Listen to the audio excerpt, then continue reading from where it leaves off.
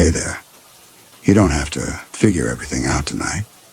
I'm Nick, and I know how tempting it is to lie awake replaying conversations, making plans, or worrying about tomorrow. But for the next few hours, none of that matters. All you have to do is listen. Let these strange stories carry your thoughts somewhere quieter until sleep takes over. Just a few ads in the first 10 minutes, then uninterrupted storytelling for the rest of the night. If this helps you rest, I'd really appreciate your support with a subscribe and a like. Now, let's leave the world outside. The ozone smell reached Micah Kelton first, through the ventilation gap at the base of the northwest window, metallic and bright, making his fillings ache before he saw the thunderheads stacking over the Black Range. He raised the binoculars, watched the clouds building in layers, dark gray at the bottom, shading to white at the anvil tops, and keyed the radio handset at his elbow. Hazel's voice came through the speaker saying she could see the same formation from her tower 5 miles across the valley. And what was the point of him describing weather she was already watching? It helped, Micah told her. The two of them talking through what they could both see, as if the storm was more manageable when they both acknowledged it was coming. The fire tower stood 100 feet above the Gila wilderness floor, glass walls on all 4 sides, the kind of visibility that made a person feel exposed even when they knew no one was down there looking up. Micah had been stationed here since May, the start of fire season, 10-day rotations with 4 days off in Silver City. And in that time he had learned that the isolation was easier when Hazel was on the radio. Her tower 5 miles across the valley, close enough to see with binoculars on a clear day, but far enough that they had never met in person. Just voices on the two-way, morning check-ins and evening weather reports and the occasional longer conversation when neither of them felt like reading. The solar panel bracket on her tower had cracked 2 days ago, the aluminum fatigued at the weld point where it held the eastern array, and she had been trying to fix it herself rather than wait 2 weeks for the next supply helicopter. Micah had walked her through the repair that morning, describing how to prop the panel at the right angle while she worked the bolt free, and when the bracket finally snapped into place, she had made a sound, half laugh and half exhale, loud enough that it carried through the radio even though she was not pressing the transmit button. "You could hear that?" she had said, her voice coming through a beat later, surprised. "Loud and clear," Micah had told her. He lowered the binoculars and checked the Osborne fire finder on the center table, the brass azimuth ring clean, no smoke anywhere on the horizon, just the building storm. Hazel's voice came through the speaker saying she could see Reed's Peak from her northwest window, the decommissioned tower on the summit just visible through the haze. And Micah knew what she was doing, the same thing she did every time a monsoon built this fast, which was to mention the abandoned lookout where a ranger had gone silent 40 years ago. Mid-storm, no radio call, no body ever found, just the empty cabin when the helicopter finally made it up 3 days later. Micah told her he could see it too, the skeletal frame dark against the anvil clouds. And Hazel said something about how the old-timers used to say, monsoons made the mountains strain, made distances unreliable, made the radio carry voices that should not carry. And Micah did not tell her that he had been feeling it in the static, the unpredictable breaks, like something breathing. Hazel was talking about the last big storm back in June, the one that had knocked out the primary power grid and left them on battery reserves for 18 hours, and Micah was listening, half his attention on her voice and half on the clouds, the light changing to yellow-gray. The first lightning struck at 18 minutes past 6. A single, bright fork connecting the clouds to Reed's Peak. No thunder yet, the distance still too great. And Micah counted the seconds the way his father had taught him, 1 mile per 5 seconds, estimating 7 miles out, close enough to matter. Hazel saw it too, said the flash had lit up her whole cabin. The thunder arrived, a low roll that rattled the glass in its neoprene seals. The lightning was coming faster. 3 strikes in as many minutes, close enough that the thunder came almost immediately, a crack that made Micah flinch.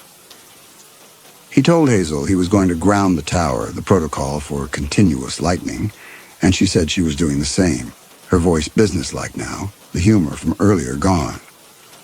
Micah threw the grounding switch on the panel behind the south window, felt the slight hum in the floor as the charge bled into the earth, and when he looked back at the valley, the light had shifted again, gone darker, and he could see the rain now, a gray wall sweeping across the forest below, coming from the west, from Hazel's side. She said she could see it, too, said it was about to hit her tower, and Micah listened to her breathing through the radio, steady, not scared, just noting the facts. And then the sound changed, the transmission breaking up, static washing over her voice in waves. The rain hit his tower 30 seconds later, a sudden hammering against the glass, so loud he could barely hear the radio, and when he looked northwest, he could not see the Black Range anymore, could not see anything past 50 feet, just rain and gray light, and the occasional lightning flash that lit the whole world white.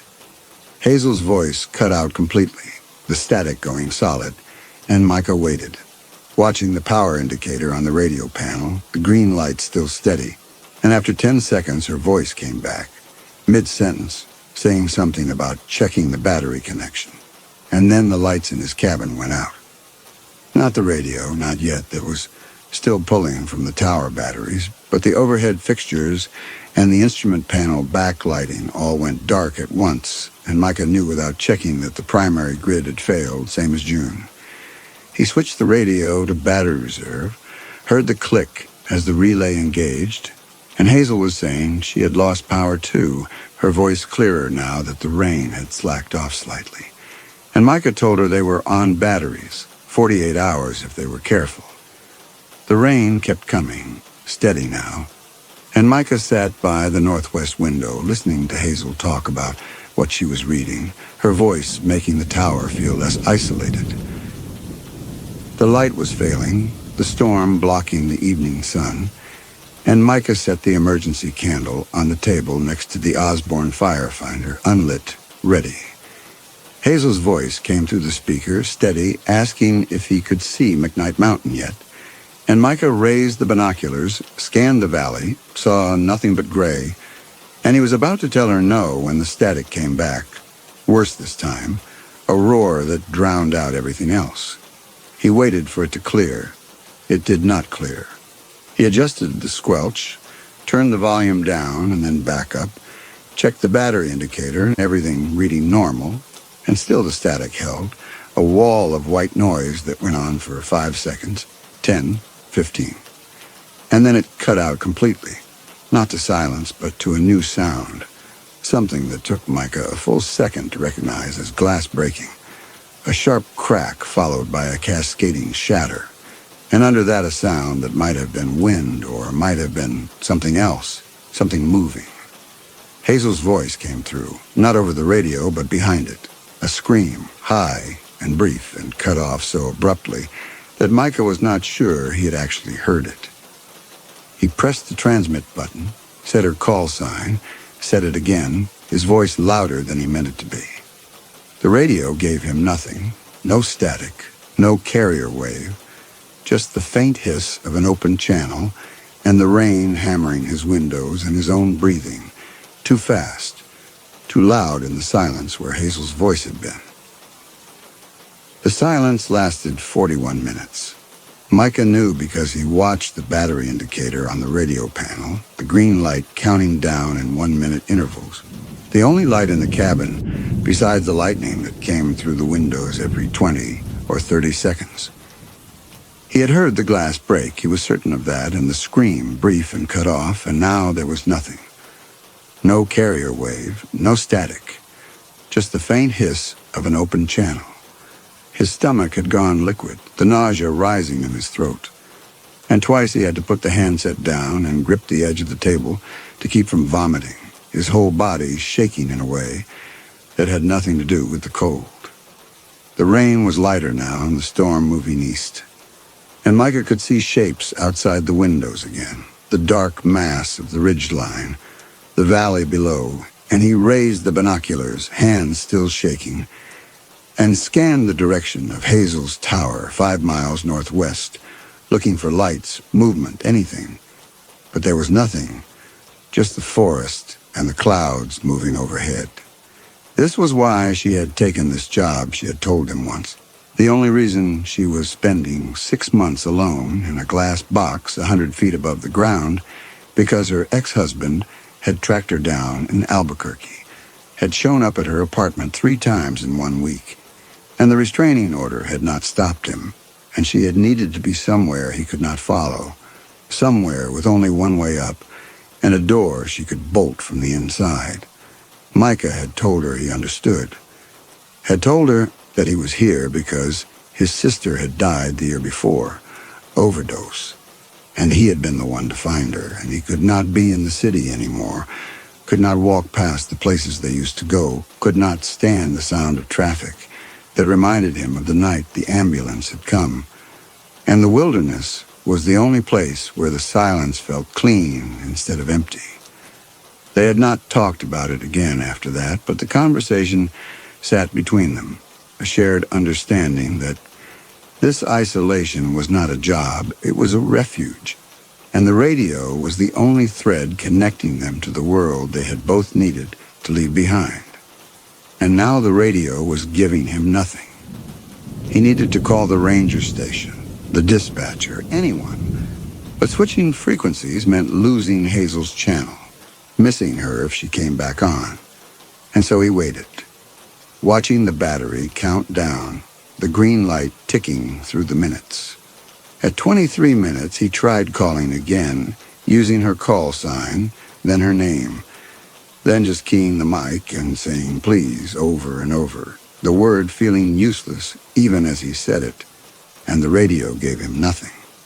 At 30 minutes, he moved to the equipment panel, checking the external antenna connection, and the indicator light was green, but the silence on Hazel's frequency made him doubt everything, made him need to see the cable with his own eyes. He unlocked the door to the exterior catwalk and stepped out into the rain. The wind hit him immediately, and he grabbed the railing with both hands, the wet steel slick under his palms, and he could feel the tower swaying, the movement obvious now that he was outside the glass, exposed. He moved along the catwalk to the antenna mount, his boots sliding on the grating, and when he looked down through the metal grid, he could see nothing below, just darkness and the occasional white flash of lightning illuminating wet pine tops 100 feet down. The coaxial cable was intact, and Micah knew he had wasted 30 seconds checking something that did not need checking. But the need to confirm it had been stronger than the fear of being out here. He turned back toward the cabin door, and as he did, the lightning struck close. The flash so bright it left after images, and in the white light, Micah saw the catwalk extending around the tower's perimeter, empty, and for just a second he had the feeling that something below the grating was looking up at him through the grid. He pulled the door open and stepped back inside, threw the bolt home, and stood there breathing hard, and the radio gave him nothing. At 35 minutes, he lit the emergency candle, the flame making the shadows move, and he looked at the trap door, thinking about the ladder below, the 100-foot climb down, the 5-mile hike through dark forest to Hazel's tower. He could not go, could not leave his post, and navigating 5 miles of wilderness in the dark would be suicide. At 41 minutes, he heard the click through the radio, the sharp click of a transmit button being pressed, and Micah lunged for the handset, pressing his own transmit button, saying Hazel's name, and the click came again, followed by static, the carrier wave opening, and then a voice. "Micah, it's me. I'm okay." 5 words, and Micah felt his chest compress, the relief almost painful, and he was asking where she was, what happened, and the voice came back, breathing hard, saying the thing had climbed her tower, Something wrong, inhuman, slamming against the glass. And when the glass broke, she had grabbed the flare gun and fired into its face, and it had fallen backward off the catwalk into darkness. And she had run, climbed down in the rain, and started hiking through the forest toward his tower. Micah listened, hands gripping the handset, trying to make sense of it. And the voice said she was hiking toward him now, said she needed somewhere safe, needed to get inside, behind locked doors, and could he please unlock the trap door when she reached the base? Micah said yes, he would unlock it, keep talking, stay on the radio, and he scanned the valley windows looking for a flashlight. The flashlight was dead, the voice said, dropped climbing down, and she was navigating by lightning flash, counting steps between strikes. Keep talking to me, the voice said. I need to hear you. Micah said he was here, would stay on the channel, and the whole time a small part of his mind was noting details, cataloging them, and one detail kept catching his attention, which was the click. The click of the transmit button, the sound that had come through the radio just before the voice started speaking. It had sounded wrong. Not wrong in an obvious way, but wrong in the way a thing sounds when it is almost right. When it is close enough to the real thing that the difference is only noticeable because you have heard the real thing so many times you know its exact texture. The click of Hazel's radio had a specific sound, slightly longer than his own radio's click, slightly softer, and the click he had just heard had been different, sharper, shorter. The storm had degraded the signal, he decided. But the detail kept circling back, and he found himself listening to the voice with new attention, listening not just to the words, but to how the transmission came through. The voice said something about a log she had to climb over, and Micah acknowledged. And when the voice came back, there was something in it he could not name, a flatness maybe, as if each word was being set down rather than spoken. He raised the binoculars to the northwest window, hands still unsteady, and scanned the valley in the direction of Hazel's tower, looking for any sign of movement. And the voice was still talking through the radio speaker, describing a stand of ponderosa pine she was passing through. And Micah listened while he adjusted the focus ring. The lightning had stopped, the storm moving east, and what remained was a thin wash of moonlight filtering through the breaking clouds. Not much, but enough that he could make out shapes, the dark mass of the forest. And he swept the binoculars slowly from left to right, searching. Nothing moved. The forest below was still, perfectly still, and the only motion he could see was the clouds overhead, moving fast on the wind that had picked up after the storm passed. The voice was describing a creek she had to cross, saying she had to take off her boots to wade through, and Micah listened, and something about it felt wrong, though he could not name what. He lowered the binoculars, and the voice said she was across now, boots back on, and Micah asked how deep the water had been, and the voice said knee-deep, maybe higher. The current strong enough she had to brace against the rocks. Micah acknowledged, and he was about to ask which creek when the voice said something that made him stop. She said she could see his tower now, the silhouette against the sky, and she had maybe another 40 minutes. Micah raised the binoculars again, faster this time, and scanned the forest in the direction she would be approaching from, the northwest quadrant. And he looked for movement, for any sign of a person moving through the trees, and he saw nothing at all. If she could see his tower, he should be able to see her, or at least see the disturbance her passage made, and the absence of any visible sign made his hands tighten on the binoculars. The voice was still talking, saying something about a fallen log, and Micah lowered the binoculars and stared at the radio speaker, listening to the spaces between the words, the creek description. There had been no sound of water behind her voice, no background noise, no current, no splash, nothing, just the voice, clear and uninterrupted.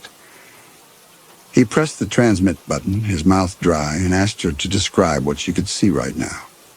The voice paused just for a second, then said, She was in a clearing, 20 feet across, ground covered in pine needles, wet from the rain, and there was a boulder on the east side, granite 6 feet tall. The description was detailed, specific, and Micah wanted to believe it. But the silence behind her voice kept nagging at him. The absence of wind, of branches creaking, of footsteps on wet ground. The voice asked if he was still there, if the radio was working, and Micah said yes, he was here. And the voice said, good. Said she had been worried the battery would die before she reached the tower, before she was safe. Micah found himself looking at the trapdoor again, at the bolt he had unlocked, and his hand moved toward it without conscious thought, his fingers reaching for the pneumatic mechanism. And he did not slide it home. Not yet. But he did not move his hand away either, just left it there, resting on the cold metal, ready.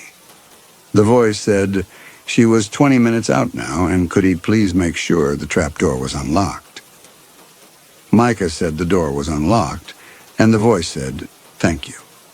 He listened to her describe the exhaustion, the fear, and every word felt calculated, felt placed, and he hated himself for thinking it. But the doubt was there, solid and growing. The voice asked him to talk to her, to say something. And Micah opened his mouth and heard himself ask a question he had not intended to ask. He raised the binoculars to the northwest window as he spoke, hands unsteady, and he asked her about the sunset. He said he remembered a conversation they had had early in the season, maybe late May, and they had been talking about the light, and she had said something about the Gila sunset, something specific, and what had she said exactly? He adjusted the focus ring while he waited, bringing Hazel's tower into clarity 5 miles across the valley, and he could see the candlelight through the glass walls, warm and stationary. The silence that followed was maybe 3 seconds long, and in that silence, Micah felt his entire body tense. And then the voice came back through the radio speaker at his elbow, clear and certain. You said the Gila sunset looks like embers on black water. 12 words, perfect, verbatim. And Micah's hands tightened on the binoculars because through the magnified lens he could see the steady yellow glow of candlelight in Hazel's cabin, undisturbed, the glass walls intact. And he could make out a dark shape at the center table, small and still, reading. The voice on the radio was still talking, laughing a small, tired laugh, saying of course she remembered, saying she was 15 minutes out now, and Micah stood frozen at the window, the binoculars pressed to his face, watching the warm candlelight in Hazel's intact tower 5 miles away, while the thing wearing her voice told him it was almost at his door. Micah lowered the binoculars, his hands shaking so violently now that the lenses rattled in their housing, and he turned to look at the radio on the table behind him, the speaker still transmitting in the small glass room, and the voice was asking if he was there, if he could hear her, if everything was okay. The sound of it filled the cabin now, filled the enclosed space in a way it had not before, and Micah could hear the flatness of it, the way the words came out too evenly spaced, too cleanly articulated, the way a voice sounds when it is being played back rather than spoken. And he realized he was standing in a glassed box 100 feet above the ground with no way down except through the locked trap door, no way out except through windows he could not open, and the voice was still asking if he was there, still waiting for an answer. He did not answer. He moved to the trap door, his legs unsteady, and he looked down at the pneumatic bolt. The bolt he had unlocked an hour ago, and his hand reached for it, fingers closing around the cold metal handle, and he pulled hard, sliding the bolt home with a metallic clang that rang through the cabin. The voice on the radio stopped mid-sentence. The silence that followed was absolute. The voice came back different, the warmth gone, the emotion stripped out, and it asked, very calmly, very clearly, why he had locked the door. Micah stood frozen, his hand still on the bolt. The voice asked again, still calm, and it said his name. It said, Micah. Why did you lock the door? I'm almost there. He backed away from the trap door, his eyes fixed on the steel plate. And the radio kept transmitting. The voice kept talking, and Micah reached over and switched the frequency, cutting the channel, killing the voice mid-word. The cabin went silent, and Micah stood in the candlelight, listening to his own breathing. Too fast, too shallow. And he made himself slow down, made himself think. He pulled the station logbook from the shelf under the east bench and opened it to tonight's date. Wrote in the failure time, backup batteries engaged, cause unknown. He flipped back through the pages, looking at his own entries, and as he read them, he started to see things he had not noticed before. Small details that had seemed unremarkable at the time. July 9th. Unexplained battery drain, reserve down to 60% overnight with no load. July 23rd. Phantom carrier wave on Channel 7 at 3 in the morning. No transmission, just the open channel sound. Lasted 4 minutes. August 18th.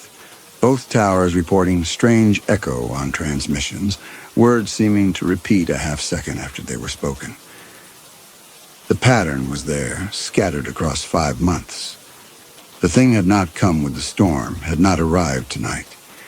It had been here the whole time, under his tower, listening. The thing was below him. Had been at his tower all along, not Hazel's tower, not 5 miles away, but here, close enough to hear every word through the glass walls, through the ventilation gaps, through the thin neoprene seals around the windows, and he had unlocked the door, had been seconds away from sitting at this table while it climbed the ladder. Micah moved to the northwest window and looked out at the darkness, and the glass reflected his own face back at him, pale and distorted in the candlelight. And beyond the reflection he could see nothing, just his own ghostly shape superimposed over the black forest. And he did not know if the thing was standing on the catwalk 3 feet away, or hanging from the ladder, or pressed against the glass on the far side, watching him through his own reflection. He could not warn Hazel, could not call her, because the radio was the only way to reach her, and the thing had already proven it could wear her voice. And if he transmitted now, if he spoke, how would she know the voice calling was really him and not the thing that had learned to mimic him perfectly? He sat down at the table, the candle flame making the shadows jump, and the battery indicator on the radio panel glowed green in the darkness. 42% remaining, and the ranger check-in was scheduled for 6 in the morning, 8 hours from now. 8 hours alone in this glass box with the thing outside. He pulled the emergency kit from under the east bench, the flare gun, Orion 12-gauge, 3 rounds remaining, and he checked the gun, confirmed the rounds were dry, the striker mechanism clean, and set it on the table next to the candle. Loaded, ready, not much of a weapon. Designed for signaling, not defense. But it was what he had, and it was better than nothing. He blew out the candle, plunging the cabin into darkness, and he sat at the table in the black, listening, his eyes adjusting slowly to the moonlight filtering through the clouds, and he watched the windows, the trap door, the shadows, and he waited for the thing to make its next move. The battery indicator on the radio panel glowed green in the darkness, the only light in the cabin, and Micah watched it, 42%. And the small indicator light cast a faint reflection on the brass ring of the Osborne firefinder on the table, turning the azimuth markings into curved shadows on the ceiling above him. The radio clicked, the sound loud in the silence, and a voice came through the speaker. Male, calm, professional. Tower 7. This is Silver City Dispatch. Requesting status check. The voice was perfect, the exact cadence and tone of the dispatcher Micah had spoken to a dozen times. And the protocol was correct. The call sign right. And Micah sat in the dark, his hand on the flare gun, and he did not answer. The voice tried twice more, each time with slightly more concern, and then it went silent. The transmission cutting off mid-word. At midnight, the scraping started at the trapdoor, metal on metal, rhythmic and deliberate. And Micah raised the flare gun, aimed it at the steel plate in the floor, and he listened to the thing test the bolt, feel for the mechanism, and the sound was patient, careful, the sound of something studying rather than forcing. And it went on for 2 minutes before it stopped. The silence that followed was absolute. And in the silence, Micah became aware of the tower itself, the way the glass walls transmitted every small sound from outside, the wind moving through the support struts below, the metal catwalk expanding and contracting with the temperature drop. And he could not tell which sounds were the structure settling and which were something moving on the ladder. The thing mimicked Hazel's laugh, not her voice speaking, just the laugh. The specific sound she had made that morning when the solar panel bracket snapped into place, half laugh and half exhale, and hearing it come through the speaker in the dark cabin made Micah's entire body go rigid. The laugh came again, exactly the same, and then silence. And Micah sat with the flare gun shaking in his hands. The radio clicked again, and this time the voice was his own. "It's safe." I checked the ladder. 7 words in Micah's voice, his exact cadence, and the thing was broadcasting this on Hazel's frequency. And if she heard it, if she took off her headphones, she might believe it, might unlock her door. The transmission cut out, then clicked back on, and Micah's voice came through again, quieter. "The rain against the ambulance window," he heard himself say. That was the sound I kept hearing. 12 words, verbatim, the exact sentence he had spoken 2 months ago when Hazel had asked why he needed to be this far from anywhere. And he had told her about his sister, about the overdose, about the rain that night, and how he could not stand the sound of it anymore. The thing had been listening, had recorded it, was broadcasting his private grief on Hazel's frequency. He grabbed the radio handset, switched to Hazel's frequency, pressed the transmit button, opened his mouth to warn her, and then stopped, finger frozen. Because if he spoke now, the thing would hear it, would have more of his voice to use, more of him to weaponize. He released the button without speaking, switched back, jaw clenched. She was safe, he made himself believe it. Had her headphones on, could not hear the transmissions, would stay in her tower until morning. The hours stretched, and the darkness became absolute, and Micah sat against the wall listening to the wind move through the tower's support struts, a low whistling that rose and fell with the gusts, and he could not tell anymore which sounds came from outside and which came from inside his own head. The green glow of the battery indicator began to dim, the light faltering, and Micah watched it fade from steady green to a sickly yellow-green, pulsing now instead of constant. And he realized something was drawing power from the radio, some transmission or signal he could not hear, draining the reserve faster than it should, and then the light flickered once, twice, and went dark. The cabin went black, no light at all now, not even the faint wash of moonlight, because clouds had moved back in, and Micah sat in absolute darkness with the flare gun across his lap. And he could not see the trap door, could not see the windows, could not see his own hands in front of his face. He counted seconds, trying to measure time, but the counting slipped away from him, the rhythm breaking, and he did not know if 5 minutes had passed or 50. Did not know how close dawn was or how many hours remained, and the not knowing was worse than the waiting. Dawn came slowly, a gradual lessening of the absolute dark, the eastern window shifting from black to charcoal to gray, and Micah watched it happen, his eyes burning from staying open, his back aching from sitting against the wall for 9 hours. The thing had been silent since the battery died. No sounds at the trap door, no sounds at the windows, and the silence was different, felt different. As if the thing had withdrawn, or was conserving energy, or had simply stopped. He did not trust the silence, did not let himself relax, just kept the flare gun aimed at the trapdoor and watched the light grow. The first real light came at 6 minutes past 6, a thin line of pale yellow touching the top of the eastern windows, and Micah felt something in his chest loosen.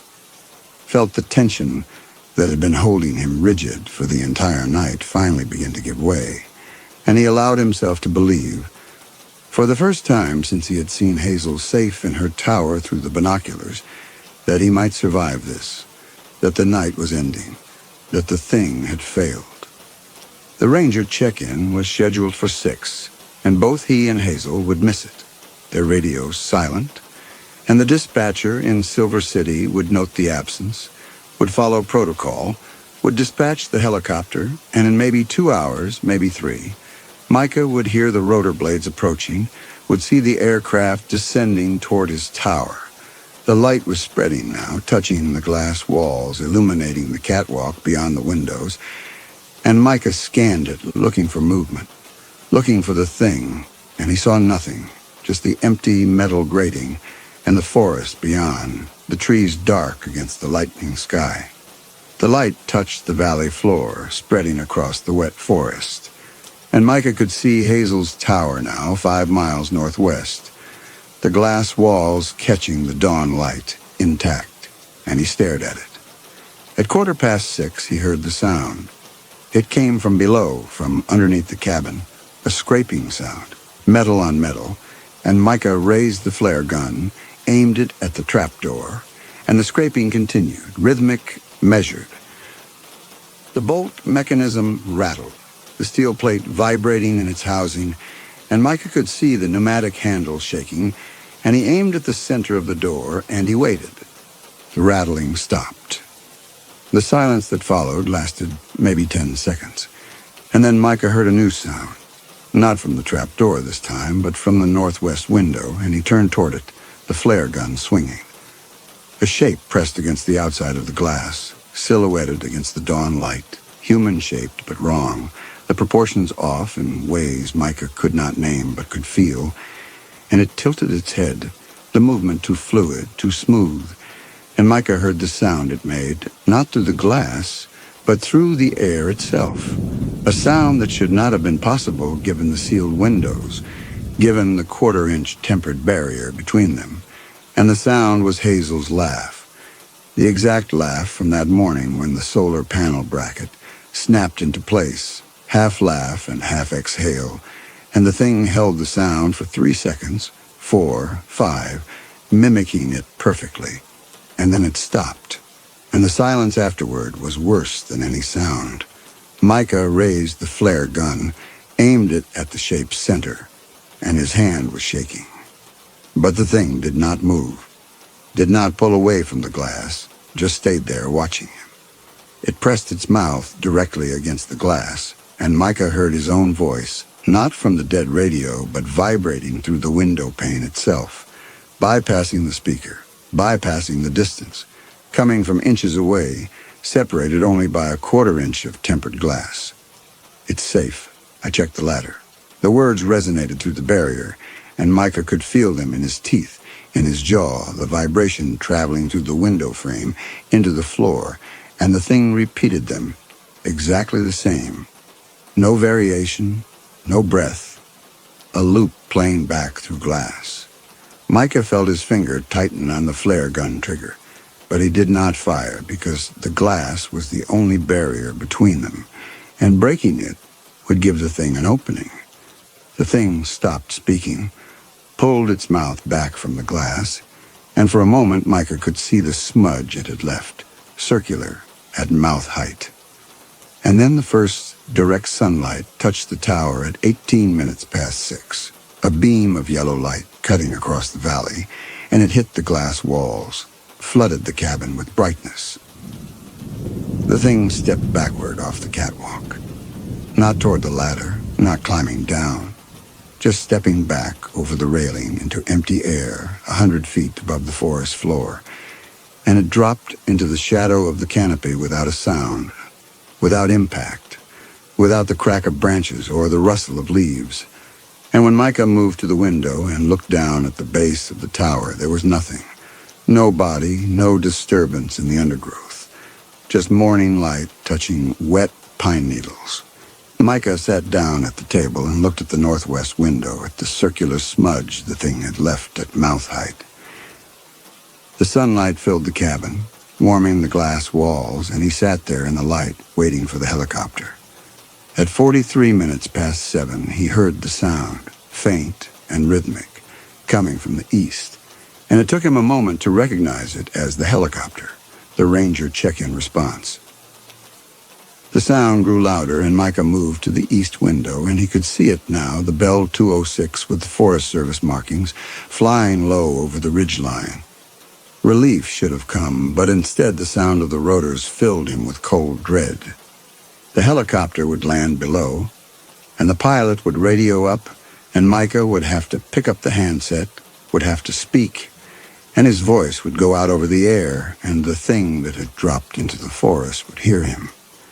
And then it would have his voice saying new words, answering questions about what happened, about whether Hazel was safe. And every sentence would give the thing more material, more of him to use. The helicopter was circling now, descending, and the radio crackled to static, the primary grid coming back online. And Micah stared at the handset, and he did not know if he could make himself speak into it. Did not know if silence was safer than sound. The radio clicked, the carrier wave opening, and a voice came through, professional, requesting status check from Tower 7. Micah sat frozen, his hand inches from the handset, and the voice repeated the call, louder now, more concerned. And he could hear the helicopter rotors through the glass, could see it settling onto the clearing below, and still he did not move, did not reach for the transmit button, because every word he spoke would be a gift. The radio went silent, and the helicopter sat on the ground waiting. Hours from now, when Hazel's voice finally came through a working radio asking if he was okay, asking what had happened, asking why he had not answered her calls, Micah would hear her voice and he would not know. He would never know with certainty whether it was really her or the thing that had learned to mimic her perfectly. The isolation he had chosen as refuge had become a cage with no door. The smudge stayed on the glass.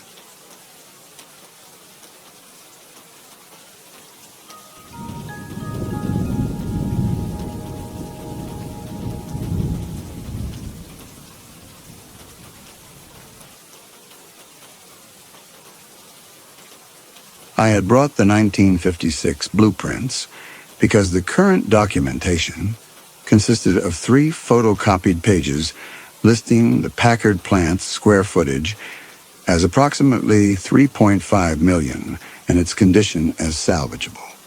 The blueprints were printed on brittle yellowed vellum and smelled of mildew and something sweet, like rotting fruit. I mention this because it was the same smell I noticed first when I arrived at the plant itself, at dusk on a Wednesday in November. The blueprints and the building shared the same odor of arrested time. The factory stood at the end of a service road that had once been paved but was now mostly gravel and weeds. The plant rose before me in the failing light, a vast structure, a brick and iron that seemed less like a building than a geological formation. 3.5 million square feet. Standing before it, I found the figure difficult to credit, not because it was larger than expected, but because its scale seemed fundamentally wrong for something made by human hands. I retrieved my equipment from the car and approached the loading dock, where several cinder blocks had been removed from the sealed entrance and lay in a neat pile, as if someone had intended to return and finish the job but had thought better of it. My client had been quite specific about the timeline. He required a preliminary appraisal by Friday at 5 in the afternoon, which gave me 2 days to survey a building the size of a small city. I entered through the loading dock, stepping over the gap where the cinder blocks had been removed. Inside, the darkness was immediate and total, broken only by pale gray rectangles of skylights so far overhead they seemed to belong to another structure entirely. I switched on the mag light. The floor was concrete, cracked and pinning to places where small plants had begun growing through the fissures, their leaves white from lack of sun. The air carried that same sweetness, mixed now with rust and standing water. I consulted the blueprints. I was standing in the main assembly hall, a space so large that my flashlight beam died in the darkness, 40 feet out, swallowed utterly.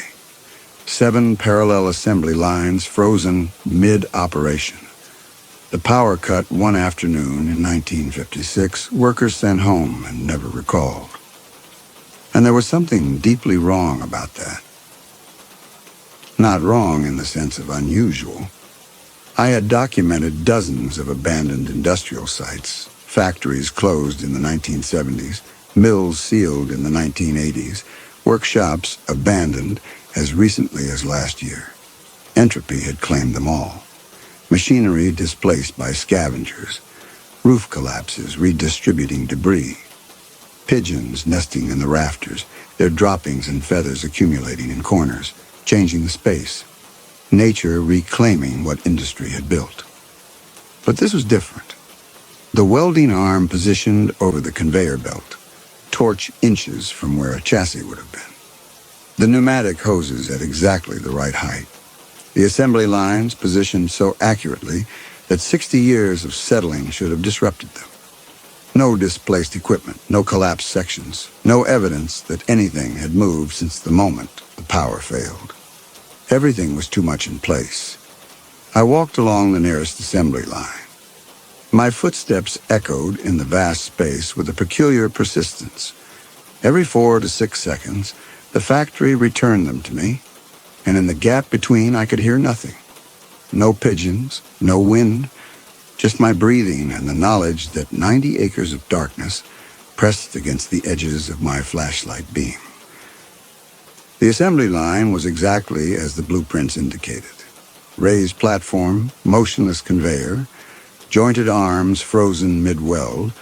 I made measurements, took photographs, estimated the salvage value of the conveyor systems, the robotic welding arms, the pneumatic infrastructure. Tried to concentrate on values and labor costs rather than the impression, irrational but persistent, that the machinery resented being documented rather than operated, that it had been interrupted mid-task and wanted nothing more than to finish what it had started. I spent an hour documenting the assembly hall, measuring distances, noting machinery conditions. The skylights were broken in triangular patterns. Something heavy had struck them with intent, perhaps thrown from below, though I could not imagine why. Pigeon nests lined the trusses like chandeliers, and the birds watched from the shadows with an attention that seemed excessive, following me. Every time I moved to a new station, I would look up and find them repositioned, still watching. Dozens of them, perhaps hundreds, all motionless, all facing my direction. Twice I spun around, certain someone had moved behind me. Both times, nothing. Only the frozen assembly line and the echo of my own turning footsteps coming back wrong. Half a second late, as though someone had stopped moving the instant I stopped. My mobile rang, absurdly loud in the silence. My client, confirming the Friday deadline, I said everything was proceeding normally, though the plant was far larger than anticipated. He sounded satisfied and rang off. I stood in the darkness afterward, thumb hovering over the callback button, before forcing the phone back into my pocket. By the time I had finished with the assembly hall, it was nearly 9 in the evening. There was a bank of administrative offices on the second floor where I could sleep if necessary. My client had mentioned nothing about lodging expenses, and I had already spent rather more on this trip than I had budgeted. Moreover, I had the sense, irrational perhaps, but persistent, that leaving the plant now would make it difficult to return, as if the building would somehow resent my departure. find a way to bar my re-entry. I made my way to the offices, following the blueprints through a series of corridors lined with metal desks and rotary phones. Something about the corridors had changed since daylight. The walls were closer than they should have been, or seemed closer. The ceiling lower, as though the building was contracting around me as I moved deeper into it. The calendars on the walls were still turned to December 1956, 60 years frozen mid-shift. The workers sent home one afternoon and never recalled. In one office, a telephone set off its hook. I stopped and stared at it. Who had been on the other end of that call when the power failed? I reached out and set the receiver back on its cradle. The click echoed down the corridor. And somewhere deep in the building, distant, impossible to locate, in some office I would never find. Another phone began to ring. I chose a corner office with a window overlooking the assembly hall. Cleared a space on the floor for my sleeping bag. The window overlooked the factory floor 40 feet below. I stood at the glass, cracked but intact, and looked down at the assembly line spread in the darkness. My flashlight was still on down there, where I had left it balanced on a conveyor belt, its beam pointing at the ceiling. A single point of light in the sprawling industrial void. And as I watched, something moved through that light, crossed it, disappeared into the machinery beyond. A pigeon, probably. But the movement had been wrong for a bird.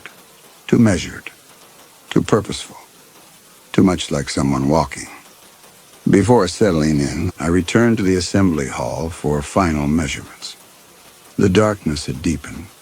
Night was falling outside, and the pale gray light from the broken skylights was fading to black. My flashlight beam seemed weaker, swallowed faster, as though the darkness was thickening, becoming something more than mere absence of light. I was consulting my notes when I heard metal scraping concrete, deeper in the plant, distant but distinct. I stopped breathing and stood motionless, listening to the scraping continue, slow and rhythmic. The sound of something heavy being dragged across the factory floor for perhaps 15 seconds before it stopped. I aimed my light at the corridor leading to the paint shop. The section sealed since the 1955 chemical fire, marked with a red X on the blueprints. The beam reached perhaps 50 feet down the corridor before dying in the darkness. And at the very edge of that darkness where the light failed, something stood. Heavy clothing, I thought. A hood or helmet, a human shape, or the suggestion of a human shape, or shadow and rust arranged in a way my exhausted brain interpreted as human. I blinked, tried to focus. My eyes were watering from strain. When I focused again, the corridor showed only darkness. Nothing had been there. Exhaustion, probably. A long drive and dark shadows make shapes out of nothing. I needed to rest before my perception deteriorated further. But the impression remained. Something had been watching me from that corridor. And when I turned away and continued my measurements, I could feel it still watching. Patient. Waiting. I returned to the office and locked the door, though the lock was old and did not inspire confidence. I lay in my sleeping bag listening to the building's night sounds.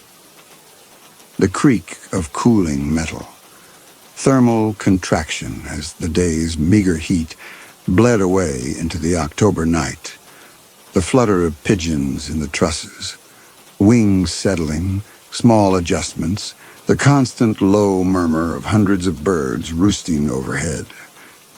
The occasional scrape or thump from some distant part of the structure.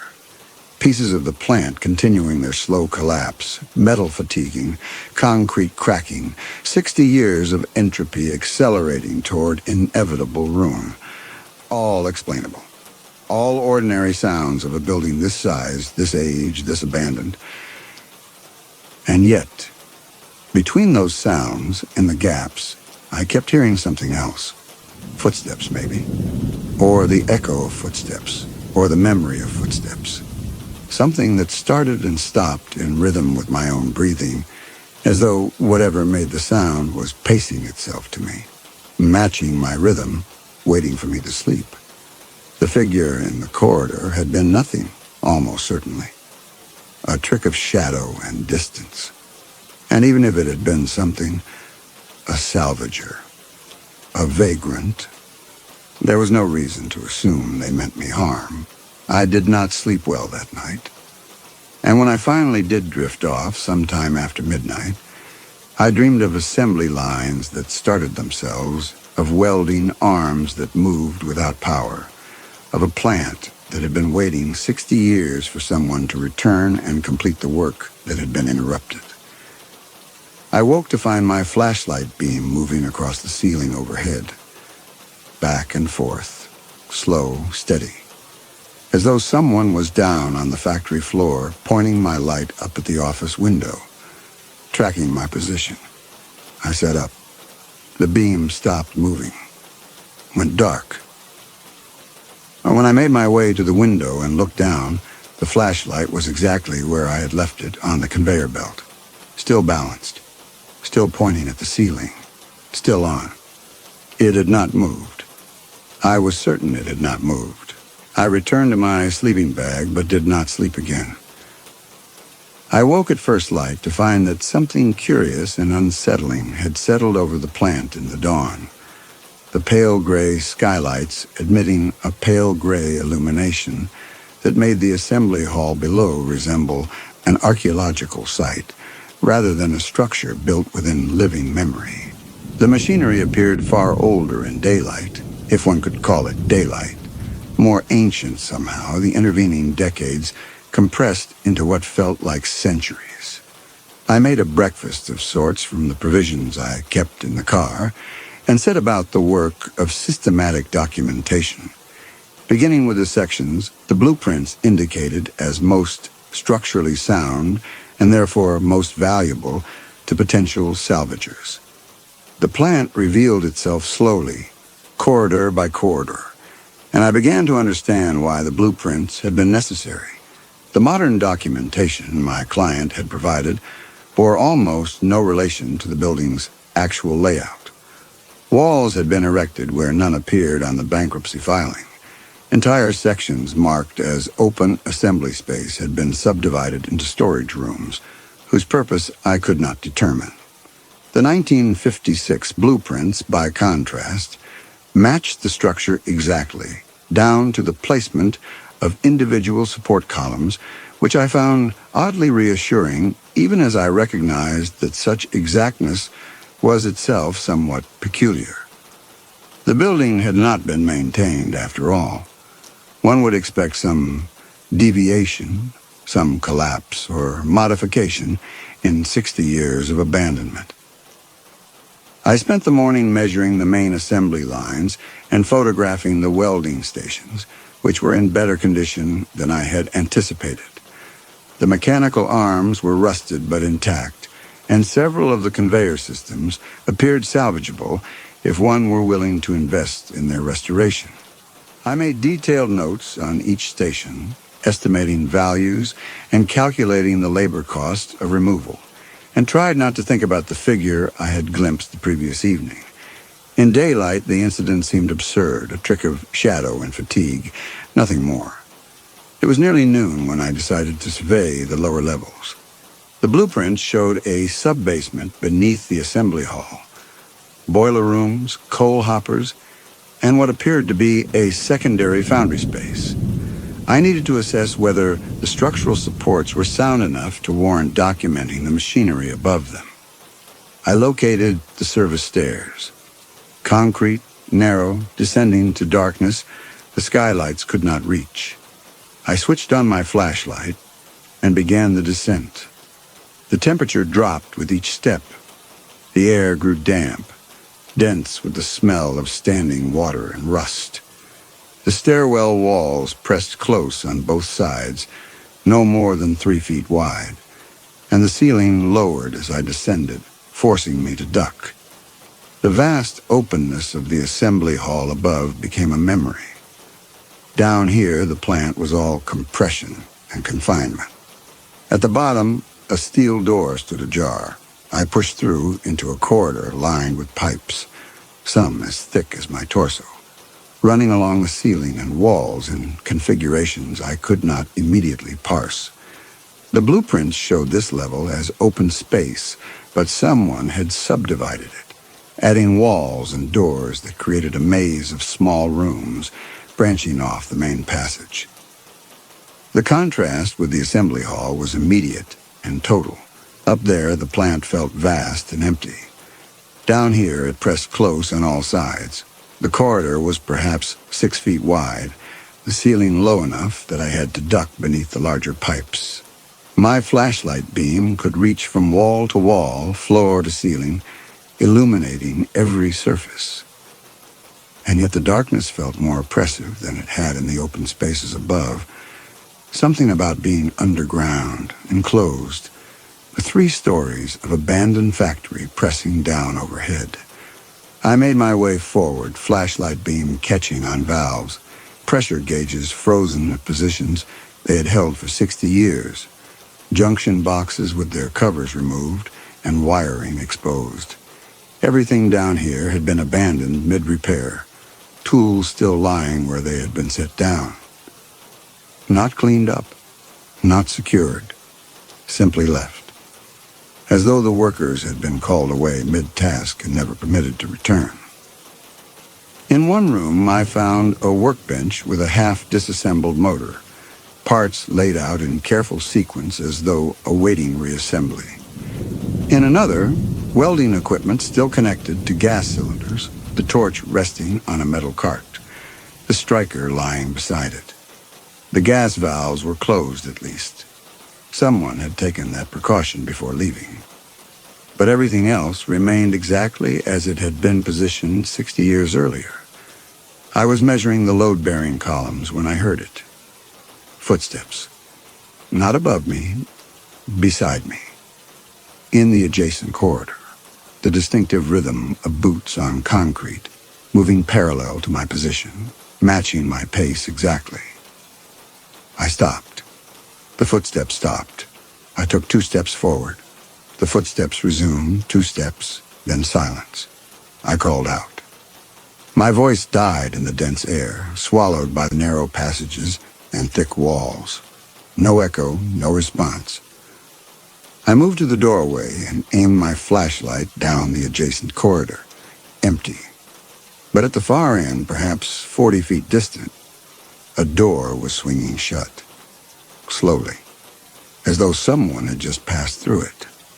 I returned to the factory floor, badly shaken, and retrieved my mobile from the office where I had left it charging.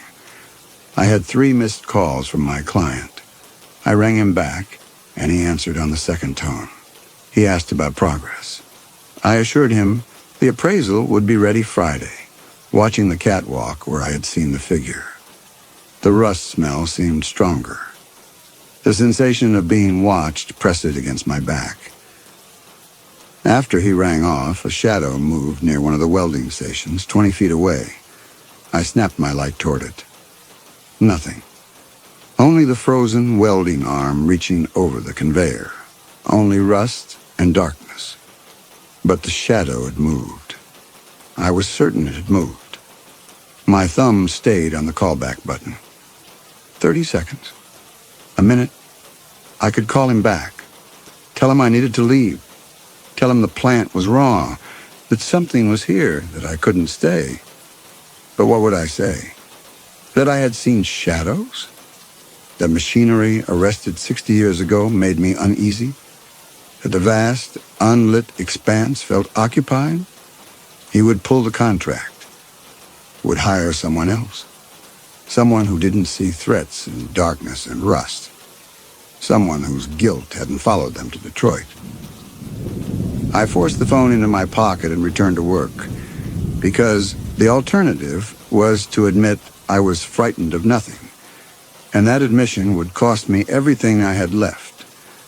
I returned to work with a determination that I recognized even then as a form of denial.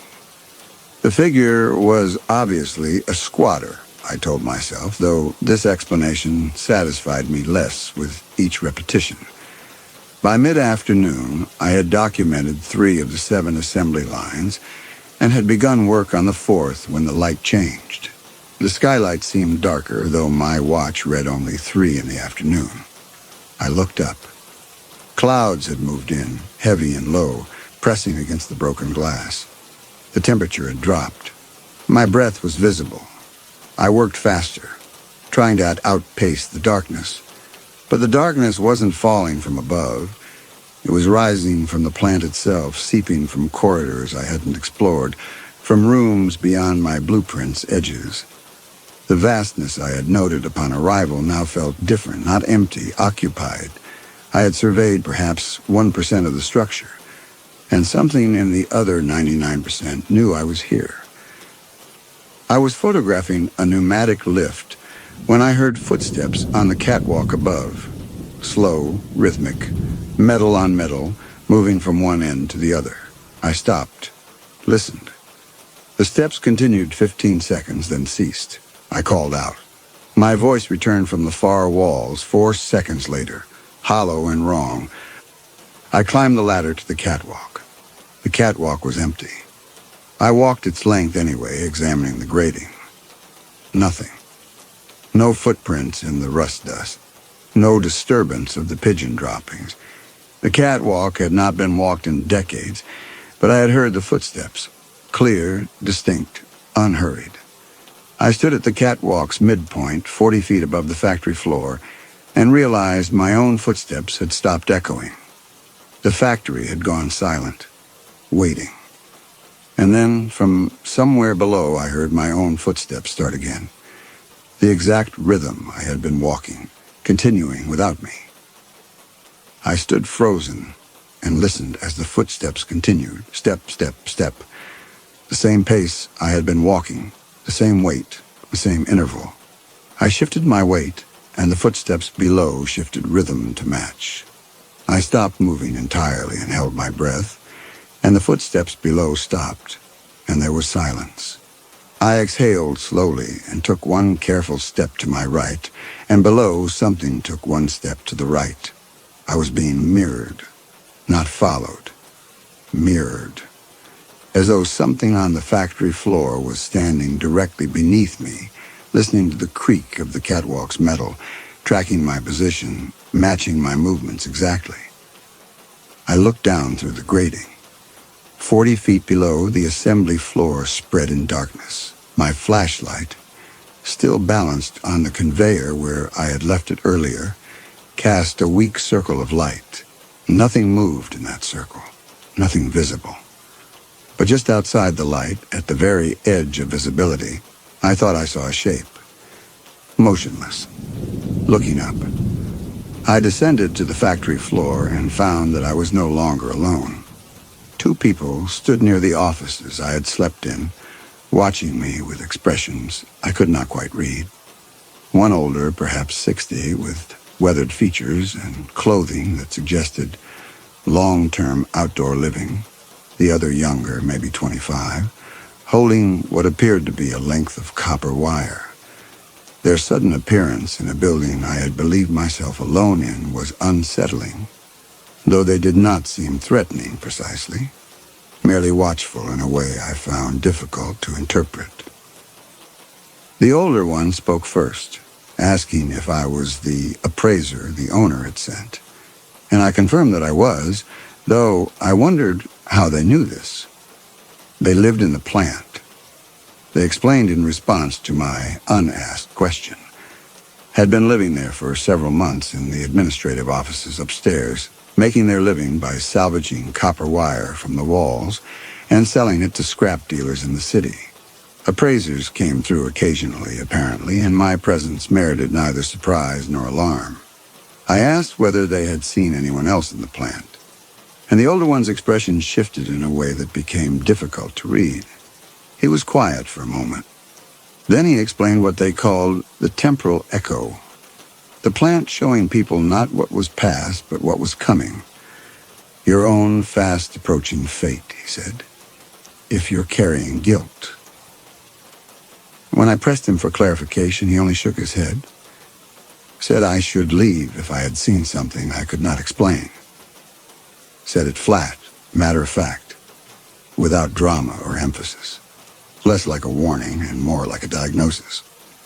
The younger one said nothing and only watched me with an attention that reminded me unpleasantly of the pigeons. I thanked them for the warning, did not believe it. Assured them I would leave when my work was complete, Friday at the latest.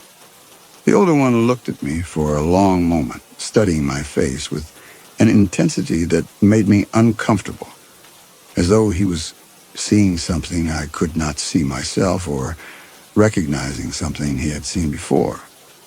Then he told me I had the guilty look. The ones who came here carrying something. The ones the plant noticed. Kids came through for copper wire sometimes, he said. They saw it too. It was absurd, theatrical, the sort of thing someone says to frighten tourists. But the way he said it made it sound less like superstition and more like simple observation. He told me to leave tonight, not to wait for whatever I was seeing. They always thought they could handle it, he said. They were always wrong.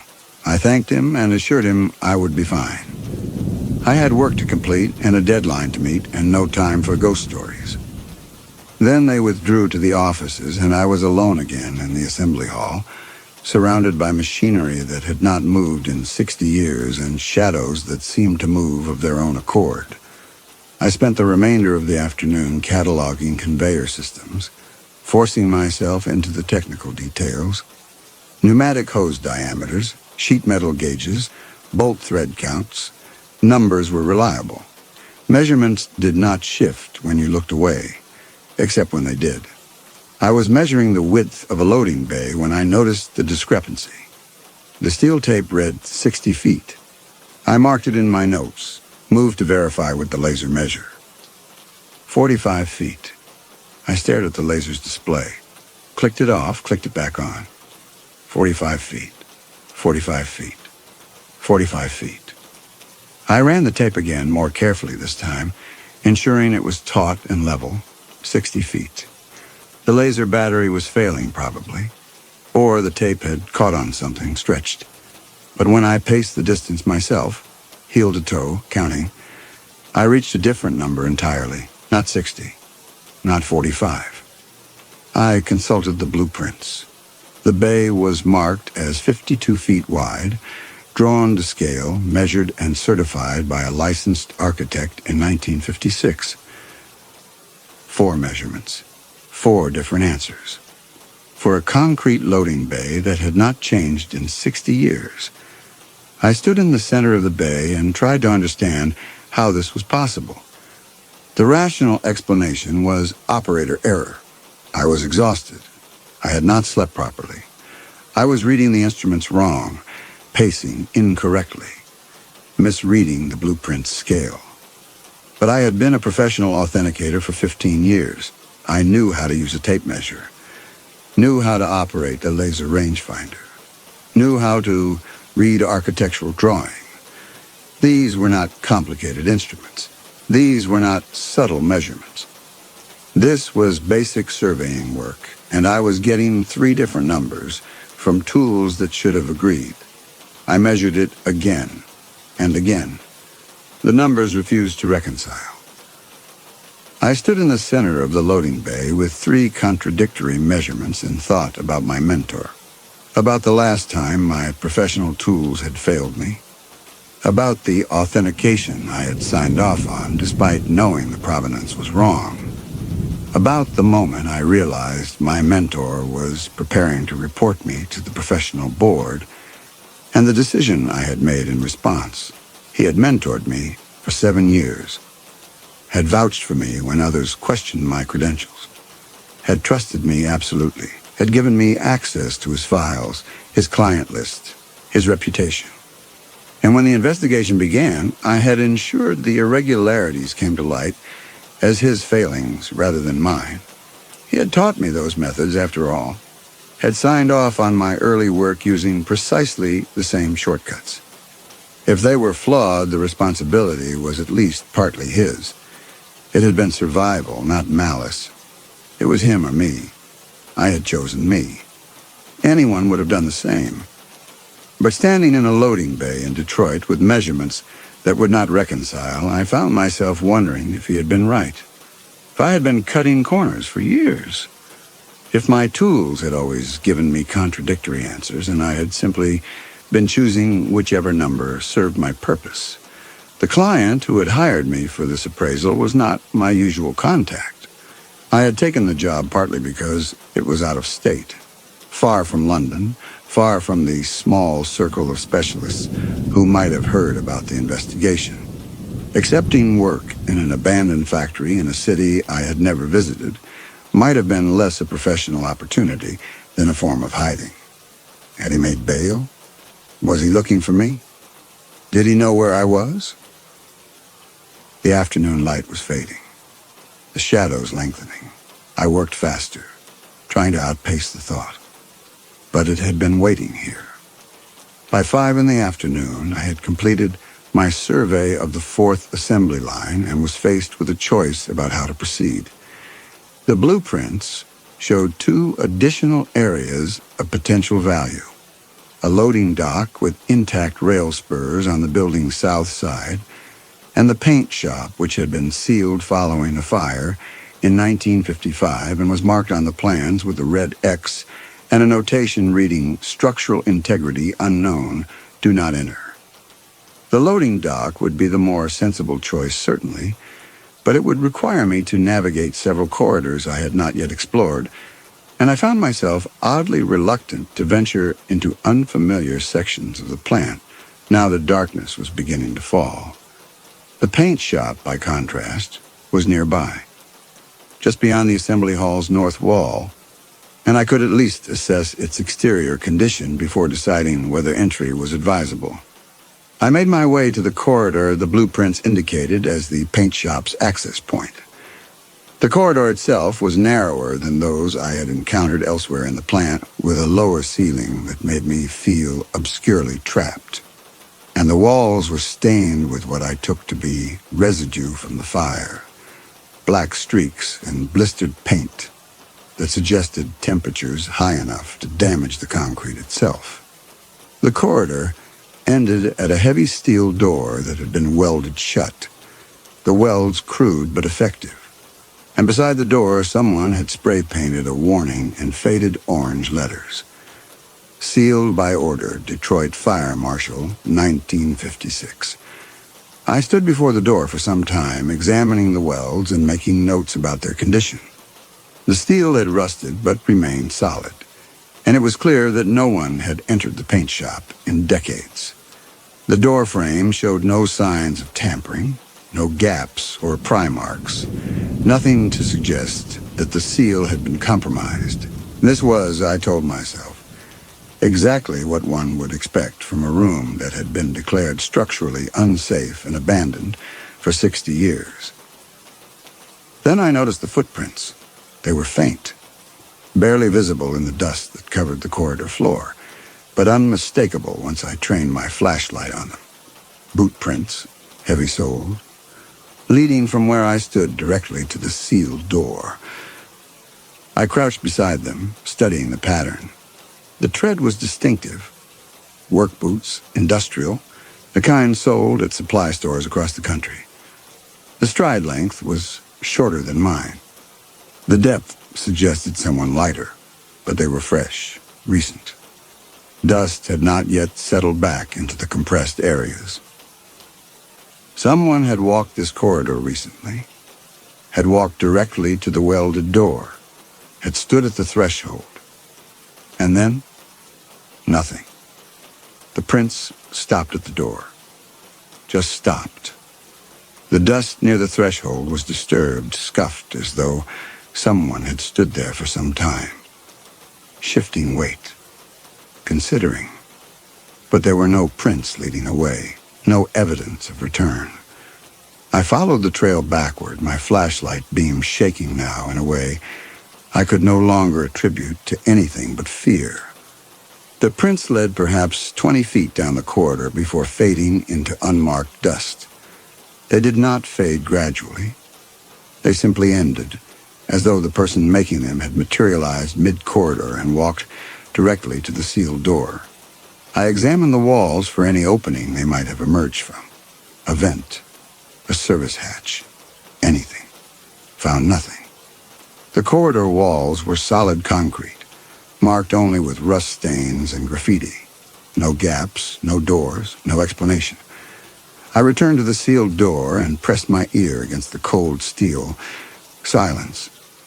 Then faint, ambiguous. Something that might have been water dripping onto metal. Slow, measured. 10 seconds, then nothing. I called out, asking if anyone was there. No answer. But the silence that followed my voice felt different than the silence that had preceded it. Felt occupied. As though something on the other side of the welded door was listening to me with the same intensity I was listening to it. I tried the door handle, though I knew it was futile.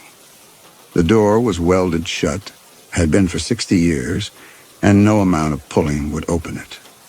Yet someone had entered the paint shop recently enough to leave prints in the dust, and someone was walking inside a room that should have been empty since 1956.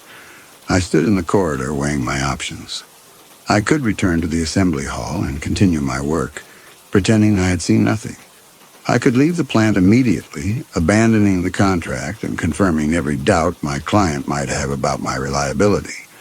Or I could attempt to find another way into the paint shop, to verify that what I had heard was simply the building settling or water dripping from damaged pipes. Some mundane explanation that would allow me to dismiss the sealed door and the impossible footprints as a misunderstanding. In the end, I consulted the blueprints. They showed a second access point to the paint shop from the loading dock side of the building, a service entrance that might or might not be sealed. If I could reach it, I could at least look into the paint shop and confirm that it was empty, that whoever or whatever I had heard was explainable, that the temporal echo the scavengers had mentioned was superstition and nothing more. I made my way through a series of corridors toward the loading dock, following the blueprints and marking my route with chalk so I would be able to find my way back. The corridors grew darker as I moved away from the assembly hall skylights, and I found myself relying entirely on my flashlight, which seemed increasingly inadequate to the task. The darkness here felt different somehow. Thicker, more resistant to illumination. My flashlight beam, which had reached 40 feet in the assembly hall, now seemed to die after 20, then 15.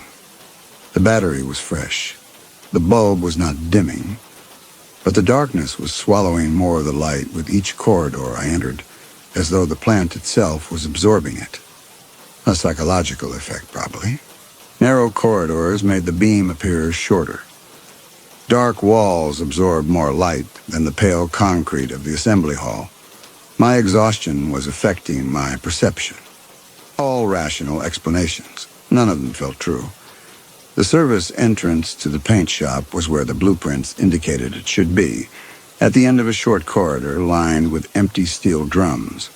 Unlike the main entrance, this door had not been welded shut, though it was secured with a heavy chain and padlock that looked original to the 1950s. The chain was rusted, but intact. The padlock still functional, which should have meant that no one had used this entrance in 60 years. Should have meant, but did not, because the door stood slightly ajar. Not far, 2 inches, enough to see into the paint shop, industrial sinks, ventilation hoods, dark staining. And standing in the center of the room, facing away, was a shape, dark, motionless. My flashlight beam shook. I tried to hold it steady, tried to make sense of what I was seeing. The shape could have been the figure in the welding hood, could have been a piece of equipment, could have been shadow cast by my own unsteady light. I blinked. The shape was still there. I blinked again, and my exhausted eyes watered, and when I refocused, the doorway showed only empty space and discoloration. Had there been anyone there at all, or had I been staring at shadow and rust, my sleep-deprived brain assembling a human figure from nothing? I ran anyway. I did not stop running until I reached the administrative offices, locked the door, wedged a filing cabinet against it, stood with my back to the wall, listening to my breathing echo in the small room. Too loud, too fast. The sound a wounded animal makes. The rational part of my mind observed that a filing cabinet would stop nothing. But rationality was operating at some distance now, a voice from another room growing fainter.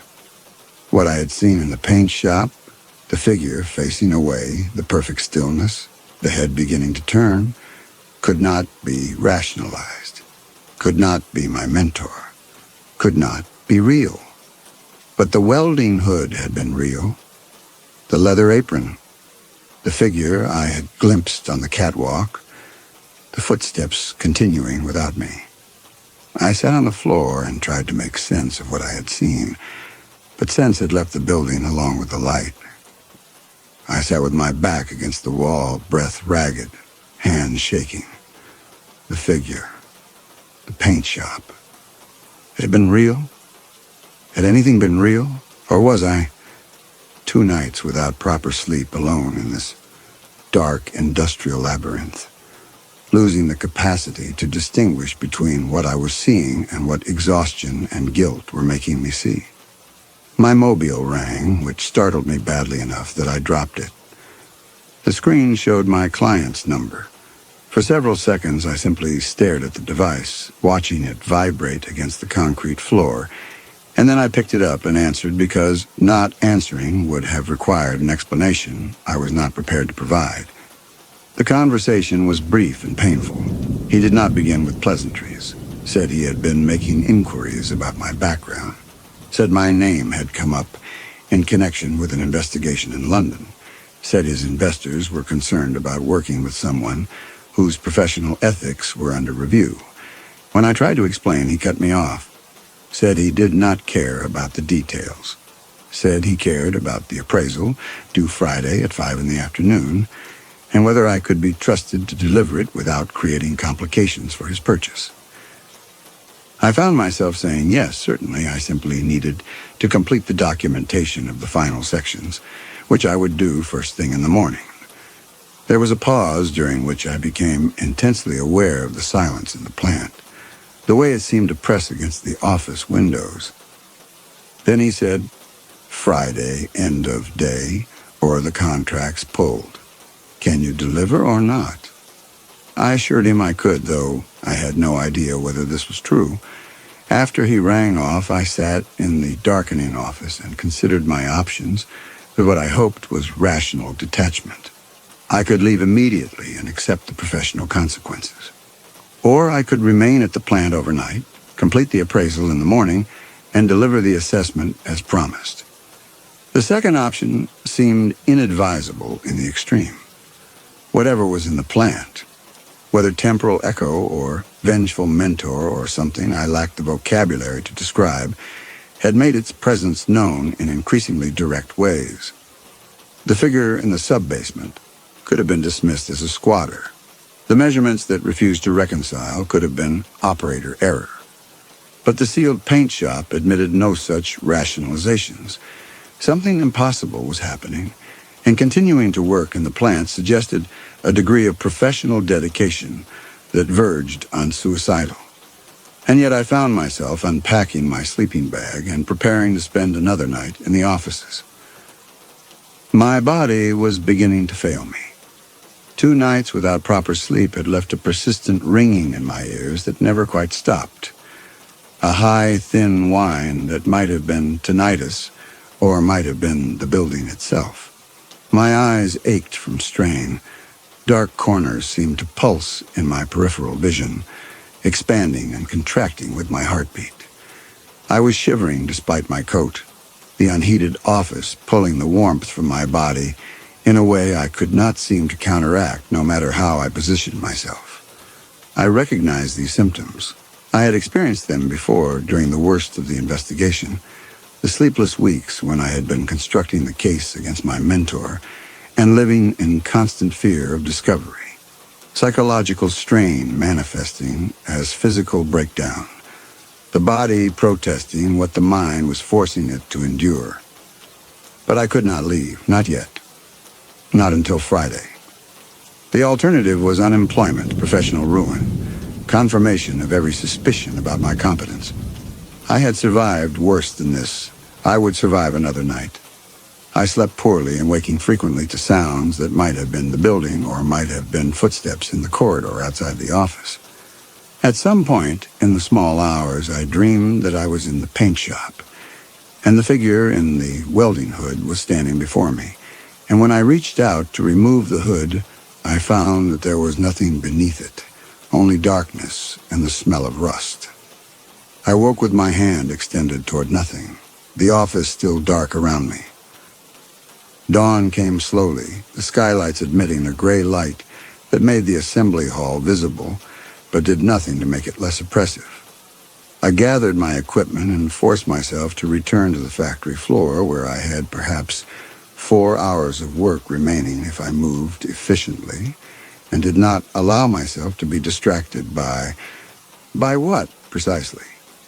By impossible footprints in sealed rooms and figures that turned their heads in ways heads should not turn. I was making my way toward the loading dock when I saw the figure again, 40 feet away, near one of the assembly lines. Enough light this time to see more than silhouette. The heavy leather apron, the welding hood, the boots, and the gait. My hands went cold. The figure began to walk along the assembly line, and it favored its left leg, a subtle drag, barely perceptible, but unmistakable to anyone who had watched someone walk that way for 7 years. Every morning across the workshop floor, every site visit, every auction, the left foot dragging slightly, more pronounced when tired, when standing too long, when the old motorcycle injury made itself felt. I had watched my mentor walk like that for 7 years, and I was watching it, though. The figure moved between the machinery with that same distinctive rhythm. Step, drag, step, drag. I stopped walking. It was not my imagination, not exhaustion, not guilt playing tricks. This was real. He was here. He had found me. The temporal echo, the scavenger's warning, all of it irrelevant. This was not supernatural phenomenon. This was a man I had wronged, come to exact very physical revenge. He must have been released, must have tracked me somehow, must have arrived before me, learned the plant's layout, been watching me work, waiting for his moment. The figure disappeared behind a cluster of machinery. I stood frozen. Something shifted inside me. If this was my mentor, if he had somehow found me here, had been following me through the plant, had been the one I glimpsed on the catwalk and heard in the sealed room, then the temporal echo the scavengers described was irrelevant. This was not some supernatural phenomenon showing me my fate. This was a man I had wronged, come to exact a very physical revenge. The fear I had felt since entering the plant transformed into something else, something harder and more familiar. I had spent the past several months looking over my shoulder, wondering when my mentor would be released from custody, wondering whether he would come looking for me. And now he was here, wearing salvaged protective gear, using the plant's abandoned spaces to stalk me through the darkness, the sealed paint shop, the impossible footprints. All of it explainable if he had simply arrived before me, had learned the plant's layout, had been watching me work and waiting for an opportunity. I felt oddly a kind of relief. A vengeful mentor was something I could understand, something I could plan against, something I could act against if it came to that. I made a decision. I had been fleeing since the moment I glimpsed the figure on the catwalk. had been passive and reactive and afraid. That ended now. If my mentor wanted to confront me in an abandoned factory, then we would have our confrontation. But it would be on my terms, not his. I would find him. I would face him. And I would make it clear that I was not going to be frightened away from my work or my life or the professional standing I had sacrificed so much to preserve. I returned to the offices and searched for anything that could serve as a weapon. I found what I needed in the maintenance corridor behind the offices, a section of steel pipe 3 feet long that had come loose from collapsed scaffolding, 8 pounds of solid metal. The weight felt right in my hand. Necessary? For what, exactly? The thought came and I pushed it away. He had tracked me here, had been stalking me through the plant. The hunt was over. I would not be the prey. I spent the morning searching, following a grid pattern marked on the blueprints. The pipe in my right hand, the flashlight in my left, moving through the assembly hall sector by sector. But the plant was fighting me. The darkness between assembly lines seemed to thicken when my flashlight swept past, as though the shadows were something I could stir but never disperse. The geometry felt wrong. Corridors I had walked yesterday now angled differently. Catwalks overhead seeming closer than they had been, the ceiling pressing down. My flashlight beam kept catching on things at the periphery that weren't there when I turned to look directly. Movement. Always movement. Always just outside the circle of light, finding nothing. The assembly hall yielded nothing. The loading dock corridors, empty. The paint shop's welded door, undisturbed. Which meant he had another way in. Had to. The service entrance, or some access point the blueprints didn't show. By noon, I had covered 60% of the accessible areas. No sign of him. And the frustration was worse than fear. I wanted this over. Wanted the confrontation I had been dreading. Wanted it finished. But the plant kept making sounds I could not place. Scraping that might have been metal settling, or might have been something dragging itself across concrete 3 corridors away. A low, rhythmic thumping that synced with my pulse for 4 beats, then fell silent. Once I heard breathing, slow, rhythmic, impossibly close, and spun around to find empty space and my own reflection distorted in a sheet of hanging plastic I had not noticed before. I was not sleeping enough, had not slept properly in 2 nights. The exhaustion was making me see patterns in rust stains, hear footsteps in the wind through broken skylights, feel watched by machinery that had not moved in 60 years. And then I realized he was doing this deliberately, staying just ahead of me, letting me search, letting me tire myself out, making me the one who was afraid, who was jumpy, who was looking over his shoulder, making me the hunted. I was not going to be hunted. Not in this plant. Not by him. Not after everything I had already survived. I changed my approach, stopped following the grid, started moving unpredictably, doubling back, checking the same corridor twice, listening for the specific rhythm of that left leg drag, the sound I would recognize anywhere, the sound that would tell me I had found him. And that was when I found the camp. It was while searching the offices on the 2nd floor, the rooms where the scavengers had said they lived, that I found evidence of recent occupation. A sleeping bag in one corner, an instant coffee tin beside a camping stove, a pair of wire-stripping pliers on a metal desk, and boots. Heavy work boots, caked with rust dust and concrete powder, sitting beside the sleeping bag. I stood in the doorway examining the camp and felt a peculiar mixture of vindication and unease. This was proof, surely, that someone had been living in the plant, had been moving through its spaces while I worked. The scavengers had claimed to live here, but this camp looked too fresh, too recently used, and the boots were not the sort 2 elderly salvagers would wear. These were industrial boots, The kind worn by workers in fabrication shops and salvage yards, the kind my mentor had always favored.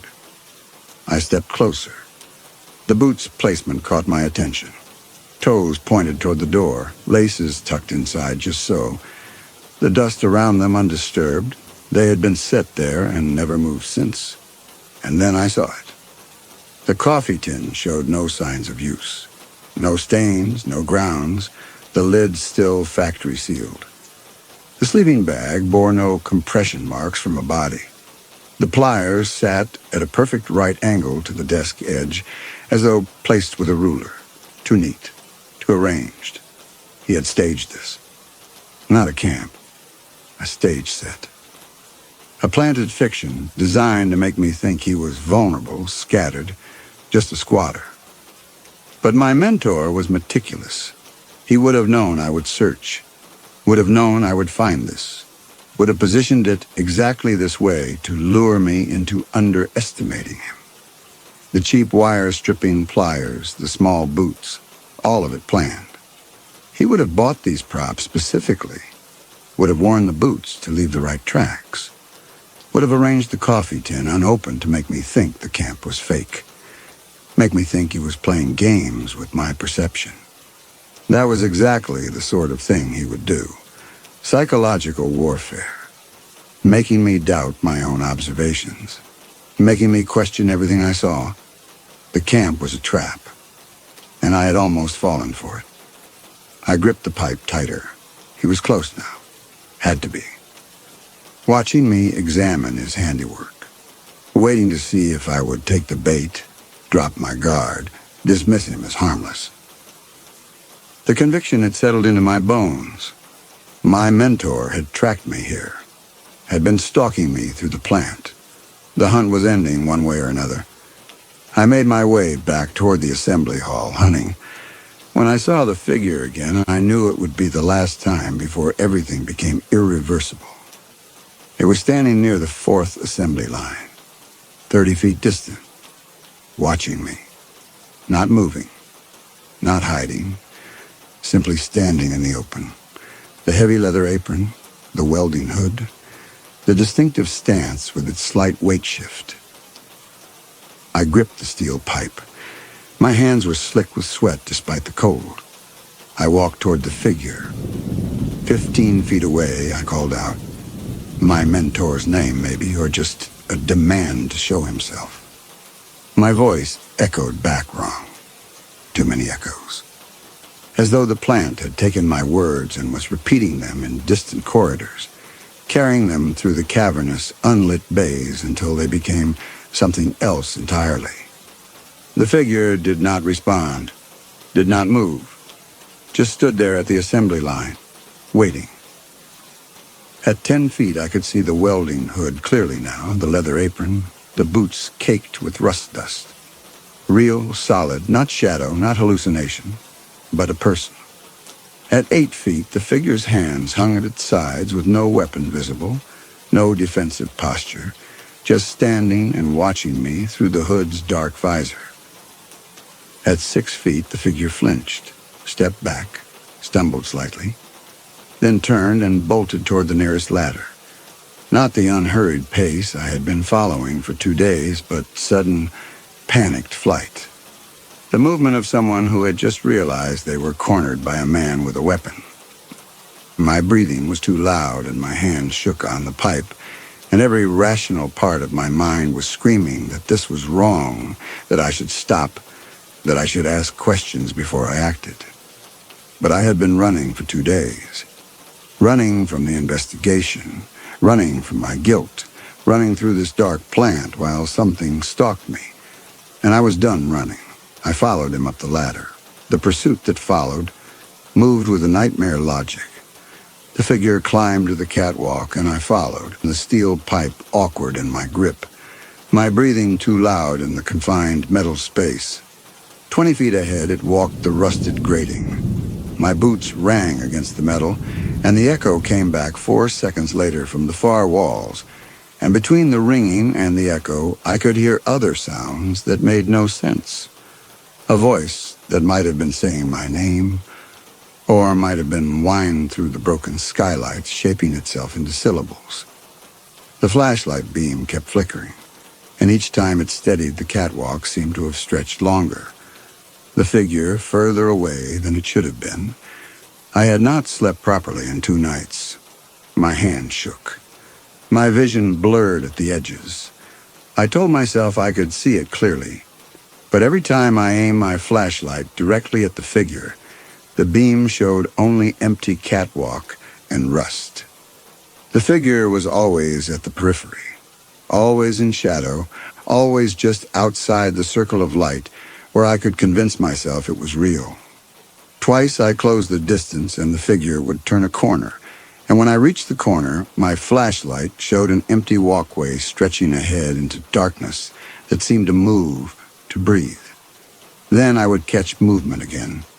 20 feet further, or 40, the distance kept changing, and convinced myself I was closing in, that this was real, that I was hunting and not being led. We had been walking 20 minutes when the figure stopped at a section where the railing had rusted through entirely. A 40-foot drop to concrete on one side, only grating beneath our feet. The figure stood at the edge, facing away, waiting. I approached. The pipe raised, my hands slick with sweat despite the cold. 10 feet away, I called out, "I know it's you. I know what you came for." The words came out hoarse, cracked, something from films, but I could think of nothing else. I needed him to turn around, needed to see his face, needed to know I was right, that this was real, that I was not losing my mind in 3.5 million square feet of darkness and rust. The figure turned slowly, the welding hood's dark visor catching my flashlight beam and throwing it back. The leather apron hanging motionless despite the wind now keening through the broken skylights. 10 feet of rusted catwalk between us. 40 feet of empty air below. One of us would not leave this walkway alive. The thought came clear and certain, and I did not know if it was clarity or madness. I stepped forward. The pipe came up. The figure raised one hand, not defensively, a gesture that might have been supplication, might have been surrender, might have been a plea. And something in the gesture stopped me. The hand too small, the stance too young, the way the figure had flinched at 6 feet, had fled up the ladder in panicked terror rather than standing to fight. The cheap pliers, the small boots, the limp that half the copper thieves in Detroit probably had from climbing through collapsed floors and rusted catwalks. What if this was not my mentor at all? What if I had been hunting an innocent man for 2 days because I could not distinguish between guilt and perception? What if the temporal echo was showing me exactly what the scavengers said it would show, not my punishment, but my crime? I should have lowered the pipe, should have asked his name, should have stepped back and let him speak. But I had been running for 2 days through a plant that whispered my name in the dark, and I could not stop now, could not risk being wrong, could not face the possibility that I had become the thing I feared. I swung anyway. What happened next occurred with a peculiar compression of time that I have never been able to adequately describe. I swung the pipe. I remember the weight of it, the way my shoulders tensed with the motion. And the figure raised one hand, not defensively, but in a gesture that might have been supplication or simply surprise. The pipe connected with something, though whether it was the figure's arm or shoulder, I could not say, and the impact drove both of us backward toward the section of catwalk where the railing had rusted away. I felt the grating give beneath my feet, heard the shriek of stressed metal, and then we were falling. Not together, precisely, but in a kind of parallel descent, separated by perhaps 2 feet of empty air. The factory floor rushed up to meet us as though the concrete wanted us, the surface expanding in my vision until it was all I could see. The fall lasted perhaps 2 seconds, perhaps less, though it felt much longer. Time enough to understand what was happening. Time enough to regret every decision that had brought me to this moment. Time enough to watch the welding hood spin away from the figure's head and tumble through the air beside us. I struck the concrete with an impact that removed all sensation below my neck. Beside me lay the other figure, face down, not moving. The welding hood had come to rest between us, and beyond it, I could see his face. A young man, perhaps 20. His eyes were open, frozen in expression not of anger, but pure terror. This was not my mentor, had never been.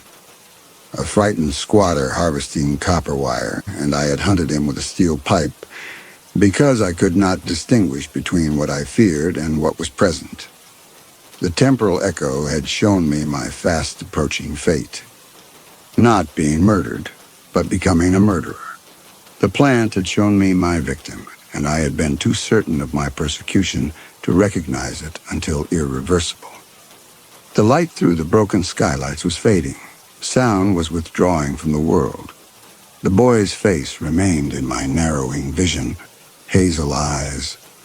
A scar above his left eyebrow. Someone's son. Someone who had woken that morning with no idea that a man from London would hunt him for walking with a limp. I tried to speak, to apologize. My voice produced no sound. The scavenger's warning returned. The plant shows guilty minds their own fast-approaching fate. I had been certain I was seeing my punishment. I had failed to recognize I was seeing my crime. My circulation was failing. The darkness was completing itself. The pale gray rectangles of the broken skylights overhead were fading to black as the October evening fell. The assembly hall below withdrawing into shadow. The smell of mildew and sweet rot returned, filling the air as my presence withdrew from it. The smell I had noticed on the blueprints, the smell of arrested time. The plant was settling back into its long arrest. The assembly lines above us motionless. The welding arms frozen, mid-gesture toward work that would never resume. The calendars in the offices still turned to December 1956. The telephone I had hung up still silent on its desk. 60 years frozen, mid-operation. 60 years waiting for something to resume. And now the plant had two more objects arrested mid-task. Two bodies lying beneath 40 feet of rusted catwalk. The welding hood between us. The steel pipe still in my hand, cold metal against cold concrete. Both of us frozen at the moment of impact, added to the inventory of things that would never be completed. The blueprints I would never finish documenting. The appraisal due Friday at 5 in the afternoon that would never be delivered. 3.5 million square feet of silence. And we were part of it now. The boy's eyes, open, unseeing, frozen in the moment before I swung.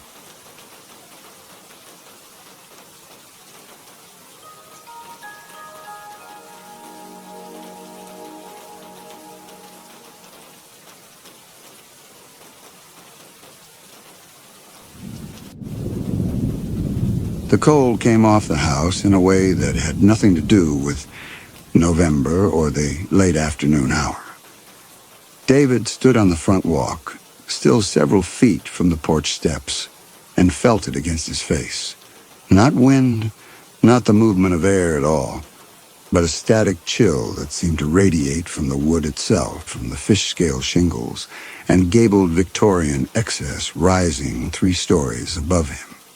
The autumn sun was warm on his shoulders, amber light falling across the overgrown lawn, and the cold should not have been there at all. He stood at that threshold longer than he intended, and Luna began to complain in her carrier, a low chirrup that meant she wanted out, wanted to explore, wanted something other than his hesitation. David climbed the porch steps and reached for the front door handle. The brass knob was colder than the air around it, colder than metal should be in afternoon sun, and it refused to warm under his palm no matter how long he held it. He had never been inside this house. His mother had kept exactly one photograph of it, a Polaroid with the white border yellowed and the chemical smell long faded. But in that image, his grandmother's face had filled the frame, and the building behind her had been merely a suggestion of dark wood and windows. The lawyer's letter 3 weeks ago had informed him that his grandmother was dead, that she had been dead for 2 months before anyone noticed, and that the house in Dutchess County was his because there was no one else left to inherit it. David could not remember his grandmother's name without checking the letter again. He could not remember her face, except as a blur in that kitchen drawer photograph, could not remember ever hearing her voice or sitting in her presence, and this absence bothered him more than the news of her death.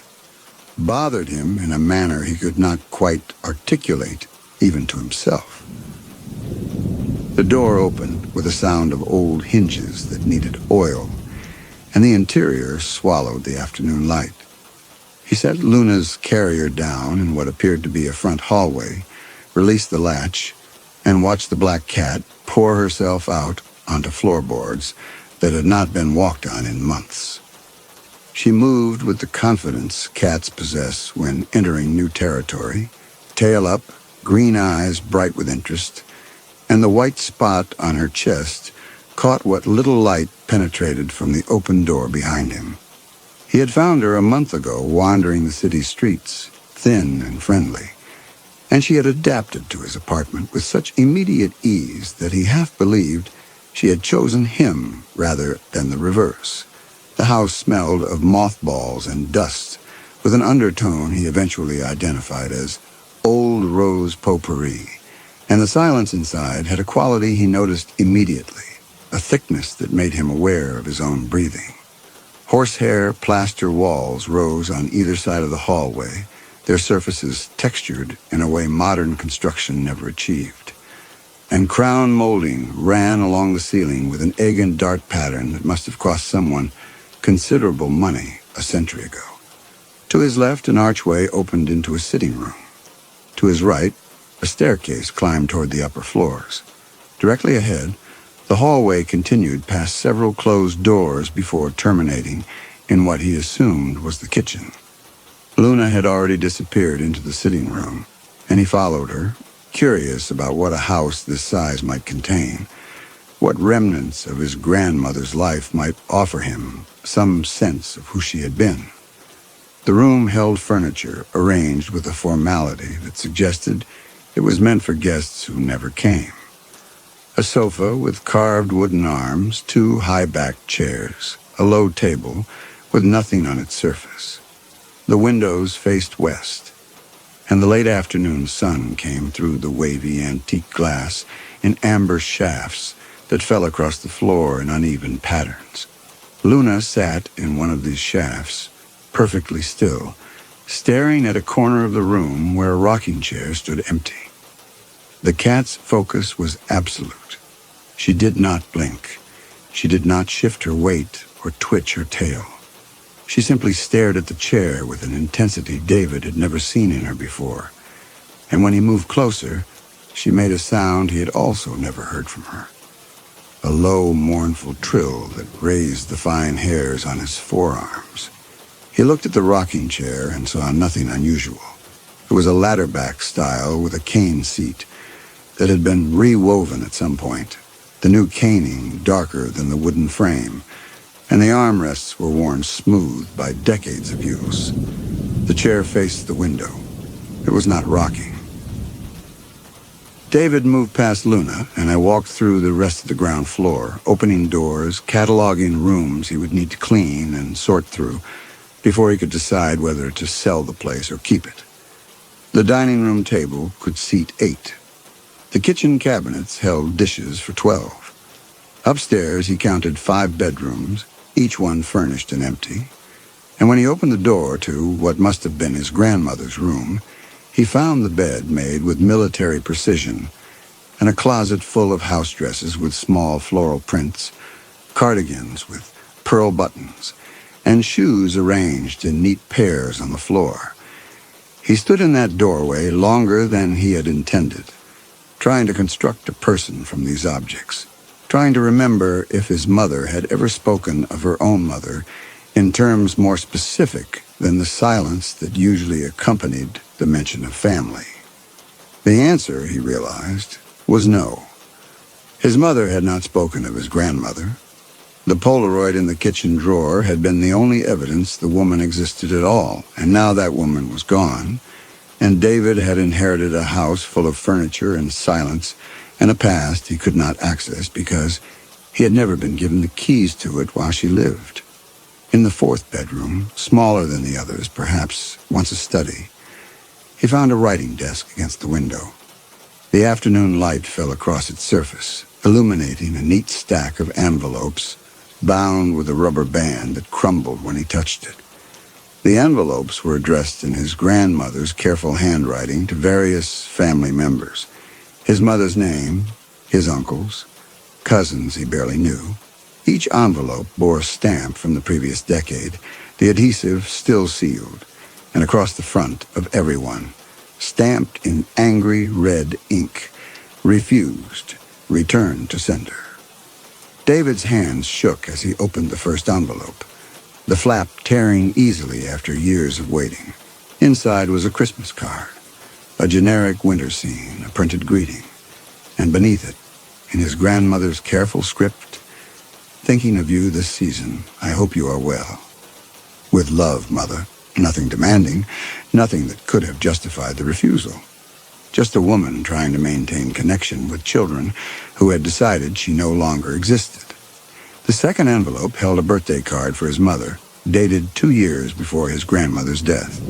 The third was addressed to David himself, sent to his mother's address when he would have been 21, containing a card with a check for $25 and a note. "I know we have not met, but I think of you often. Happy birthday, David. Your grandmother, Florence." He had never received it. His mother had sent it back unopened. David sat at the desk for a long time, the refused mail spread before him. Each envelope a small cruelty that accumulated into something larger, something systematic. His grandmother had tried to reach out, had continued trying despite the silence, and the family, his family, had returned every attempt unread, unwanted. The exclusion had not been passive. It had been deliberate, maintained across years, executed with administrative efficiency. On the desk surface, someone had taped photographs cut from magazines. Generic families gathered around dinner tables, children opening presents, couples holding hands on porches. And in each one, a child's face from another photograph had been cut out and pasted over one of the figures. David recognized his own face at various ages, scissored from school pictures and family snapshots, and positioned into these borrowed family scenes, as if his grandmother had been trying to construct memories she had been denied, to imagine herself into moments she had never been permitted to share. The desperation in this arrangement, the careful cutting, the precise taping, the choice of magazines that showed the kind of warmth her actual family had withheld, made David's throat close. She had built herself a fiction because the truth had been unlivable, had populated her walls with manufactured connection because the real kind had been stamped, refused, and returned. He gathered the envelopes carefully, returned them to their stack, and left the room. Whatever wrongness waited in this house, it had roots that went deeper than supernatural horror. It grew from the ordinary cruelty of erasure, from family that had decided a person no longer mattered and had acted on that decision with administrative precision. He found Luna in the kitchen, the cat sitting beside an empty food bowl, and he filled it with kibble from the bag he had brought, filled a second bowl with water from the tap that ran rust-brown for several seconds before clearing. The sun had moved lower while he explored, and the light coming through the kitchen window had taken on the deep gold quality that precedes dusk in late autumn. He needed to bring in the rest of his things from the car before dark. He needed to find clean sheets for whichever bed he would sleep in tonight. The hallway seemed longer when he walked back toward the front door. He noticed this in a distant way, the kind of observation that does not immediately register as wrong because the mind is occupied with other concerns. And it was only when he had walked 30 paces without reaching the door that he stopped and turned around. The kitchen was no longer visible behind him. The hallway stretched in both directions now, doors on either side, and he could not remember passing this many doors on his initial walk through the house. The light had changed as well.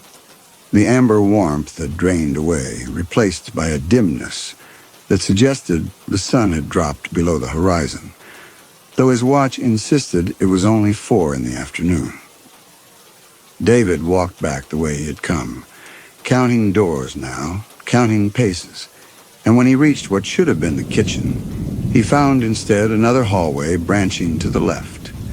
He turned right, reasoning that the front door must be in that direction, and the floor beneath his feet creaked with sounds that were not the comfortable settling of an old house, but something else, something that reminded him of footsteps in the room above him, though he was certain he was alone up there. Certain Luna was still in the kitchen eating her dinner.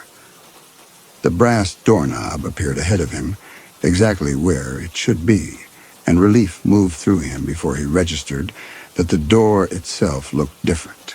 The wood darker, the panels arranged in a pattern he did not remember from when he entered.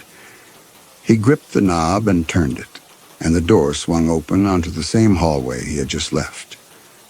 He stepped through anyway, thinking the perspective was confusing him, thinking he had simply gotten turned around in an unfamiliar house, and the door closed behind him with a soft click that sounded very much like a lock engaging.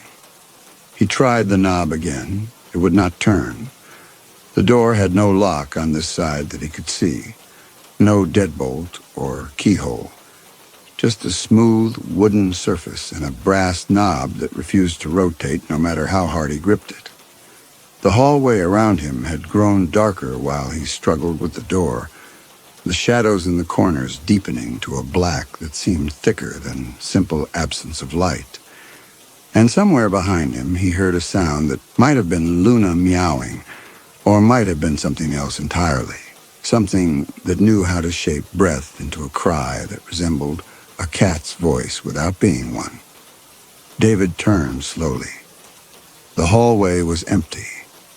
The shadows in the corners were only shadows. But in the furthest corner, where the wall met the ceiling and the darkness was deepest, something stood that had not been there a moment before. A figure so faint he might have imagined it. So still it might have been part of the architecture. The figure was not looking at him. It stood at the end of the hallway holding something invisible in its hands, performing motions David recognized after a moment as setting a table, placing phantom silverware, smoothing a cloth that was not there, stepping back to examine the arrangement before adjusting a centerpiece that did not exist. The movements were practiced, automatic, the muscle memory of someone who had set this table 1,000 times and was now setting it for guests who would never arrive. David's breath caught as the figure turned and walked through a wall, still carrying its invisible burden, and he heard the sound of footsteps descending stairs that were not there. Another figure emerged from a doorway to his left, this one clearer, more solid, and it moved past him without acknowledgement, walking the perimeter of the hallway with its hands trailing along the walls, fingers searching, looking for something. It paused at each door, tried the handle, moved on when the door would not open, and the whisper that came from it was not accusation, but loss. Where did I put it? Where did it go? I just had it. It was right here. Luna appeared at the end of the corridor, her tail up, her steps unhurried, and she walked directly toward the nearest figure without hesitation, without fear, purring loud enough that David could hear it from where he stood frozen near the useless door. The figure did not acknowledge the cat. It continued toward David, continued its accusations, and he understood that whatever protection he had hoped Luna might provide did not extend to him, that the cat's immunity was hers alone. He pushed away from the door and ran. The hallway shifted as David ran, walls contracting inward, the floor tilting beneath his boots at angles that made his stride falter. Behind him, the whispers multiplied, overlapping into a cacophony of accusations and questions and demands that he could not answer, could not escape. He turned a corner and found himself in a room he did not remember entering. A kitchen, but not the kitchen he had just left. This kitchen's labels on every can and jar were blank. The glass jars filled with substances he could not identify, and when he opened the refrigerator, the shelves held nothing but a single plate, with food so old it had become unrecognizable. On the counter, scattered like dropped papers, were notes written in shaky handwriting, reminders about daily tasks, medicine, locks, feeding a cat, memory scaffolding with names and relationships written out in desperate block letters, some of the information already years out of date. Self-identification repeated over and over, with address and questions trailing off into uncertainty about what day it was, whether medicine had been taken, whether anyone was still there. David picked up one of the notes, his hands shaking, and the paper crumbled in his fingers. The handwriting was his grandmother's. These were her attempts to hold on to what was slipping away, her desperate scaffolding against a mind that was forgetting how to function. And seeing them here in this blank-labeled kitchen made his throat close because he understood what they meant, understood what she had been living through alone in this house. A door slammed somewhere behind him.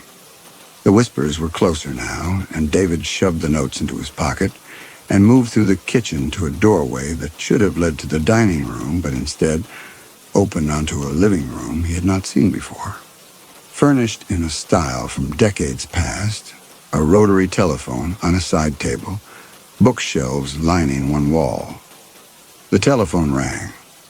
David stared at it, the black handset rattling in its cradle with each shrill ring, and without thinking he picked it up, pressed the Bakelite receiver to his ear, and heard his grandmother's voice, distant and confused, trying to ask for help but unable to find the word for the person who provides it. A long silence, then a sound of frustration, of a mind grasping for a word that had been there yesterday and was gone today. The voice kept cycling through descriptions. The person in white, no, not white, before giving up and demanding to know what was wrong, why simple words had become unreachable. The line went dead. David set the receiver down, and the phone rang again immediately. He picked it up. The same voice, the same confusion, trying to ask for the same help, failing at the same word. He hung up. It rang again. He backed away from the telephone and turned to the bookshelves. Every book's spine was printed with titles, but when he pulled one from the shelf and opened it, the pages were blank except for scattered nouns: door, help, where, knife, medicine, appearing at random intervals surrounded by white space where sentences should have been. He tried another book. The same. Every volume on every shelf had been emptied of connective language, reduced to isolated words floating in silence. The telephone kept ringing. David moved to the room's other door, but when he reached for the knob, the room shifted, the walls contracting inward for one breath and then expanding back to their original positions. And he was standing at the telephone again, reaching for a receiver he had already hung up. The clock on the mantel showed the same time it had shown when he entered. The light through the windows had not changed. He walked to the far door again, faster this time, determined to reach it before the room could reset, and his hand closed on the knob, turned it, and the living room contracted and expanded, and he was back at the telephone, back at the beginning, and the clock insisted that no time had passed at all. The walls began to project sound. Not the whispers he had heard elsewhere in the house, but fragments of his grandmother's voice at different ages, layering over each other in overlapping confusion. Descriptions circling around missing nouns, attempts to name a daughter whose name kept slipping between similar sounds. The desperate frustration of someone who knew yesterday and could not access today. David pressed his hands over his ears, but the voices were not external.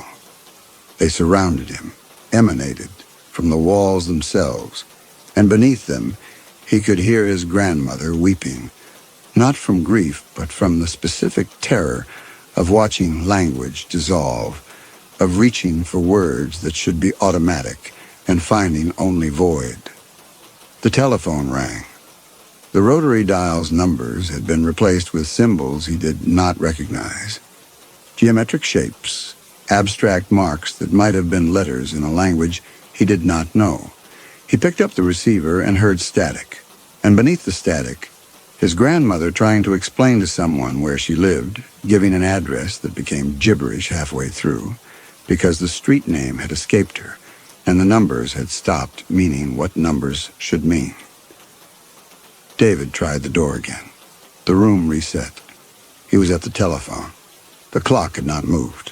He tried running at the door, grabbing the knob without pause, wrenching it open in one continuous motion, and the door swung wide onto the same living room he was already standing in. The telephone ringing on the table. The books full of orphan nouns. 2 minutes of trying to complete a thought before the thought dissolved and began again from nothing. 2 minutes of looking for a word, failing, looking again.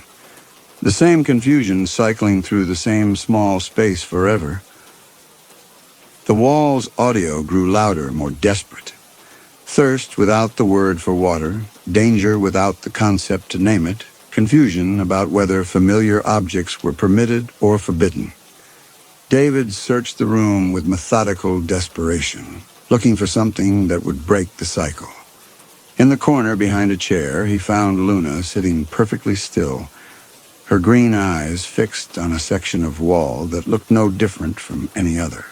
He moved to her, and the moment he touched her fur, the cat stood and walked to the wall she had been watching, placed one paw against the plaster, and a door appeared. Not the door he had been trying, but a new opening, low and narrow. David crawled through it after the cat, and the aphasia loop collapsed behind him, the telephone's ring cutting off mid-peal, the wall's desperate audio fading to silence. He found himself in a corridor, and this one held evidence he had not seen before. Colored yarn tied from doorknob to doorknob, some strands intact, others snapped and dangling. Masking tape ran along the baseboards in crooked lines, marked with arrows in black permanent marker. Kitchen this way, bedroom that way. The arrows contradicted each other, pointed at walls where no doors existed, and he understood he was seeing her attempts to build a navigation system when the house stopped making sense, when muscle memory betrayed her and familiar routes became foreign. He followed Luna forward, stepping over the broken yarn lines, past index cards, taped to light switches with instructions written in increasingly shaky handwriting. Turn on for light. Do not touch after dark. He tried a door. It opened onto a bathroom where the sink faucets ran endlessly, filling the basin past overflow, water spilling onto the floor and vanishing before it could pool. The medicine cabinet held 100 orange prescription bottles, all of them labeled with his grandmother's name, all of them empty. A sound came from directly behind him. Not accusation, but a question, confused rather than hostile. David spun to find a figure standing in the bathroom doorway, its faceless form tilted at an angle that suggested it was trying to place him, searching for recognition it could not find. The hands did not reach to grasp, but lifted in a gesture of helplessness, of someone asking for help they did not know how to name. The figure spoke without speaking, and David understood. It was asking him something it could not name, whether he knew where things were kept, whether he could help find what was lost, whether he was the person who was supposed to come. Then the confusion shifted. The figure's posture changed, became defensive, and the whisper that came from it now held suspicion. He did not belong here. Was not the person it remembered. Must be someone else wearing a familiar shape. The figure's hands closed on his shoulders, and David felt pressure, but no temperature, no texture, just the wrongness of being held by something that could touch him, but had no substance to touch with. He wrenched away, ducking under the reaching arms, and ran back into the hallway, his boots splashing through water that was not there, past doors that opened onto rooms showing him things he did not want to see. A dining table set for 12 with all the plates facing the wall, a living room where the furniture was arranged in a perfect circle, as if for a conversation that never happened, a bedroom where the bed was made and remade and made again, the sheets never settling into any final configuration. He needed to find Luna. The cat had been his only anchor in the shifting house, and he had lost her, had left her behind in his panic. David stopped running and forced himself to breathe, to think, to listen. The whispers were everywhere now, but underneath them he heard something else. A faint, familiar chirp. The sound Luna made when she wanted attention. He followed it, moving through hallways that stretched and compressed, through rooms that showed him his grandmother's deteriorating mind in objects and spaces that refused to make sense. And finally he found the cat sitting in a small room with a single chair and a window facing west. Luna was not calm. The cat's ears were flattened against her skull, her tail lashing, and when David entered the room, she ran to him immediately, winding between his legs with the frantic energy of an animal that had been separated and frightened. He picked her up, felt her claws dig into his shirt as she climbed to his shoulder, and the relief of holding something solid and warm and alive in this impossible place nearly undid him. The room they were in held a wooden chair and a sewing table, and on the table was a photograph in a cheap frame. A young girl, perhaps 8 years old, sitting on porch steps with a black cat in her lap. The girl was laughing, her hands buried in the cat's fur, and on the back of the frame, written in faded ink, Midnight, 1952. David stared at the photograph, then at Luna perched on his shoulder, and the resemblance was not exact, but it was there. The tilt of the head, the M-tabby marking on the forehead.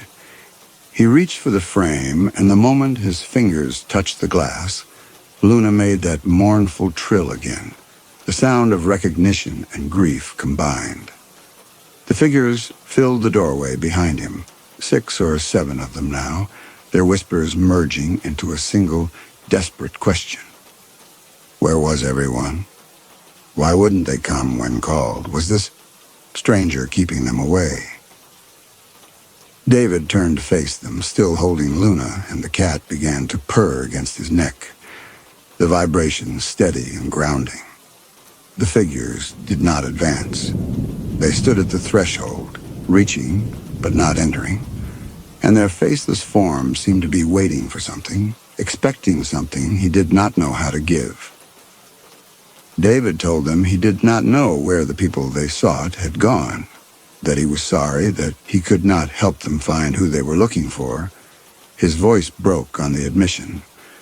The whispers sharpened. Then why was he here, if not family, if not help? What was his purpose in their house? The question hung in the air, unanswerable, and the room around them began to darken, the window's light fading, though David's watch still showed early evening, and he understood that the house was not going to let him leave, was not going to release him until he found what the figures needed him to find, until he performed whatever role they believed he was supposed to play. Luna jumped from his shoulder and walked to the sewing table, pawing at a drawer until it slid open. Inside were thread spools and fabric scraps, and beneath them David found items wrapped in tissue paper that had yellowed with decades. A baby blanket, hand-knit in pastel wool, still pristine, tagged with a paper label in careful script, "For David, first Christmas." The stitching was exquisite, the pattern complex, and it had never been sent. Never been touched by the infant hands it was meant to warm. Beneath it, winter mittens sized for a child of 7 or 8, navy blue with white snowflakes embroidered at the cuffs. For David, 8th birthday. The wool still smelled faintly of cedar from the drawer where it had waited. A graduation card from a decade ago, the envelope unsealed, crisp bills still tucked inside. $50 that would have meant something to a college student that had sat here waiting to be mailed, to be acknowledged, to find its recipient. The card's printed message read, "Congratulations on your achievement." And beneath it, in her handwriting, "So proud of you, David. All my love, grandmother." He found a hand-stitched quilt square, never completed, with his initials worked into the pattern. A wooden toy train, carved and sanded smooth, wrapped in tissue that crinkled when he touched it. 30 years of gifts for birthdays she was not invited to celebrate. For milestones she learned about secondhand, if at all. For a grandson she was not permitted to know. Each item perfect, finished, ready to give, and never given. Because there was no address that would accept them, no relationship that could carry them forward. David set each item carefully on the table. The figures in the doorway had gone quiet, their whispers fading. The whispers changed, softened, became less accusatory and more pleading. They had tried to remember, had written names down, had kept pictures. But the faces would not stay clear, the names would not hold. David held the graduation card, the unsent blanket, the perfect gifts that had nowhere to go. He was crying, and he did not try to stop. The room around him shuddered, and the hallway beyond the figures began to shift again, walls contracting, floor tilting. But this time the movement felt different, felt less like a trap and more like a beckoning, and Luna, midnight, walked to the doorway and looked back at David, waiting. The cat led him deeper into the house, through corridors that narrowed until David had to turn sideways to squeeze through, past doorways that opened onto rooms he recognized from upstairs but warped, compressed, as if seen through a lens that bent space into impossible geometries. The figures followed at a distance now, their whispers quieter, still questioning but no longer accusing, and David focused on the white spot on Luna's chest ahead of him, the only fixed point in a place where walls and floors refused to hold their positions. They descended a staircase that had not existed before, the steps uneven, some too high and others too shallow, and emerged into a dining room David recognized from his earlier exploration. The table was set for a meal that had never been eaten. The food on the plates withered to powder, and Luna froze mid-step, her ears swiveling toward a sound David could barely hear. Heavy footsteps approaching from an adjacent room, accompanied by a dragging sound, metal scraping wood. The cat bolted under the table, flattening herself into shadow with feline precision, and David understood the message. Hide. Now. The only option was a narrow pantry door near what he thought was the kitchen entrance. David slipped inside and pulled the door nearly closed, leaving a crack barely wide enough to see through. The pantry smelled of flour gone rancid and mouse droppings and decades of darkness, and his breathing sounded impossibly loud in the confined space. The figure that entered the dining room was more solid than the faceless shapes he had encountered before, more present, and it moved with the lurching gait of someone whose body no longer followed instructions correctly. In one hand it carried a brass candlestick, heavy and raised at shoulder height like a weapon, and its head turned with slow mechanical deliberation, scanning the room. The whisper that came from it held his grandmother's voice beneath the paranoia, beneath the rage. Accusations of intrusion, of theft, of things being taken. The figure moved closer to the pantry door. David pressed himself against the back wall, his hand finding Luna's fur in the darkness, the cat trembling beneath his palm.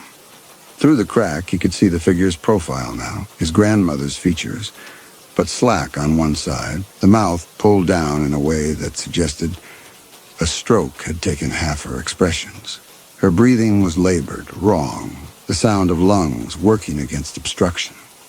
The voice continued, accusing someone of changing the locks, of trying to keep her out of her own rooms, promising to find the intruder and make them explain who had sent them. The candlestick scraped along the wall as she used it to steady herself, and David could see her hand now through the crack. Fingers curled into a permanent half-fist. The wedding ring loose on bone that had thinned past holding anything securely. The hand reached for the pantry door, touched the edge, began to pull it open. David held his breath. Luna's body had gone rigid against his chest, the cat's claws extended, pricking through his shirt. The hand pulled the door another inch. Somewhere in the house, a door slammed, distant, abrupt, and the figure's attention snapped toward the sound, her head turning with that same wrong clockwork motion. She shuffled away from the pantry, the candlestick still raised, voice fading as she moved through a doorway David had not seen open, still accusing, still searching. He waited, counted to 60, listened for the dragging footsteps to recede further. When silence held and held, he eased the pantry door open and checked the dining room. Empty. And moved in the direction opposite from where the figure had gone. Luna pressed against his ankle. They found a servant's staircase, narrow and steep, and climbed quickly, David's boots making too much noise on the treads, expecting at every moment to hear the accusations resume behind him, to feel the candlestick come down with the weight of confusion turned to violence. But the staircase delivered them to an upper hallway without pursuit, and David paused at the top to let his hand stop shaking. That had been his grandmother near the end. Paranoid, physically compromised, unable to distinguish visitor from intruder because the mind that should have made such distinctions no longer held the categories that made them possible.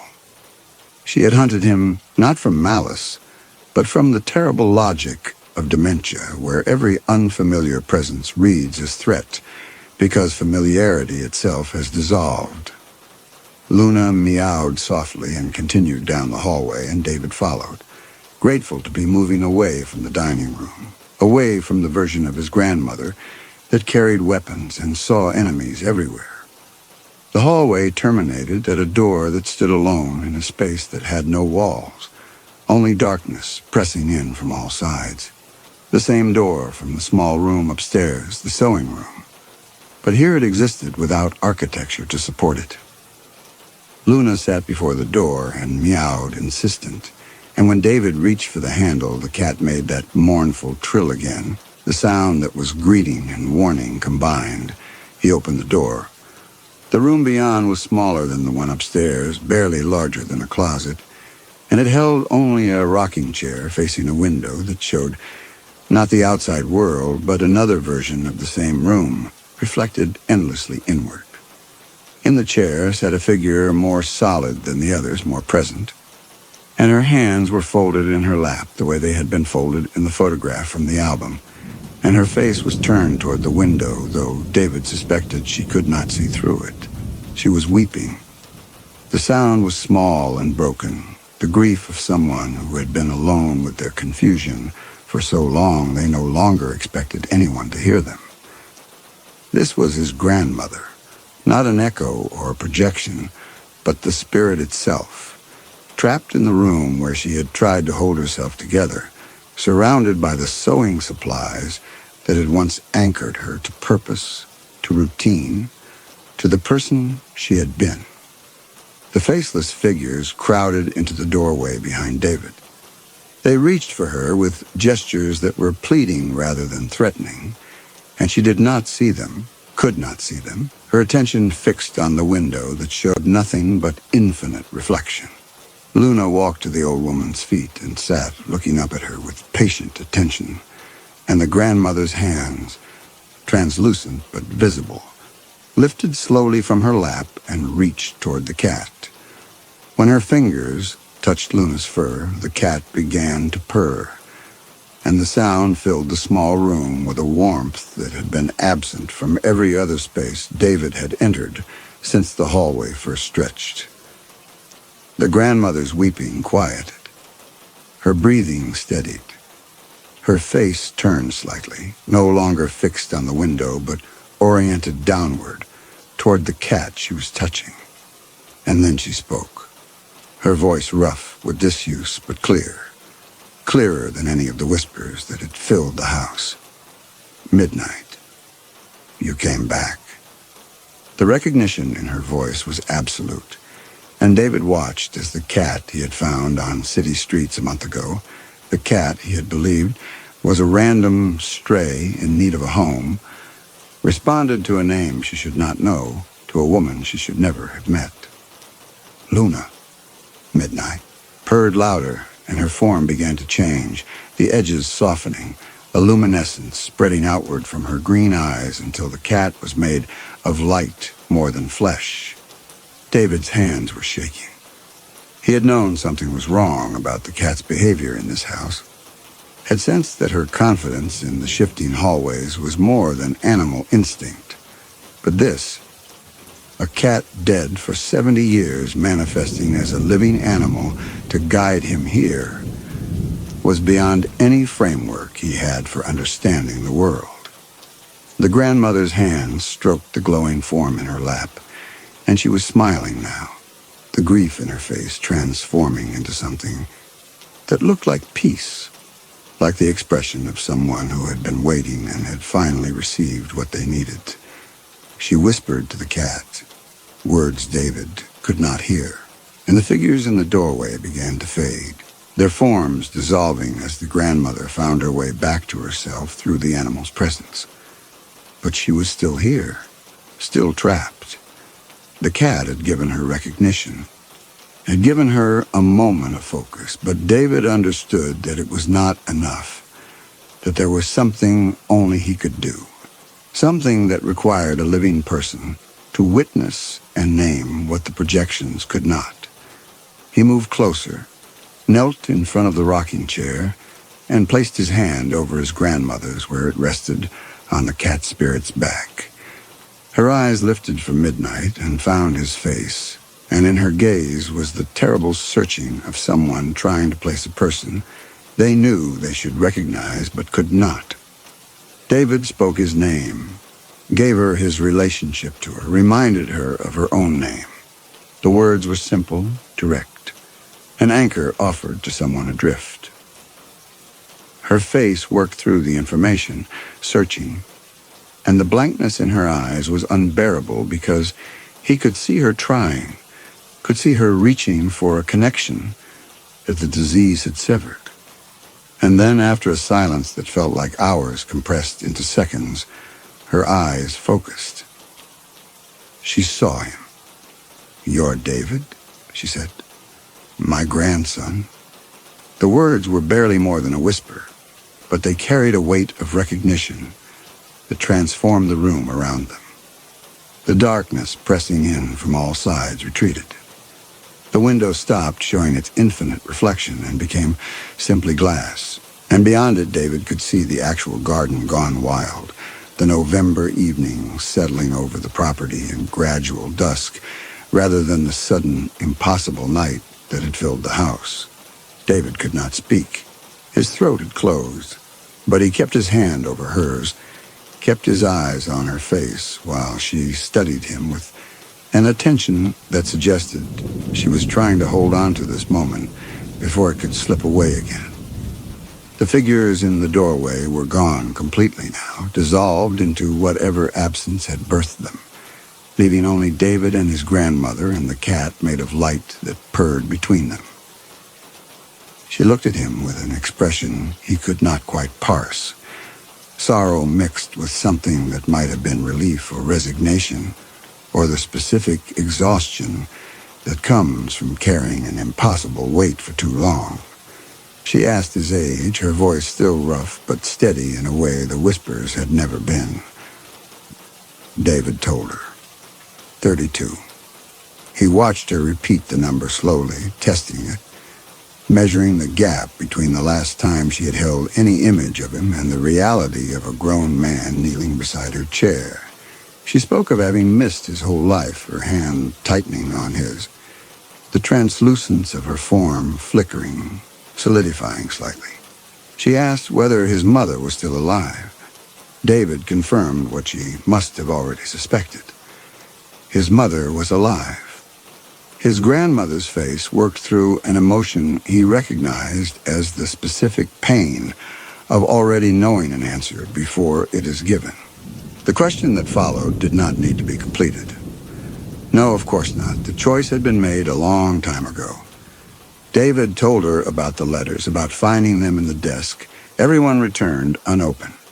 His grandmother closed her eyes for a moment, and when she opened them again, they were wet with tears that did not fall, could not fall from a form that existed between states.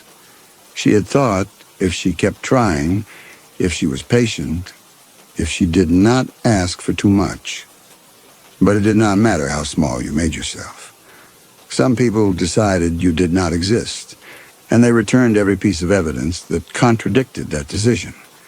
David wanted to defend his mother, wanted to offer some explanation that would make the cruelty less intentional.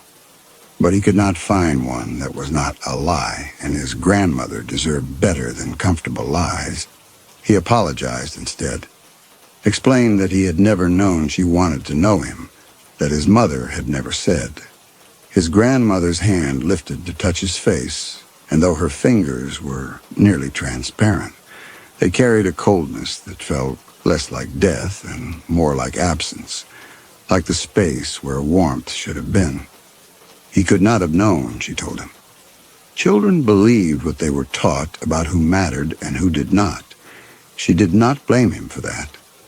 David asked the question that had been building since he first encountered the shifted hallways, since he first understood what the house had been showing him, what it had been like at the end, when she could no longer remember. His grandmother was quiet for a long time, her gaze moving to the window that now showed real November evening instead of infinite reflection. When she spoke again, her voice carried the particular exactness of someone describing an experience they had been alone with for too long. She had known her house, she told him, could walk from kitchen to sitting room to stairs without thinking. And then one day, she walked out of the kitchen, and the hallway had moved, or she had moved, and she could not find the sun. The sun was supposed to be in a certain direction at certain times, and it was wrong, turned around. Someone must have rearranged the house while she slept, must have moved the rooms. She paused, stroking Midnight's glowing form with hands that barely had substance. Then the faces went. She would see a woman in the mirror and know she was supposed to be someone important, but the knowing stopped there. Mother. That was the word she had left. Not her mother's name, not her face, just the empty word. And she would write it down. Mother, mother, mother. Trying to make the word fill back up with what it was supposed to mean. David listened, his hand still over hers, and the tears on his face were hot against the coldness of the room. The worst part was the knowing, his grandmother continued. Knowing she was forgetting. Watching it happen. Writing herself notes about where she kept the bread, how to use the telephone, what day it was. And then finding notes she had written the day before and not recognizing her own handwriting. Living in a house full of messages from a stranger who was trying to help her, And that stranger was herself, and she was forgetting her, too. She looked directly at David, and in her eyes was a lucidity that felt both terrible and precious. The last coherent fragment of a self that had been dismantled piece by piece. She had called for Helen, she said, in the hospital, before they sent her home, had called for all of them. And no one came. And she understood then that she would die alone and die confused. And there would be no one there to tell her who she had been. David told her he was here now, that he was bearing witness to who she had been. Florence Fisher, who had lived in this house, who had loved a cat named Midnight, who had tried to stay connected to family that wouldn't let her close, who had written notes to herself to try to hold on. He told her she had mattered, that she still mattered. His grandmother smiled, and the expression was sad and grateful in equal measure. A kindness, she said, from a stranger who was trying very hard to be family. She thanked him. She gathered Midnight closer, and the cat's light brightened, spreading outward until it began to fill the room with a warmth that had been absent from every corner of the house since David arrived. The grandmother's form began to dissolve at the edges, not fading, but transforming into the same light that surrounded the cat. She was ready now, she told him. Had been ready for a long time, but she could not find the way out. Everything kept looping back. Midnight came to show her the door, and David came to stand witness. That was all she needed. A doorway appeared in the wall opposite the window. Not a door that had been hidden, but an opening that simply had not existed before and now did. And through it, David could see light that had no source, warm and absolute. She turned once in that doorway and looked at David, and in her face was gratitude and sorrow and the quiet expression of someone saying goodbye to a person they would have liked to know better if circumstance had permitted it. Then she stepped through, carrying the light that had been her cat, and the doorway closed with a soft click. The light that remained in the room brightened for one moment, then condensed, took shape, and became Luna again. Solid black fur, green eyes, white chest spot, sitting on the floor where Midnight's glowing form had been. The cat looked at David, blinked slowly, and began grooming her paw with the methodical attention of an ordinary animal whose extraordinary task was complete. The room returned to being simply a small space with a rocking chair and a sewing table, and David stood alone except for the cat, in a silence that was no longer thick with wrongness but merely empty, the way a house is empty after its last occupant has left for good. David remained in the small room for a time he could not measure, Luna purring quietly at his feet. The rocking chair was empty. The sewing table held only its scattered supplies and the photograph of a girl with a cat from 1952. The wrongness that had filled the house since his arrival, the thickness in the air, the walls that refused to hold their distances, the accusations from figures who could not remember who they were, was gone. He stood slowly, his knees protesting, and walked to the door. It opened easily onto a hallway that was simply a hallway. The correct number of doors on either side, the staircase visible at the proper distance. He descended to the ground floor and found the sitting room where he had first seen Luna staring at the empty rocking chair. The furniture stood in its formal arrangement. The window faced west onto the garden. The night passed in his grandmother's bed, and David did not sleep well. When morning came, the pale, cold light through the bedroom window showed dust and decay without mercy. He walked through the house in daylight and began to work. In the sitting room, he opened the heavy curtains that had been drawn close for months, maybe years, and dust motes swirled in the sudden flood of sunlight. He wiped down the rocking chair with a cloth dampened in the kitchen sink, removed the film of neglect from its arms and rungs until the wood grain showed through again. He straightened the cushions on the sofa, smoothed the antimacassar that had slipped crooked across its back. In the sewing room, he carefully cleaned the Singer treadle machine, removing dust from its mechanisms, polishing the faceted glass until it caught the light. He organized the scattered thread spools by color, wound the loose measuring tape back into its coil, gathered the straight pins that had fallen, and returned them to their paper sleeve. He folded the baby blanket she had knit for him and placed it back in its tissue paper, but he set the graduation card with its crisp bills on top of the sewing table where it could be seen. He found a broom in the pantry and swept the kitchen floor, the bristles raising dust that had settled in the corners and beneath the table. He washed the dishes that had been left in the sink, dried them, and put them away in the cupboards where they belonged.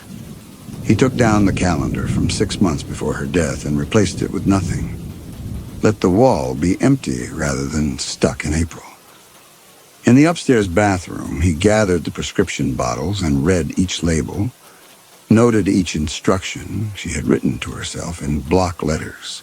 He would need to dispose of these properly, would need to call someone about the house, about her estate, about all the administrative aftermath of a death that had gone unnoticed for 2 months. But first, he needed to do this, to move through her space with care, to touch the objects she had touched, to restore small dignities where he could. He made her bed with hospital corners, the way she must have made it every morning when routine still held. He organized the closet, spacing the house dresses evenly on their hangers, pairing the shoes that had been scattered on the floor.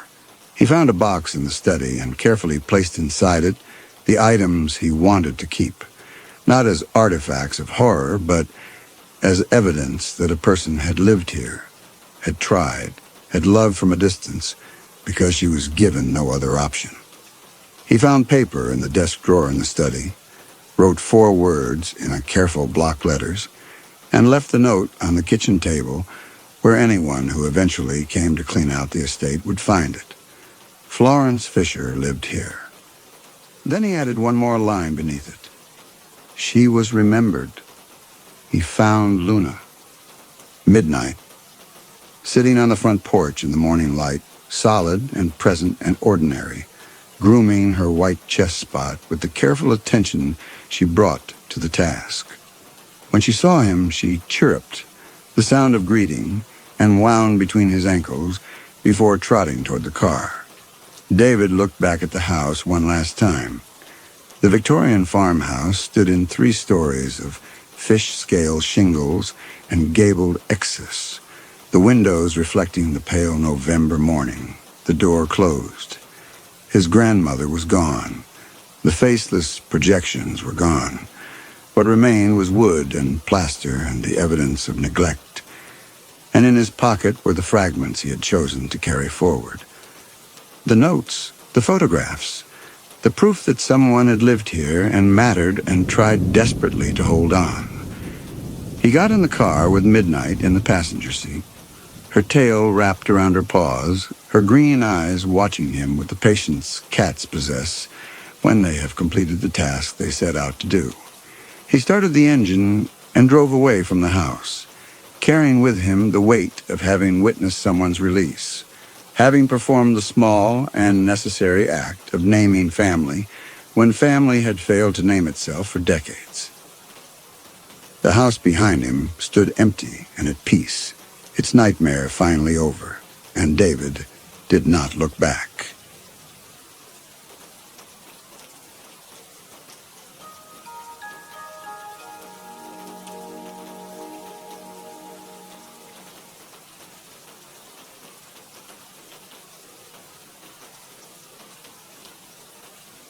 The tile had been cracked since before Declan Cahill's assignment to Our Lady of the Desert, cracked in a way that suggested not impact, but subsidence. The slow surrender of a foundation that had been asking for decades to be allowed to settle into the caliche beneath it. He had mixed the grout that morning using water from the parish's one functioning tap. a tap that delivered its product at a pressure so low the stream bent sideways in any breeze that found its way through the sacristy window, and now he worked the paste into the fracture with a putty knife while Mrs. Lozano stood above him, her orthopedic shoes level with his eyes, telling him that her daughter in El Paso thought the diocese would close the parish by Easter. The grout was the wrong color. He had known this when he mixed it. The parish operating budget did not extend to color-matching tile grout, and the hardware store in Sierra Blanca stocked exactly one shade, a gray so pale it looked like an accusation against the terracotta floor. He pressed it into the crack with more force than the repair required. Mrs. Lozano was still talking. Her daughter had opinions about the structural integrity of the bell tower, the condition of the roof over the nave, the way the parking lot, a generous term for 8 spaces of decomposed granite, had begun to return to the desert from which it had been unconvincingly separated in 1957. He told her the diocese had not contacted him. This was true in the way that the absence of communication from a large bureaucratic institution is always true and always incomplete. The Archdiocese of San Antonio administered a territory larger than many European nations, and within that territory, Our Lady of the Desert occupied a position roughly analogous to a capillary in the foot of a man who has stopped walking. Blood still reached it. Not much, and not with any apparent purpose, but the connection had not been formally severed. Declan had received his last piece of official correspondence, a form letter regarding updated liability protocols for parish social events, 7 months ago. He had placed it in the filing cabinet in the rectory office, where it joined a sedimentary record of diminishing institutional interest dating back to the tenure of Father Morales, who had served the parish from 1974 to 1996, and whose penciled margin notes in the liturgical calendar constituted the closest thing to a historical record the building possessed. Wednesday evening Mass had drawn 4 people. Mrs. Lozano, her nephew, a truck driver named Garza, whose route brought him through Salinas every second week and who attended Mass the way other men stopped for gas.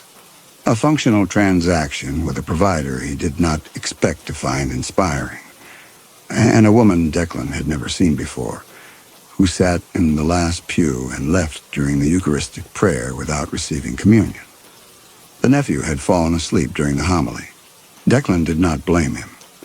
The homily had been about patience, and he had delivered it with the mechanical sincerity of a man who had given the same sermon in minor variations 11 times in the past year, and could hear in his own voice the worn quality of repetition that has abandoned all hope of being heard and now serves merely to fill the liturgical obligation, the way the grout filled the crack, functionally, without beauty, and with the full knowledge that the repair would not hold. Mrs. Lozano's shoes made a sound like a deliberate argument against silence as she walked toward the door. She stopped and turned. She told him the Rivas boy was still missing. 2 weeks now. His mother had stopped coming to church, she said, and Declan should visit. He said he would. She studied him for a moment, and the putty knife, the pale grout, the crack that ran from the 3rd pew to the communion rail. And whatever judgment she reached, she kept. The door scraped closed behind her. The sound carried in a building designed for 400 and occupied by 1. Declan finished the tile. He washed his hands in the sacristy sink and dried them on a towel that had once been white and now occupied a color spectrum that defied domestic categorization. He checked the lock on the tabernacle, a habit he maintained despite the fact that no one had stolen communion wafers from Our Lady of the Desert in its 44-year history, and the gold plate tabernacle itself would fetch perhaps $11 at any pawn shop, realistic enough to weigh the actual metal content. He turned off the overhead fluorescence, leaving only the sanctuary lamp, a red glass vessel that burned continuously above the altar, signifying the presence of the consecrated Eucharist. and which constituted, at this hour, the only visible assertion of purpose the building made against the dark. The confession booth stood against the west wall of the nave, between the fourth and fifth stations of the cross, in a position that received the last of the afternoon sun through a window depicting the agony in the garden, and received nothing at all after 5 o'clock. It was not a booth in the modern sense. No face-to-face option, no reconciliation room with comfortable chairs and a box of tissues. But the older kind, the kind Declan remembered from his childhood in Galveston, a wooden cabinet the size of a telephone box with a curtain on one side and a door on the other, and a screen between the two halves that reduced the penitent to a silhouette and a voice. The wood was mesquite, local, and it had dried and split in places where the varnish had surrendered to decades of desert air. The screen was brass, darkened to near black. The curtain on the penitent's side had been replaced in the 1980s with a fabric that was, in the dim light, indistinguishable from the original. No one had used the confession booth since September. Declan was walking toward the side door that led to the rectory when he heard the curtain move. The sound was unmistakable. The friction of heavy fabric against a wooden rod. A sound the booth had made 10,000 times, and which Declan's body recognized before his mind engaged. He stopped. The sanctuary lamp threw its red light across the front of the nave, but did not reach the booth. He stood in the aisle between the pews and listened. The building made its night sounds, the contraction of roof tin, the tick of the furnace pilot, the silence of a large enclosed space in which the air has nowhere to go and knows it. Then from behind the screen, a breath, not a settling, not a draft finding the curtain, a breath, the involuntary admission of a body that has lungs and is using them. Declan felt his hands close at his sides. He was not a man inclined to fear. 23 years of priesthood across 4 assignments of declining prestige had equipped him with the ability to enter unfamiliar situations with at least the appearance of calm. But the church was locked. He had locked it himself. The side door required a key. The front door required a key. The windows had been painted shut during Father Morales' tenure, for reasons Morales' margin notes did not explain, and the paint had ossified into a seal more effective than any lock. He stood in the aisle and listened to the breathing. It was not regular. It hitched and recovered in the way of someone who has been crying and is trying to stop. The respiratory rhythm that belongs to grief attempting to compose itself for speech. Declan knew this sound. He had sat on the other side of the screen and listened to it hundreds of times across his career, in parishes where people still came to confession, in the years when the booth was not a museum piece but a functioning instrument of the sacrament, and the sound had always preceded the hardest confessions, the ones where the penitent had to climb over their own body's objections to get the words out. He entered the priest's side of the booth and sat down. The wood took his weight with a creak that had been part of the sacramental furniture of his vocation for 2 decades. He leaned toward the screen. On the other side, the silhouette was wrong. Too low, as if the person were kneeling not on the kneeler, but on the floor itself, and too narrow. And the shape of the head was bowed so far forward that the profile through the brass mesh was almost featureless. He waited. The breathing continued. He offered the standard opening, a quiet prompt that the seal of confession was absolute, and that nothing said in the booth would leave it. The voice that answered was Thomas Rivas. Not a voice like the boy's, not an approximation. The voice was the Rivas boy's voice, the way a fingerprint is a fingerprint. Unique, unreproducible, carrying in its specific frequencies and cadences and regional inflections the irreducible identity of a particular human being. Declan had heard this voice dozens of times. At the parish's summer program, at the Wednesday evening mass where the boy served as altar server during the months when his mother could convince him to attend, at the convenience store on Route 62 where the boy worked weekends, and where Declan stopped for coffee on his way to the county hospital to administer last rites to people who were, by the time he arrived, generally past the point of requiring them. The voice said, "Bless me, Father, for I have sinned." Declan's hands gripped the armrests of the booth. The wood under his fingers was body warm, which meant either that someone had been sitting here for a long time, or that the evening had not cooled as much as he'd thought. Through the screen, the silhouette had not moved. The breathing had steadied, the way it does when someone is finally committed to speaking. The voice, the Rivas boy's voice, confessed to stealing $40 from his mother's purse on the morning before he disappeared. It described the location of the purse, the denomination of the bills, the feeling of the money in his hand as he walked out the back door into the dawn light that came over the Quitman Range like something poured from a tilted bowl. The voice broke twice during this confession. The breaks were not performative. They were the breaks of a 17-year-old boy who had been raised to understand that theft from your mother was not merely a legal or ethical failure, but a violation of something sacred, something encoded in the fabric of the family itself, and who had carried the weight of that violation into whatever had happened to him in the desert and had not been able to set it down. Declan said nothing. His training held him.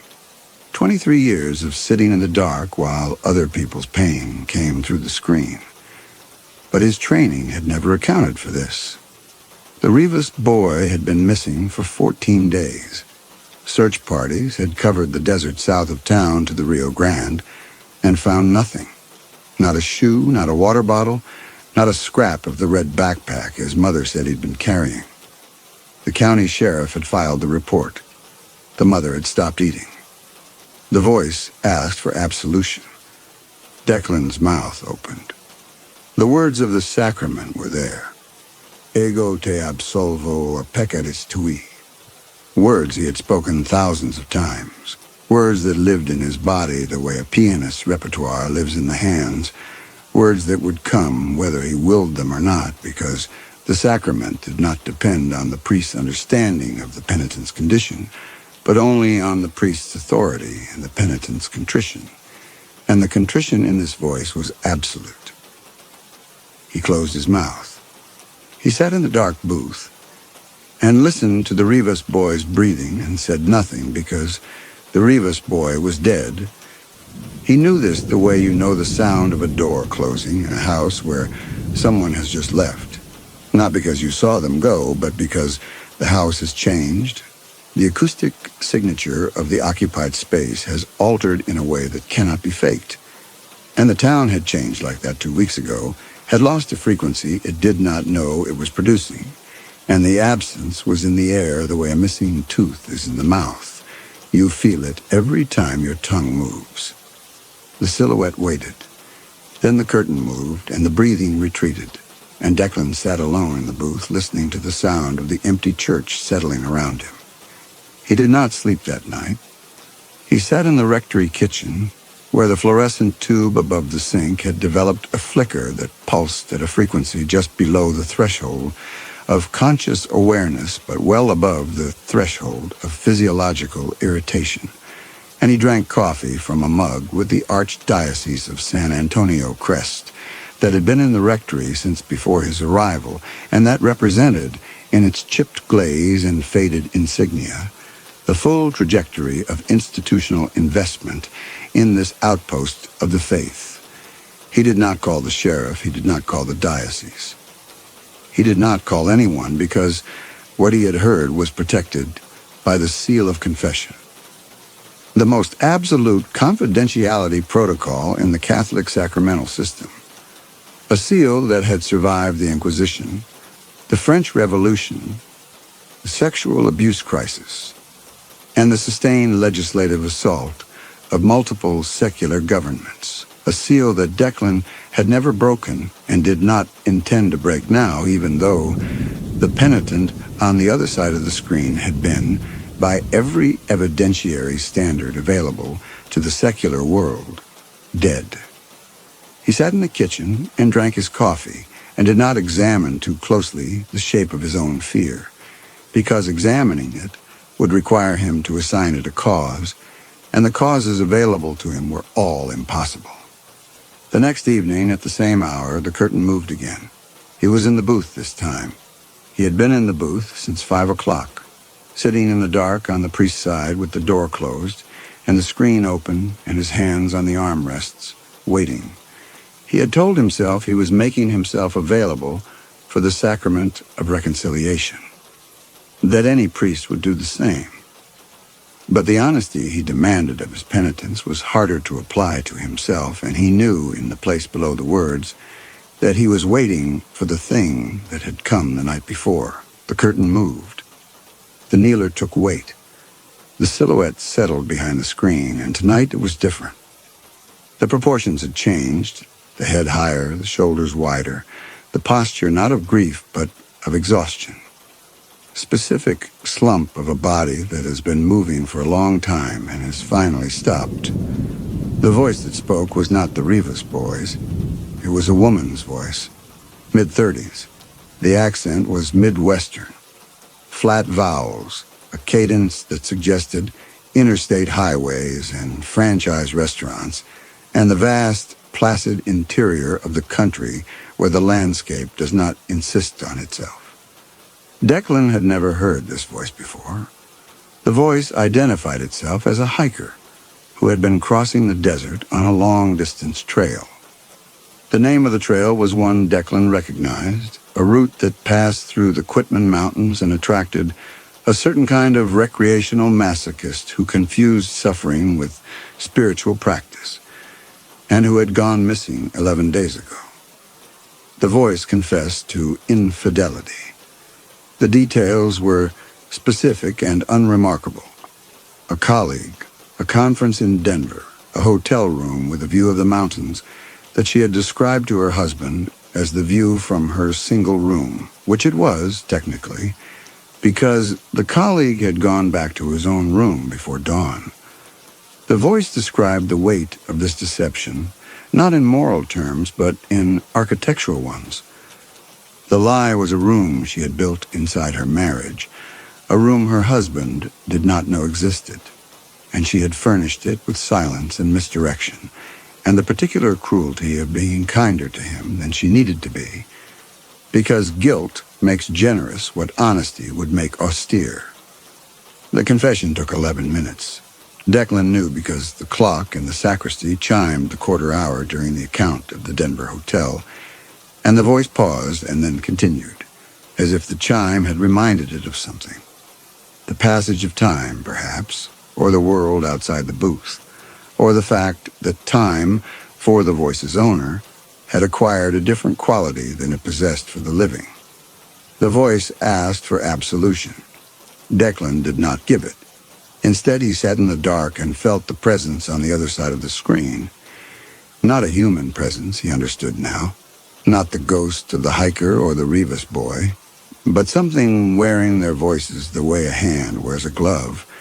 Something that had taken those voices from their owners along with everything else, and that had come to this booth because the voices would not stop talking inside it, would not stop confessing, would not stop demanding the one thing they had been raised to believe could lift the weight of what they had done. He asked the shape behind the screen to come back the following night. The silhouette held still for a long moment.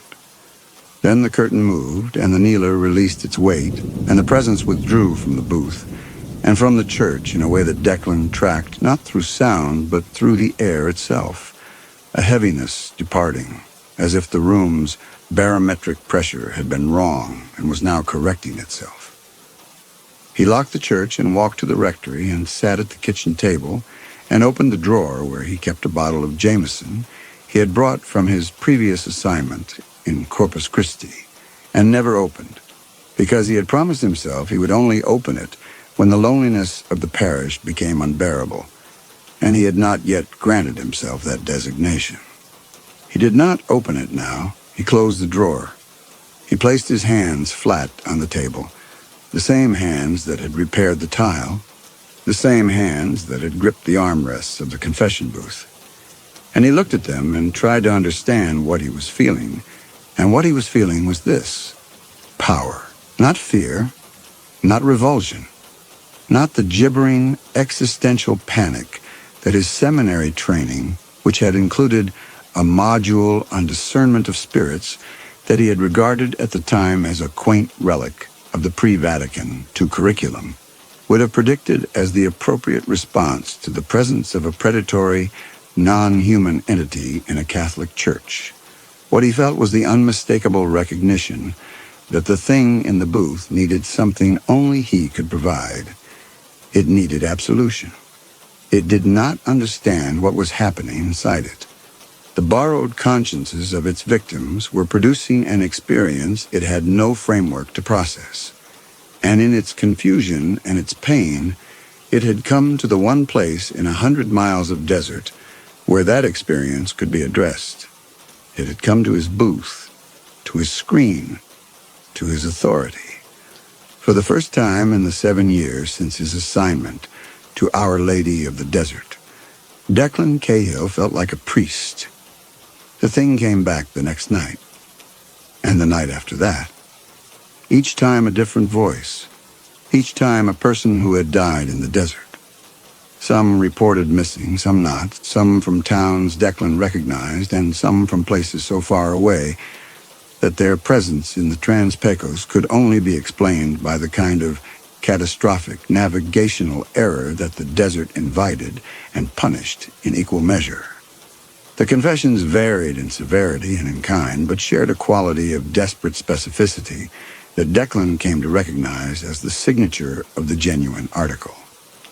Real sins remembered in granular detail, carried by real human consciousnesses that had survived the death of their bodies inside the thing that had consumed them, and could not stop insisting on the rituals of their faith. The entity bore the weight of these confessions the way a building bears the weight of furniture carried into rooms not designed for it, with visible structural distress. Declan could hear it in the voices, a distortion beneath the human frequencies, a harmonic that did not belong to any throat, that surfaced when the confessions reached their worst moments and the guilt became most acute. The thing was suffering. Declan had no theological framework for the suffering of a predatory entity that had accidentally ingested the moral architecture of its prey, but he recognized suffering when he heard it, and what he heard through the screen on those nights was something ancient being crushed by something it had swallowed without understanding what it was. He began to understand the transaction. The entity came to the booth because the voices inside it demanded the booth. The Catholic ones, at least. And in this part of Texas, along this stretch of border, the desert's dead were disproportionately Catholic, and their consciences were disproportionately formed by the specific sacramental logic of confession and absolution.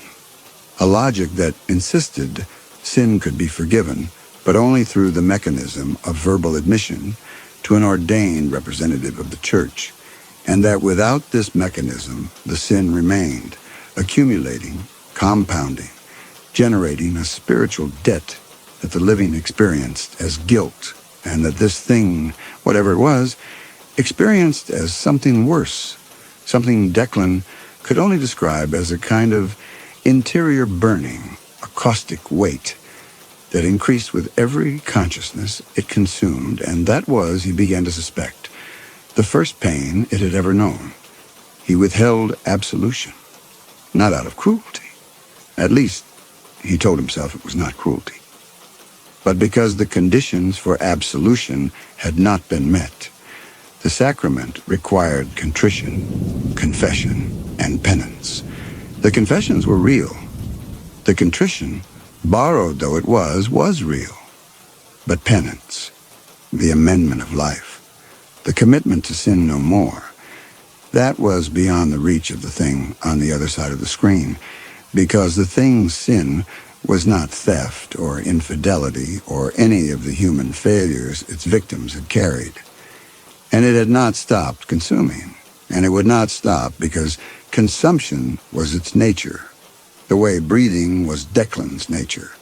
And you could not ask a man to stop breathing and call it penance, unless you could redirect the breaths. The idea did not come all at once. It assembled itself slowly over the course of the autumn and into the winter. Months of nightly visits, months of voices, months of sitting in the dark, while the accumulated dead of the Trans-Pecos Desert spoke their failures through a predator's borrowed throat. And it assembled itself from materials Declan had been carrying for 7 years without knowing he was carrying them. Not the grand injustices, not the Arnett family's water deal, or the deputy's brutality, or the cartel routes through the Arroyo. Those were too large, too abstract, too much like the concepts he preached about in homilies that no one heard. The materials were smaller than that. They were specific. They were in his body. They were in the way Eliseo Garza's jaw had healed crooked after the deputies beat him on Route 62.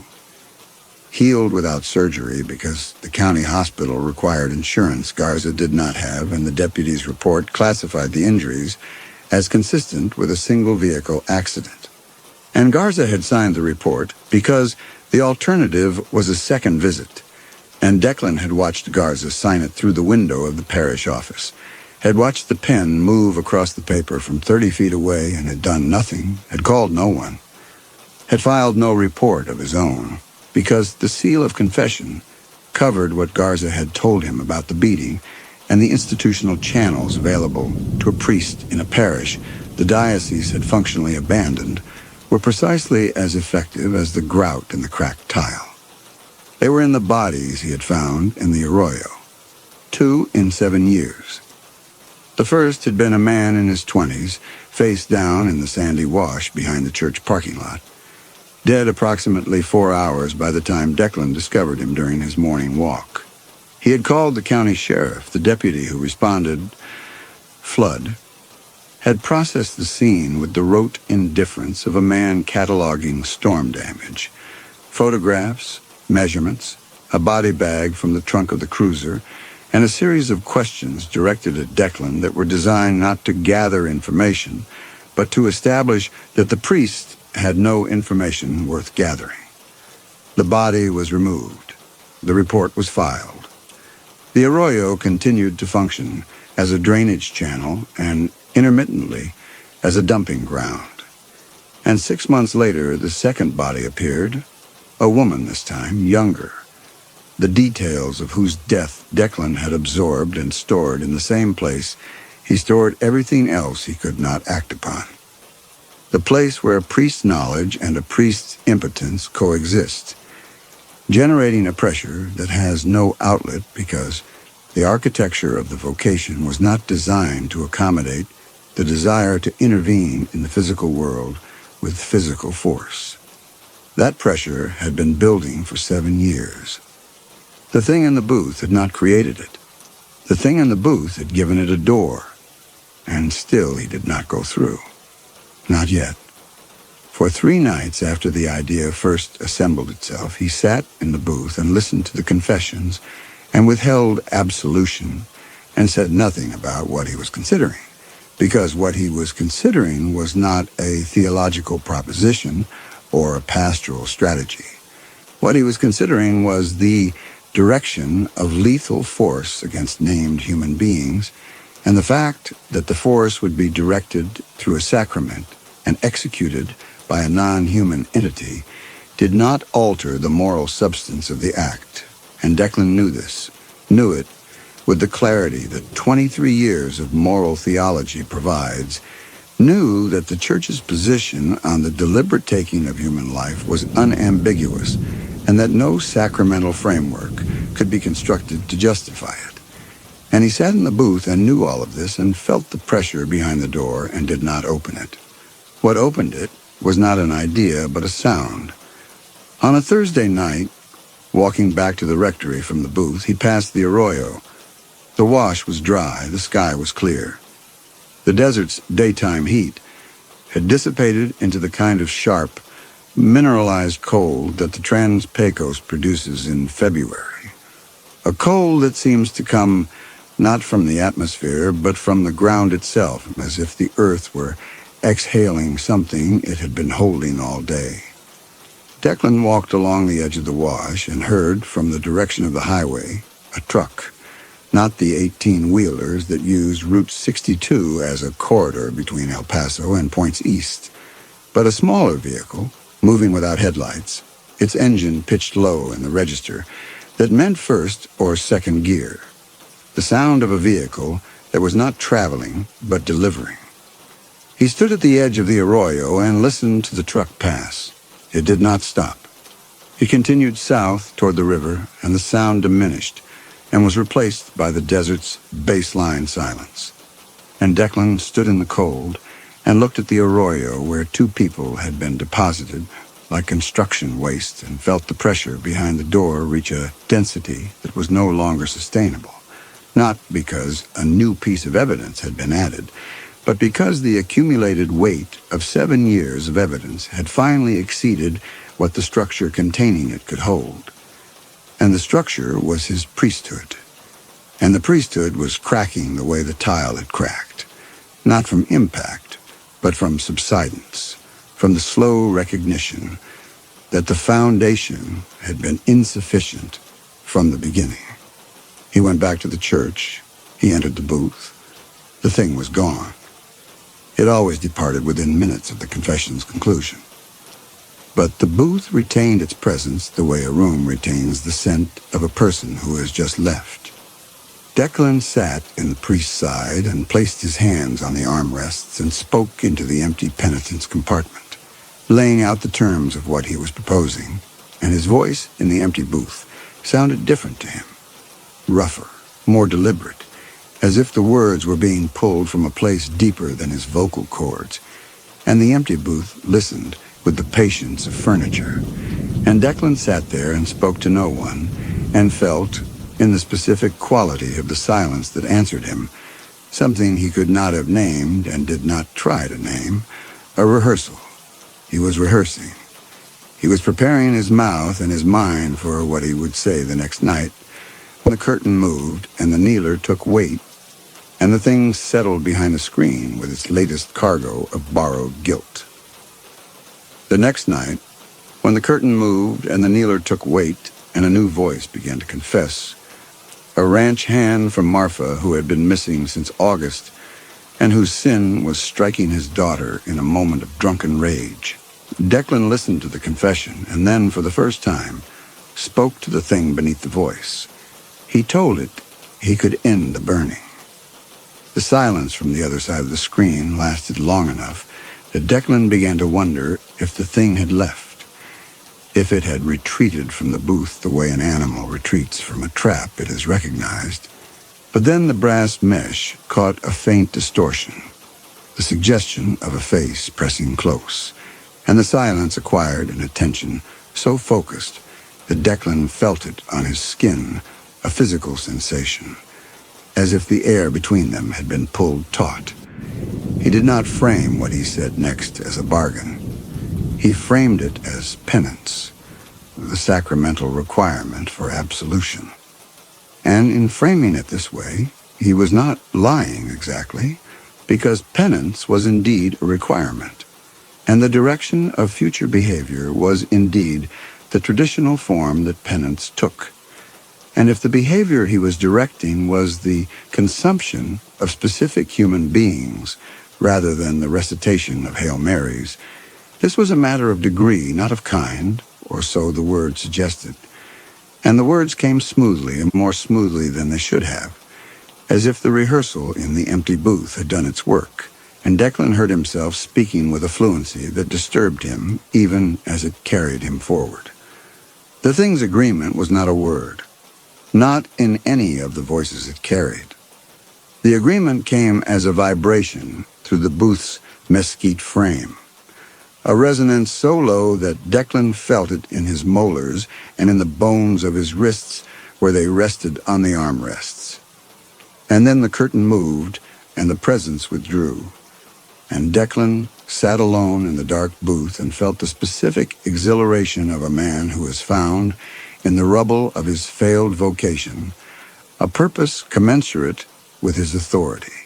He gave the arrangement a name, not the creature's name, which he did not know and suspected was not a thing that could be spoken with a human mouth, but a name for the transaction between them, a frame that would allow him to carry what he was doing without his mind rejecting it, the way a body rejects a transplanted organ. He called it the penance, not the creature, the arrangement. The penance was in effect. The penance was being served. When the penance was complete, absolution would follow. The first name he gave was Wade Arnett.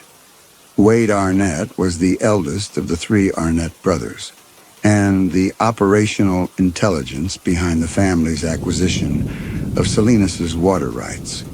He was 57 years old, lived in a ranch house 15 miles north of town that had been built with the profits of the water deal, and drove a white Dodge Ram with county plates that he had obtained through a relationship with the county clerk's office that was not technically illegal, but that occupied the same moral space as the Rivas boys' stolen $40, the space where the law's letter and the law's spirit diverge, and where people with money walk through the gap and people without money are crushed in it.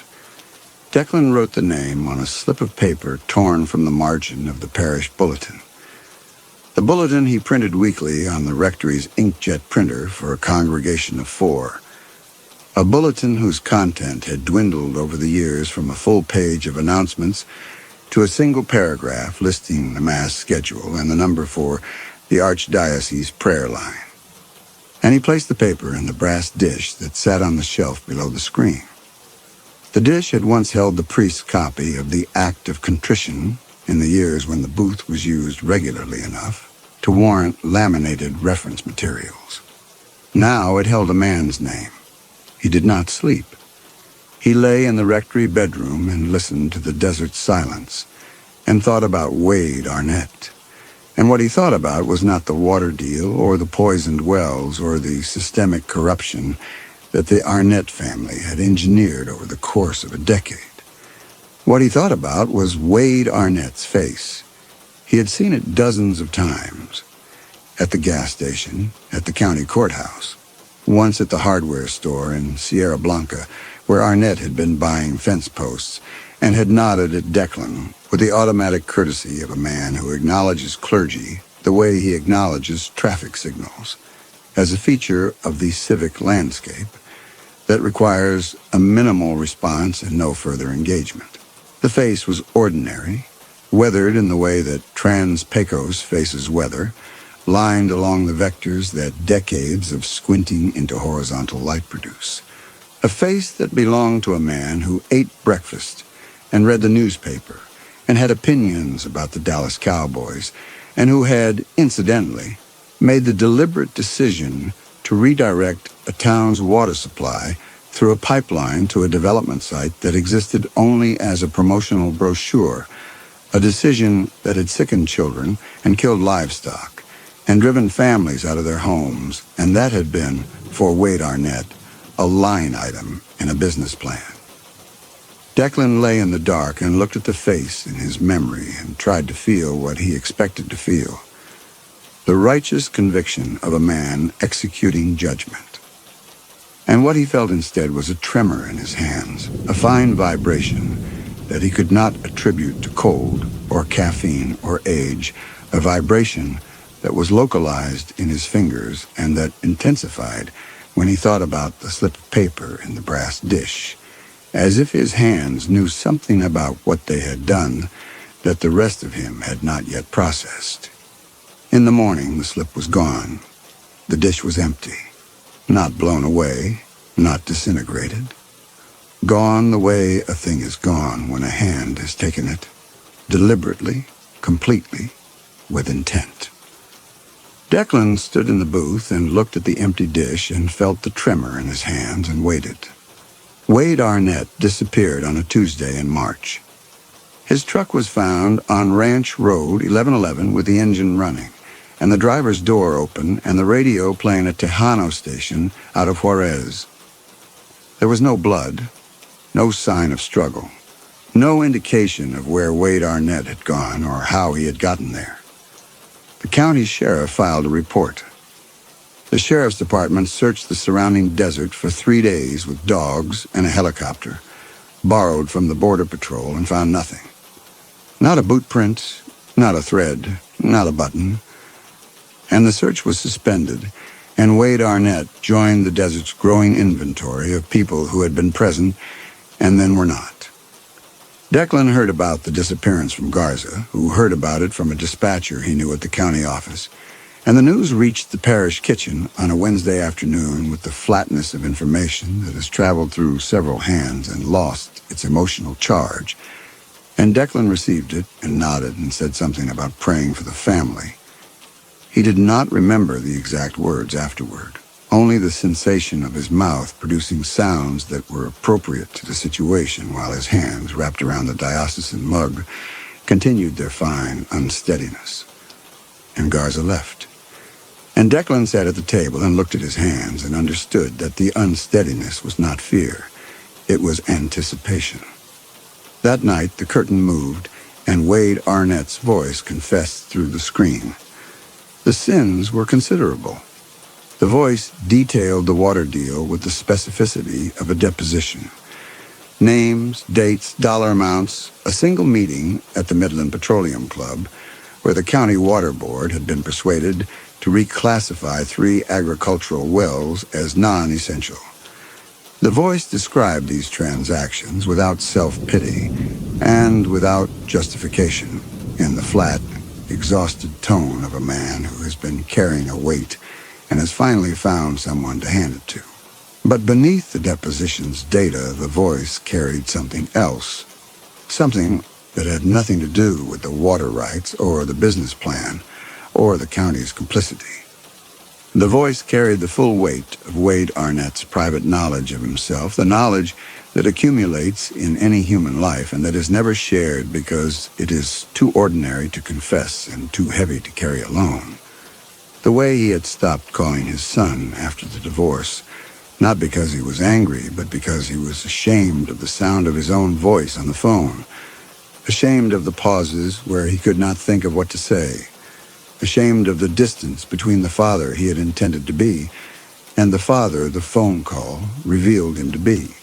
The way he drove to the ranch house every evening and sat in the truck for 10 minutes before going inside, not because he dreaded the house, but because the truck was the last space in his life where no one needed anything from him, and the engine's idle was the closest thing to silence he could find. The way he had looked at the Quitman Range at dawn on the morning of his last day and thought, without emotion, that it was beautiful, and that he had lived beneath it for 30 years and had never said so to anyone. The confession took 22 minutes. Declan counted. He counted because counting was the only operation available to him that did not require engagement with the content of what he was hearing, because the content was doing something to the structure of his justification that he had not anticipated. The sins were real and they were damning, but they were wrapped in the ordinary textures of a human life, and the ordinary textures were making the sins harder to isolate, harder to point at and say, this is why. And Declan sat in the booth and listened and felt the architecture of his righteousness accept a load it had not been designed to bear. The voice asked for absolution. Declan granted it.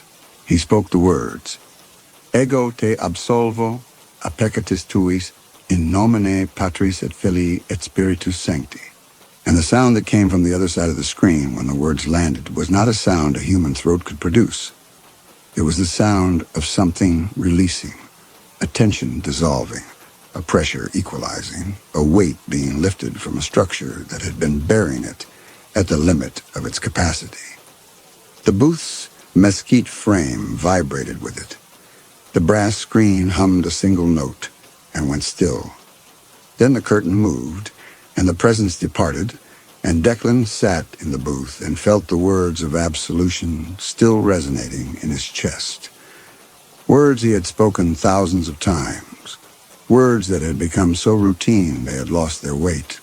Words that had been, for the past 7 years in this empty parish, a performance delivered to an absent audience. And for the first time in longer than he could calculate, the words felt like what they were supposed to be. They felt like power.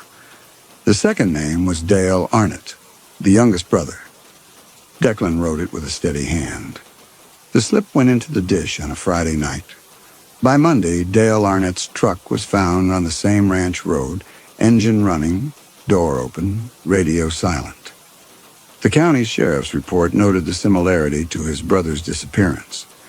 A detective from the El Paso field office drove out, interviewed the remaining brother, and returned to El Paso with a file that would be reopened periodically for the next several years and never resolved. Dale Arnett's confession, when it came through the screen, was briefer than his brother's. The sins more concentrated, less diffuse, the voice carrying less of the private human texture that had complicated Wade's. Dale Arnett had known what the water deal would do to the town. He had not cared. His confession was the confession of a man whose cruelty had been efficient rather than tortured, and the absolution Declan granted was correspondingly easier to speak, and the ease disturbed him less than it should have. And the fact that it disturbed him less disturbed him not at all, and this was the first sign, though he did not recognize it as such, that the structure he had built was beginning to carry him rather than the other way around. The third name was the deputy named Flood. The fourth was a man Declan knew only as a voice on the phone that called the Arnett ranch house at predictable intervals, and whose operations in the desert had produced the bodies in the arroyo. A man whose name Declan obtained through a conversation with Garza, who knew things about the desert's economy that he shared with Declan, not out of civic duty, but out of the intimacy that develops between a priest and a regular parishioner in a parish too small for anonymity. Each name went on a slip of paper. Each slip went in the brass dish. Each disappeared overnight, and within days, never more than a week. Each name's owner disappeared from the world in the same manner Wade Arnett had. Suddenly, completely, without evidence of violence or departure, as if the desert had simply opened a door and the person had walked through it, and the door had closed. The confessions that followed were the payment. Each voice, each recitation of sins, each request for absolution. These were the proof that the penance was being served, that the instrument Declan had forged from the raw material of an ancient sacrament, and an ancient predator was functioning as designed. He granted absolution each time. He spoke the words with increasing conviction. The booth no longer felt like a weapon. The town began to change. The process was not dramatic, not the overnight transformation of a fairy tale, but the kind of slow, organic recovery that occurs when a persistent infection is cleared and the body remembers, gradually, how to function without the pathogen. The water came back first. With the Arnett brothers gone and their corporate entity headless, the county's legal apparatus, sluggish, compromised but not entirely dead, began the process of restoring the original water rights. The wells were tested. The contamination levels dropped. People who had been driving 40 minutes to fill jugs at the Sierra Blanca grocery store began to drink from their own taps again. The deputies changed too. Not all of them. The corruption in the Hudspeth County Sheriff's Department was not a single tumor that could be excised but a systemic condition. But the worst of them were gone. Flood had disappeared in April. His partner, who had drawn his own conclusions about the actuarial implications of continued service in Salinas, had requested a transfer to El Paso. The beating stopped. The bodies stopped appearing in the arroyo. The desert's nighttime traffic rerouted itself to crossings farther south, and Salinas was left, for the first time in a decade, without the constant ambient hum of organized violence that its residents had come to regard as a feature of the landscape, like the wind. People returned. Not many. Salinas was not going to become a boomtown. But families who had left when the water went bad began to come back. They called it luck. They called it the market correcting. Some of them, the ones who attended Our Lady of the Desert on Sunday mornings, called it grace. Declan's parish filled. Not to capacity. The building still held 400, and the Sunday congregation stabilized at around 60. But the change was seismic in the context of a parish that had been ministering to single digits. He hired a part-time music director, a woman from Van Horn who drove an hour each way, and who transformed the liturgical experience from Declan's unaided baritone to something that approximated, on good weeks, the kind of worship experience that makes people return not out of obligation, but out of desire. He repaired the roof. He replaced the parking lot's decomposed granite with actual asphalt. The bell tower received structural attention from a contractor in Marfa who owed Garza a favor, and on a Sunday in August, for the first time in 11 years, the bells of Our Lady of the Desert rang for Mass, and the sound carried across the town and into the desert beyond it. And Declan stood in the sacristy and listened to the bells and felt in his chest the specific resonance of a man who has been given a task equal to his gifts and has risen to meet it. He felt like a prophet. The words surfaced in his prayers, not as vanity, he told himself, but as recognition. The Old Testament was populated with men who had been given authority over terrible instruments and had used that authority to execute God's judgment against the wicked. Moses had called down plagues. Elijah had summoned fire. Joshua had leveled cities. These men had not been gentle. They had not been asked to be gentle. They had been asked to be righteous, and they had been given the tools to enforce that righteousness. And the tools had been, without exception, devastating. And the use of those tools had been, without exception, sanctioned by the God who provided them. Declan was not Moses. He knew this. But the mechanism was the same. The same transaction, the same authority, the same willingness to direct terrible force against those who had earned it. And the results were the same. A people liberated, a land restored, a parish reborn, and a priest who had spent 7 years administering the sacraments to empty pews and who now administered them to a congregation that looked at him with the gratitude that attaches to a leader who has delivered his people from something they could not have escaped on their own. He continued to sit in the booth on weeknights. The thing continued to come. But the visits had changed. In the early weeks, the voices had carried a quality of raw, unprocessed anguish, the sound of consciences being crushed by the weight of their own transgressions. And the absolution Declan granted had produced a visible, physical relief, a relaxation of whatever mechanism the thing used to hold itself in human shape behind the screen. Now the anguish was less acute. The confessions came more smoothly, as if the thing had learned the rhythm of the sacrament and could execute it with something approaching fluency, and the absolution, when Declan spoke it, landed with less impact. The way a drug loses efficacy with repeated administration. Declan noticed this. He filed it alongside the other things he had noticed and chosen not to examine. The way the thing's silhouette had changed over the months, growing more defined, more human in its proportions, as if the accumulated voices inside it were teaching it something about the shape of the bodies they had once inhabited. The way the booth's mesquite frame had darkened in the area where the thing knelt, not with moisture, but with something else, something that had seeped into the wood's grain and altered its color the way age alters skin. The way the temperature in the booth had stabilized at a degree that was neither the building's ambient temperature nor the thing's own heat, but something between, a negotiated climate, as if the booth had become a space that belonged to both of them and to neither. He filed these observations and continued. There were more names to give. But the names were becoming harder. The Arnett's were gone. The worst of the deputies were gone. The cartel route had moved. The people who remained in Salinas' orbit of corruption were not the architects of the town's suffering, but its middle management.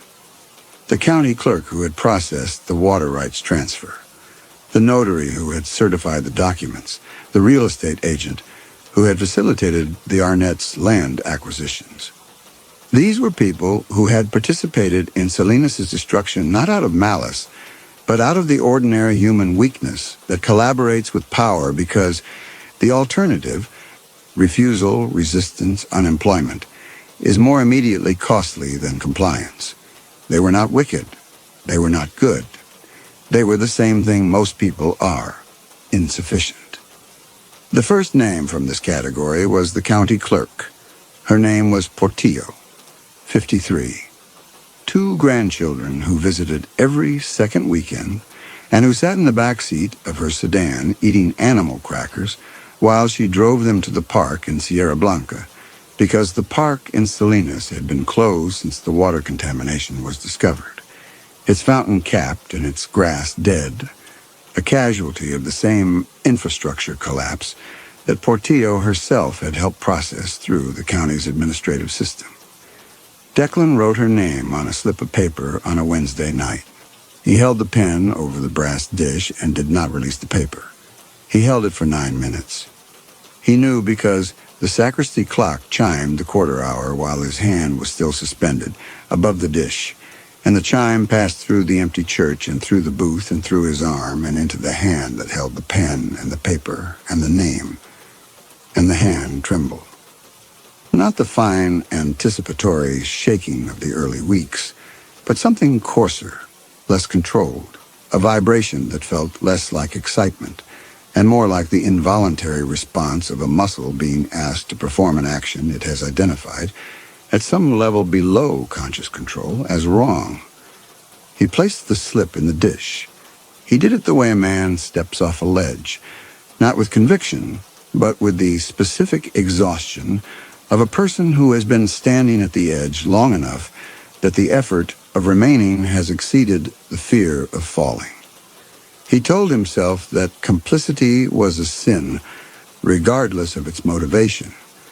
He sat in the kitchen afterward and believed it, the way he believed it when the coffee was cold and the fluorescent was flickering, and the drawer with the Jameson was closed, and the belief was available to him in all of these circumstances, and he used it. And it worked.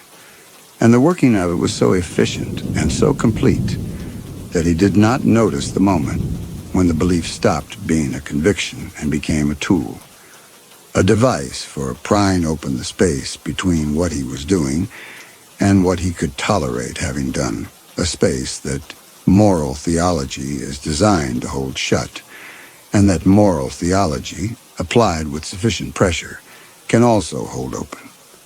The county clerk disappeared on a Friday. Her sedan was found in her driveway with the door open and her radio off. Her purse was on the passenger seat.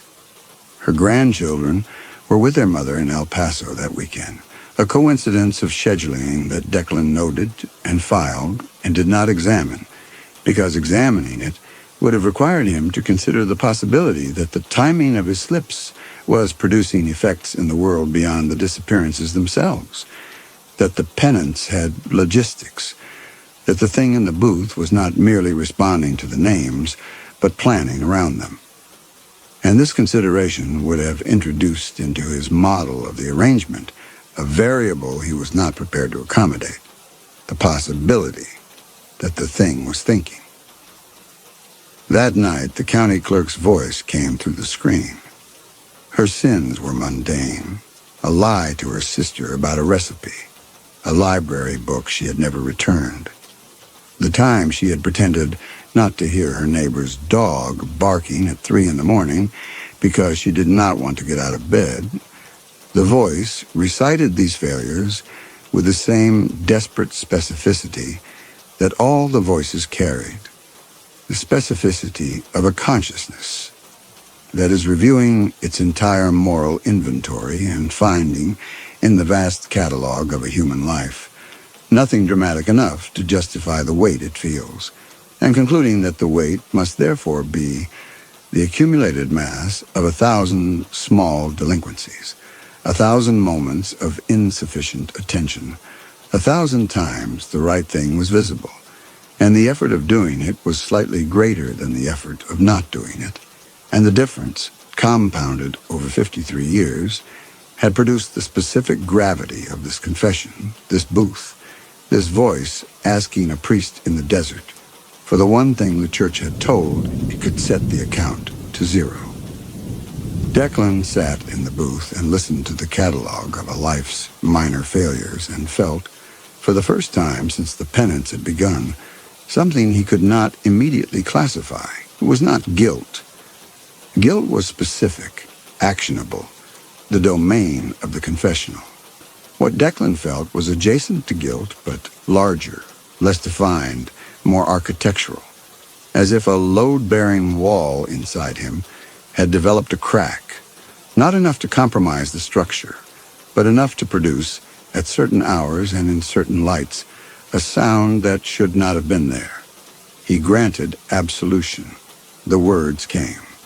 They came with the same practiced precision as always, but the sound of them in the booth was different, thinner, less resonant, as if the space between the words and their meaning had widened by a degree that was measurable but not yet critical.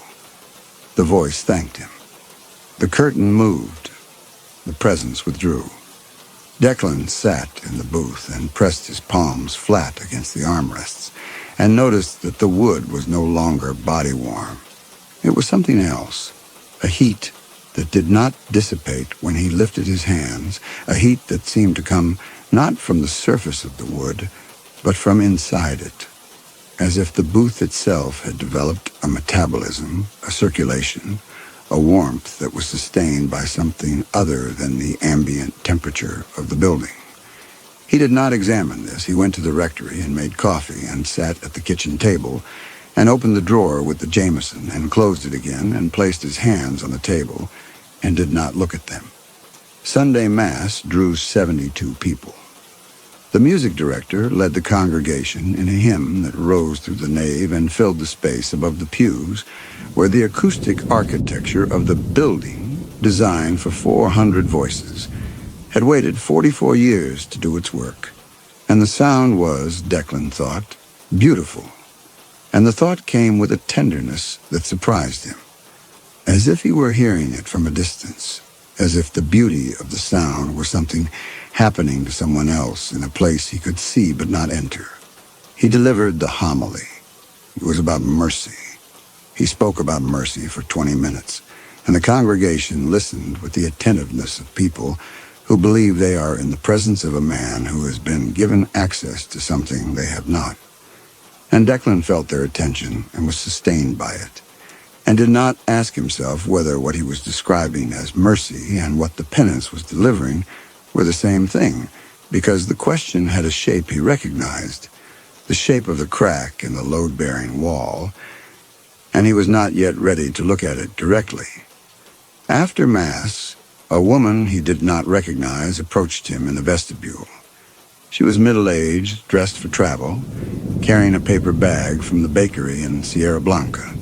She told him she was the Rivas boy's aunt, that she had driven from Lubbock to see the town her nephew had disappeared from, and that the boy's mother, who still attended the parish, who sat in the second pew every Sunday with a stillness that Declan had learned to read as the composure of a person who has replaced faith with its performance, had told her that the church was the best thing about Salinas. Declan thanked her. The woman studied his face. She asked him whether he thought the boy was at peace. He said he believed so. She nodded. She left the bakery bag on the table by the holy water font and walked to her car and drove away. And Declan stood in the vestibule and looked at the bag and did not open it because opening it would require his hands, and his hands had begun, in the past several weeks, to feel different to him. Not numb, not painful, but present in a way they had not been before, as if the work they had been doing in the booth and at the kitchen table and with the slips of paper had altered their relationship to the rest of his body, had made them autonomous, had given them a purpose and a direction that were not entirely his own. He went to the rectory. He did not eat the bakery item. He sat at the table and did not open the Jameson, and did not examine his hands, and did not think about the county clerk or her grandchildren, or the library book she had never returned. And outside the window, the desert did what the desert did at dusk, which was to become briefly, unbearably beautiful. The light on the Quitman Range turning the color of something heated past its tolerance, and then go dark. There were no more names. Declan had used them all, the Arnotts, the deputies, the cartel intermediary, the functionaries, the complicit, the insufficient. Every person he could identify as a participant in Salinas's degradation had been named and taken and confessed and absolved. And the brass dish sat empty in the booth, and the town was clean, and the parish was full, and the thing still came. It came every night. It sat behind the screen, and it breathed, and it waited. And when Declan did not place a name in the dish, it knelt in silence for the duration of an hour. Declan knew because he had begun counting the sacristy clock's chimes, tracking the duration of the visits with the instinctive record-keeping of a man who suspects that a transaction he initiated has developed terms he did not authorize. And then the curtain moved, and it departed, and the booth's warmth persisted, and the smell in the mesquite grew stronger. He told it the penance was complete. He said this on a Thursday in October, 1 year and 2 weeks after the first voice had come through the screen. He said the sins had been confessed, the absolution granted, the penance served in full, and that the arrangement between them was concluded. He spoke with the authority of his office and the conviction of a man who has successfully navigated an unprecedented sacramental situation and who is now exercising the administrative prerogative of the confessor to declare the account settled. The thing did not leave.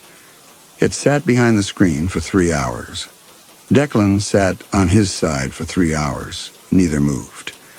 The sacristy clock chimed 9, 10, 11. The sanctuary lamp's red light reached the edge of the booth and stopped. At some point during the second hour, Declan became aware that the breathing from the other side of the screen had changed. Not faster, not slower, but deeper, more resonant, as if the chest cavity producing it had expanded, as if the body behind the curtain had grown to fill the available space, and the booth's wood creaked in the way wood creaks when weight is applied to it from the inside, a sound of containment under pressure. At 11:15, the curtain moved. The thing departed. The next night it was back. It came every night for a week. It did not speak. It did not confess. It sat behind the screen and breathed and waited and departed.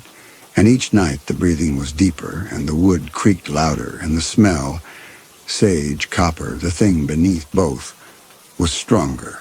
And Declan sat on his side and said nothing, because there was nothing to say, because the penance was complete, and the dish was empty, and the sacrament had been administered, and there were no more names.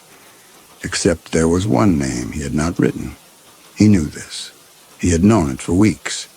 Since the county clerk, since the homily about mercy, since the Rivas boy's aunt had studied his face in the vestibule, and Declan had seen in her eyes the reflection of something she could not have named, but that she recognized, the way animals recognize a change in atmospheric pressure before a storm. He had known it in the kitchen, in the way his hands lay on the table, in the way the Jameson drawer stayed closed, not because he was resisting temptation, but because the act of resistance had become the only ritual of self-denial he had left, the only evidence he could produce to himself that he was still the man who had mixed grout on a Wednesday evening and pressed it into a crack in the floor of a church that was falling apart. The name he had not written was his own, not as a target, not as a slip in the brass dish, but as a confession, the acknowledgement in the sacramental format that he had used to launder his own moral authority for 12 months, that what he had done bore a name, and the name was not justice. He had directed the killing of 11 people. Some had been genuinely wicked. Some had been ordinary. One, the county clerk, whose grandchildren visited every second weekend, and who had processed paperwork she did not understand because her supervisor told her to, had been innocent in every way that mattered, and guilty only in the way that everyone is guilty who lives inside a system and does not tear it down. He had done this from a wooden box in a dark church using an ancient sacrament as a contract and a predatory entity as an executioner. And he had called it the penance, and he had felt like a prophet. And the feeling had been, he could admit this now in the kitchen, with the fluorescent flickering and the coffee cold, and the Jameson drawer closed. The feeling had been magnificent. That was the sin, not the killing, not the bargain, the magnificence.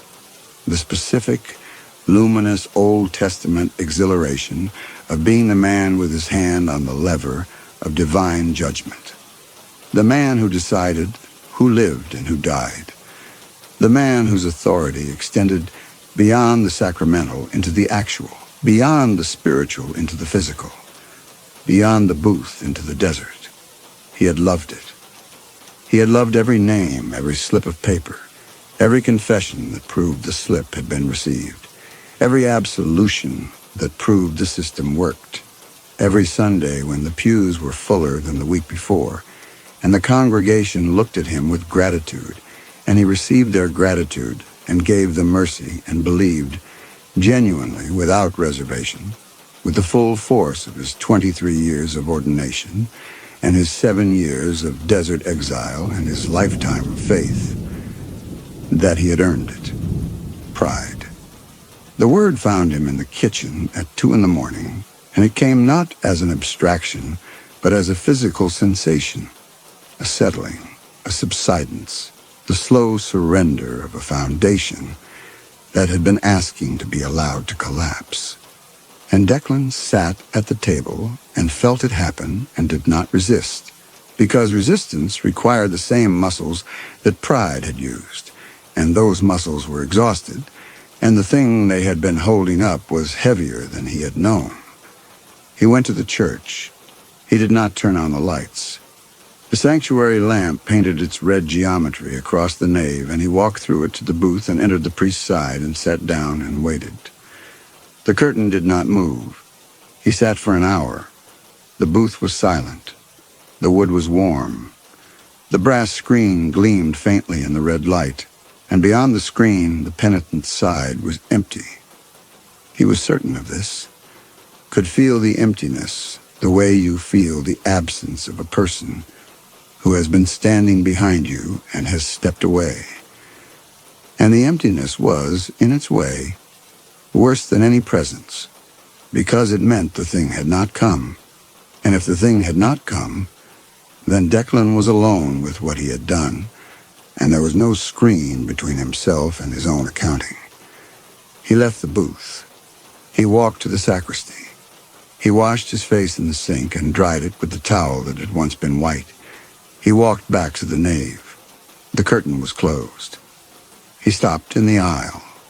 The curtain on the penitent's side was drawn, not stirring, not settling, but drawn, the way a person draws a curtain when they have entered a space and wish to signal their presence without speaking. Beyond the curtain, the suggestion of weight on the kneeler, the subtle depression of the booth's floor, the redistribution of the structure's equilibrium that occurs when something is inside it that was not there a moment ago. Declan entered the priest's side. He sat down. He leaned toward the screen. The breathing was already there, steady and deep, and the silhouette behind the brass mesh was not the low, narrow shape of the early visits or the gradually more human proportions of the later ones. It was his shape, his height, his breadth, the angle of his shoulders, the tilt of his head, his own body reflected back at him. Through the darkened brass, as if the screen had become a mirror, and the thing on the other side had decided, tonight, to show him exactly what it had been becoming, night by night, confession by confession. Across the full duration of the arrangement Declan had built and named and administered and loved, the voice that spoke was his, not a voice like his voice. The specific frequencies, the cadences, the way his Galveston childhood surfaced in certain vowels despite 2 decades of ecclesiastical diction, the way his breath caught before difficult words, a habit he had tried to train out of himself at seminary and had never fully succeeded. The slight rasp at the bottom of his register that appeared after 11 o'clock, when his vocal cords had been working all day and the desert air had dried them to the texture of old paper. The voice said, "Bless me, Father, for I have sinned." Declan's hands closed on the armrests. The wood was hot, not warm, hot, as if a current were running through it, as if the booth had been plugged into something that was feeding it energy it was not designed to contain. Through the screen, his own silhouette leaned forward, and the breathing, his breathing, reproduced with a fidelity that reached past imitation into something more disturbing, something that suggested not mimicry, but occupation, as if the thing had entered his voice the way it had entered the voices of the dead, and was now speaking from inside it. The breathing steadied, and the confession began. It confessed to pride. It used his voice to describe the specific sensation of writing a man's name on a slip of paper, and knowing that the name would be collected and the man would cease to exist, and the way that sensation had evolved over the months from horror to necessity to satisfaction to appetite. It described the appetite in the language of Declan's own interiority, not the language of theology or moral philosophy, but the private, unedited language of a man's relationship with his own desires, the language that lives below the words he uses in public and above the impulses he does not acknowledge at all. And it described this appetite with an accuracy that made Declan's vision narrow, because the description was not an approximation or an inference. It was a transcript. The voice continued. It confessed to the county clerk. It named her. Portillo, it said. And the name landed in the booth like a stone dropped into still water. And it described the moment Declan had written her name on the slip of paper, the specific hesitation of the pen, the specific override of the hesitation, the specific thought that had allowed the override. Complicity is a sin regardless of its motivation. It reproduced this thought in Declan's voice with the casual precision of a man quoting his own diary, and the reproduction was exact, and the exactness was the horror, because Declan had not spoken this thought aloud, had not written it down, had not confessed it to anyone, had carried it exclusively in the sealed interior of his own consciousness. And the thing on the other side of the screen was reading from it the way he had read from the act of contrition laminate that had once occupied the brass dish. The confession lasted 26 minutes. Declan counted. He counted because counting was the only cognitive operation available to him that did not require engagement with the content of what he was hearing, and the content was unbearable. Not because it was false, but because it was true, every word of it, delivered in his own voice with his own inflections and his own private language, and the truth of it was not a revelation, but a mirror, and the mirror was not being held up to him by a monster. The mirror was being held up to him by himself, by the version of himself that the thing had been assembling, night after night, on the other side of the screen, from the material Declan had been providing without knowing he was providing it. His voice, his posture, his breath catch, his private thoughts, his sins. 12 months of sitting opposite the thing in the confined space of the booth. 12 months of speaking the words of absolution with increasing conviction. 12 months of providing the thing with a complete, granular, unreproducible model of a Catholic priest. Not the theology, not the vestments, not the institutional apparatus, but the interior. The specific way a specific man holds his authority, exercises his power, justifies his compromises, and believes in the deepest interior of his self that he is good. The voice stopped. The booth was silent. Through the screen, his own silhouette sat motionless. The wood was so hot that Declan's palms had begun to sweat against the armrests, and the smell, sage, copper, the thing beneath both, was so strong that it had ceased to be a smell and had become an atmosphere, a medium, as if the air in the booth had been replaced by something denser and older, and Declan was breathing it, and it was breathing him. The silhouette shifted. The brass screen caught the movement and held it. A tilt of the head, his tilt, the specific angle of inquiry that he used when a penitent had finished speaking and was waiting for his response. Then the voice spoke again, and it was still his voice, and what it said was, "I absolve you." The words of the sacrament. His words, in his voice, from the wrong side of the screen. Spoken not as a request, but as a performance. The thing demonstrating that it had learned the transaction from both directions, that it could sit on either side of the booth, that the screen between priest and penitent was not a wall but a membrane, and the membrane was permeable, and the thing had been passing through it for 12 months.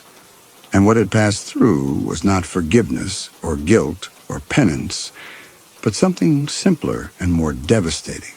Fluency. The thing had learned to be a priest. Declan's hands released the armrests.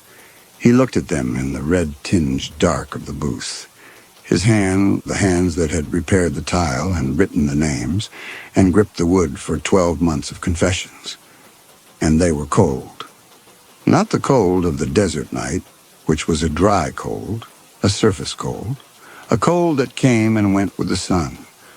This cold was internal. It was in the bones.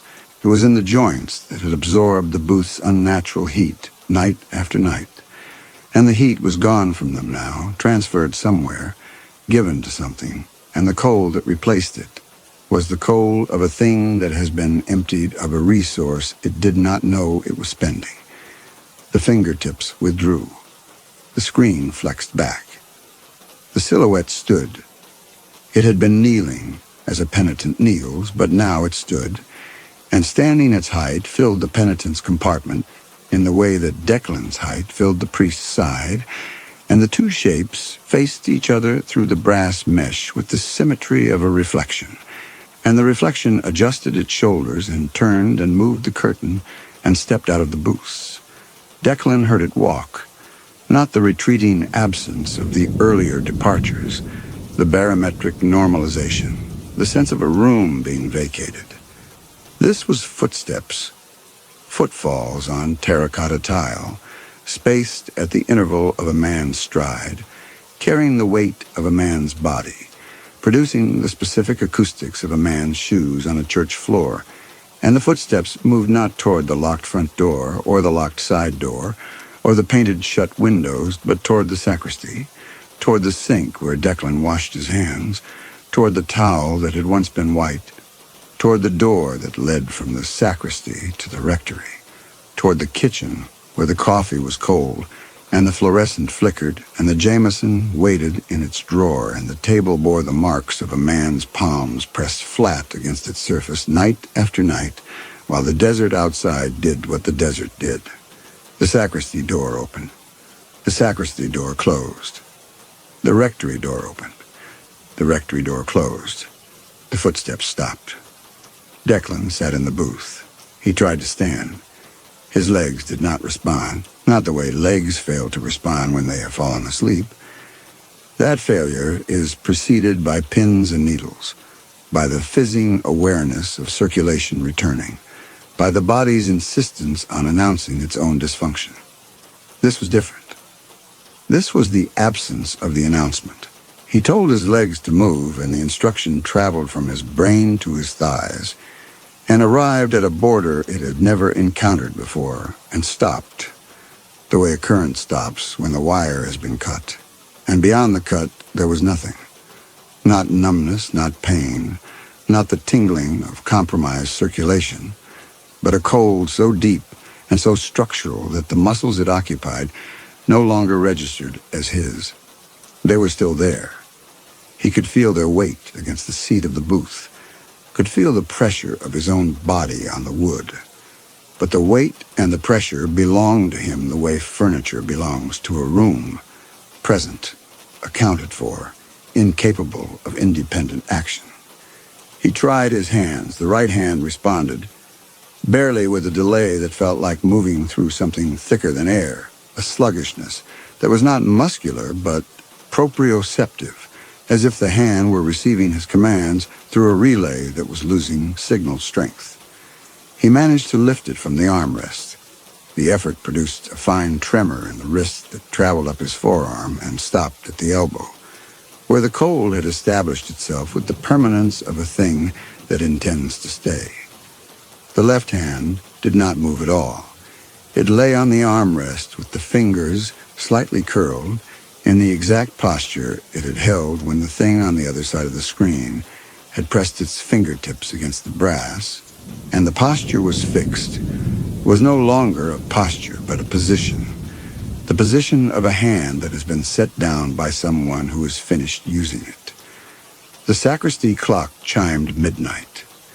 Declan sat in the booth and felt the cold advance.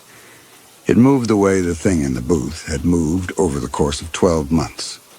Not suddenly, not dramatically, but with the patience of a process that does not need to hurry because the outcome is permanent rather than eventual.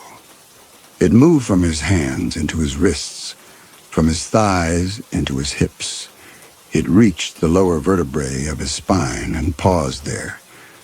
Not because it met resistance, but the way water pauses at a seam in rock, finding the path. And during the pause, Declan became aware of a nail in the booth's frame that he had never noticed before. A finished nail whose head had worked free of the mesquite by 1/16 of an inch, and that pressed against his left shoulder blade with a precision that was, in the context of everything else that was happening to his body, absurdly material. The kind of detail that belongs to a world where nails and wood and shoulders still operate under the old physics. And then the cold found its path and settled into the vertebrae with the specific weight of something finding its permanent location. And the weight was not painful, but it was final, and the finality was in the cold itself, which was not the cold of absence, not the cold of heat departing, but the cold of replacement, the cold of a space that has been vacated and occupied simultaneously, emptied of one thing and filled with another, the way the booth's penitent side had been emptied of the thing and filled with the depression it left in the velvet.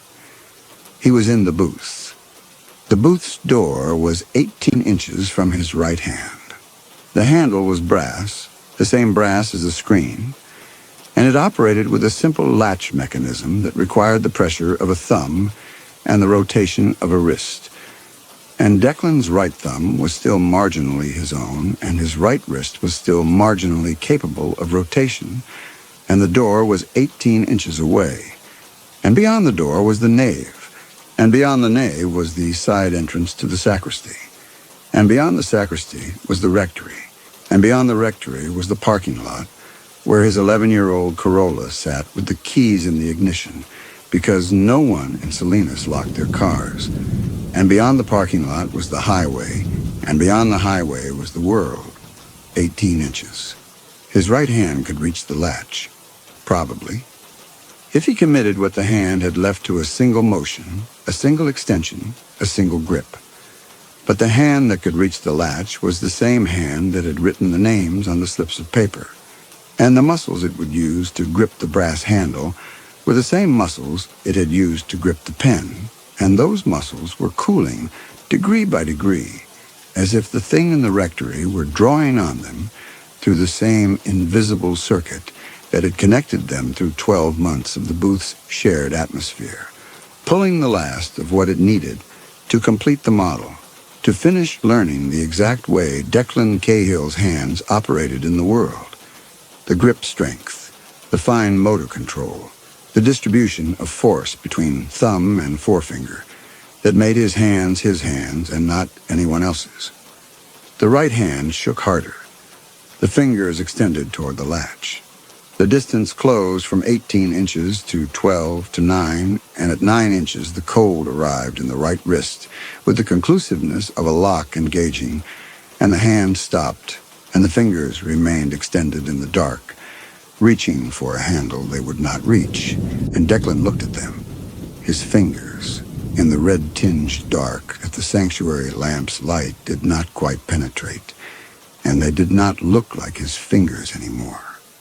They looked like something left behind, something shed, something the booth would hold in its fixed position until the mesquite dried further and the varnish cracked further and the building settled further into the caliche, and the fingers would settle with it, reaching for a brass handle, in a church in the desert where no one would come looking, because the man everyone would expect to find here was already in the rectory, already sitting at the kitchen table, already performing the sleepless nights with the fluency of a thing that had studied them from 6 inches away for a year.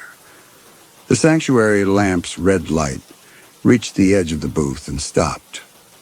On the other side of the screen, the penitent's kneeler held its depression. The shape of something that was not a man's knees pressed deep into the velvet, a warmth that persisted past the point where warmth should have dissipated, a warmth that was, Declan understood now, his warmth, the heat of 23 years of ordination, and 7 years of desert exile, and 12 months of sitting in this booth believing he was the one administering the sacrament. The cold reached his chest. It registered not as a sensation, but as a subtraction. The removal of something that had been there so long, he had mistaken it for himself. The way you mistake the hum of a furnace for silence, until the furnace cuts off and the true silence underneath is so vast and so empty that the absence has a sound of its own, and the sound is the sound of a building that is no longer heated, that is no longer maintained, that is no longer occupied by anything that requires warmth. His lungs still worked. His heart still beat.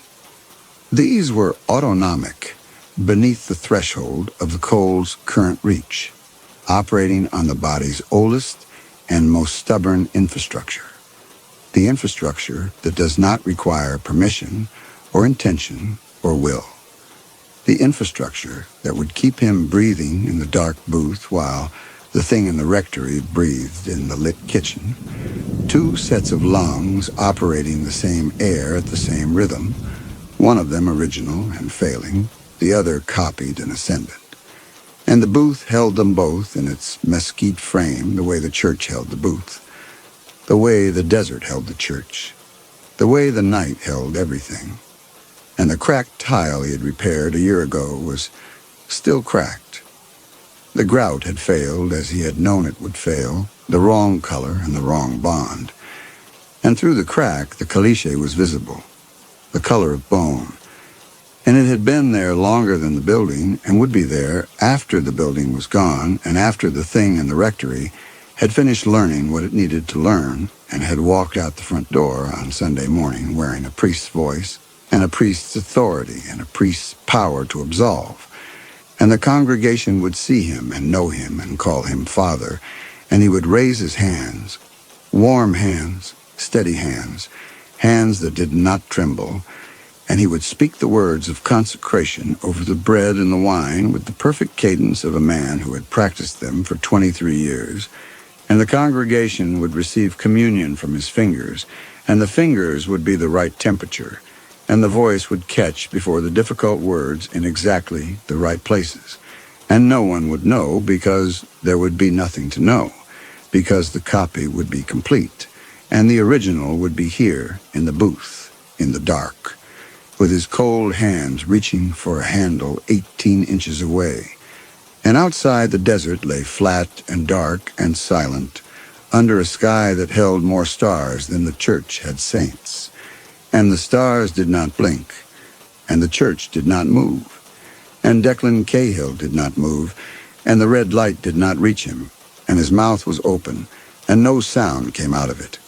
And the sound that did not come out of it was a prayer, and the prayer had no recipient. And the booth held him the way it had always held its penitents, in the dark, on his knees, with a screen between himself and something that could not forgive him, because it did not know what forgiveness was, had never known, and did not need to know, because it had learned something better. It had learned the words.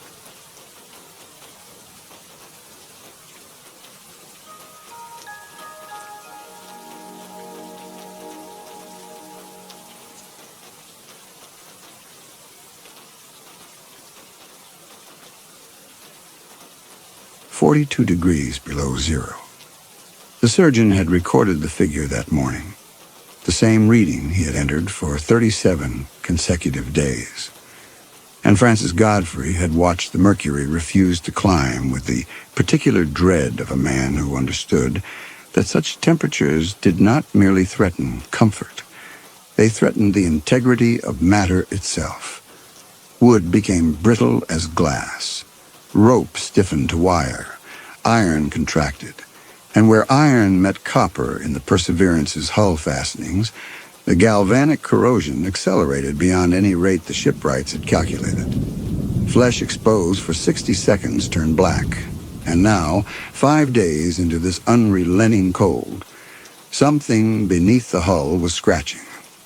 Godfrey accompanied Harcourt into the hold, watching as the surgeon crouched and pressed his left palm flat against the interior planking 3 feet below the waterline. Harcourt stilled, then nodded once.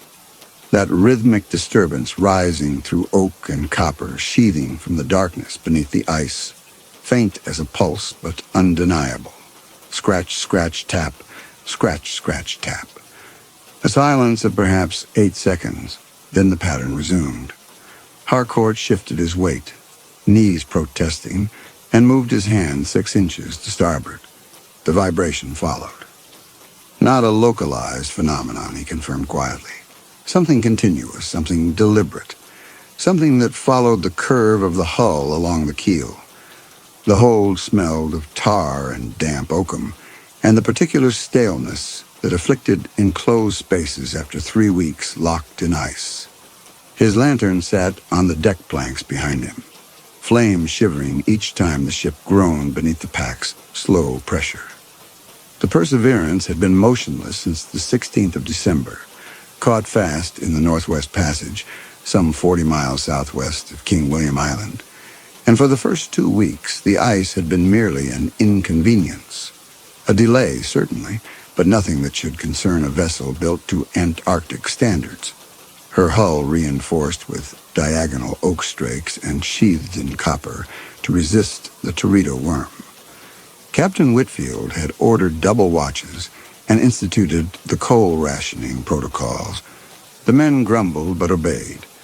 They had endured worse on the Belcher expedition. Then 5 days ago, the scratching began. The carpenter's mate heard it first, or claimed to. Godfrey had learned to treat sailors' reports with cautious skepticism after 18 months aboard.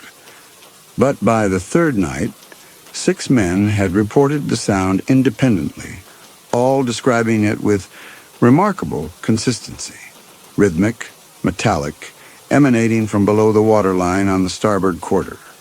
The cook insisted it was the aglulic, a name Godfrey did not recognize until the ship's surgeon explained, with barely concealed contempt, that it was an Inuit superstition, some marine cryptid said to haunt the ice and drag unwary men through the holes in the pack. The surgeon, a pragmatic Scot named Harcourt, believed the sound was nothing more than thermal contraction, the copper sheathing flexing against its iron fasteners as temperatures plummeted. Godfrey had thought this explanation adequate until he accompanied Harcourt into the hold and watched him feel the vibration himself. Thermal contraction did not maintain tempo. Harcourt withdrew his hand and flexed his fingers, working warmth back into the joints. January in the Arctic meant absolute darkness, the sun having abandoned them weeks ago, and though the ship maintained interior temperatures through careful coal management.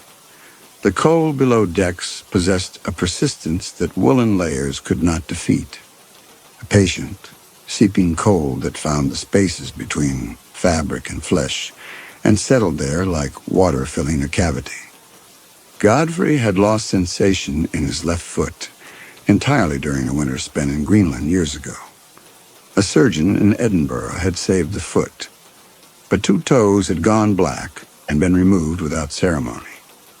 He had learned to recognize the early signs of frostbite, and his extremities now reported them with dull insistence. The scratching stopped. Harcourt remained motionless, palm hovering an inch from the hull, listening. The silence extended. 10 seconds, 15, 20. Then from somewhere forward near the bow, the pattern resumed. Scratch, scratch, tap. Fainter now, nearly inaudible, but definitely present. It was moving, Harcourt noted. Or rather, their position relative to the source had shifted, which suggested the source itself was not fixed to a single point on the hull, but distributed along its length. Harcourt rose, joints crackling, and retrieved his lantern. The flame had burned low. He would need to refill the reservoir before attempting another descent.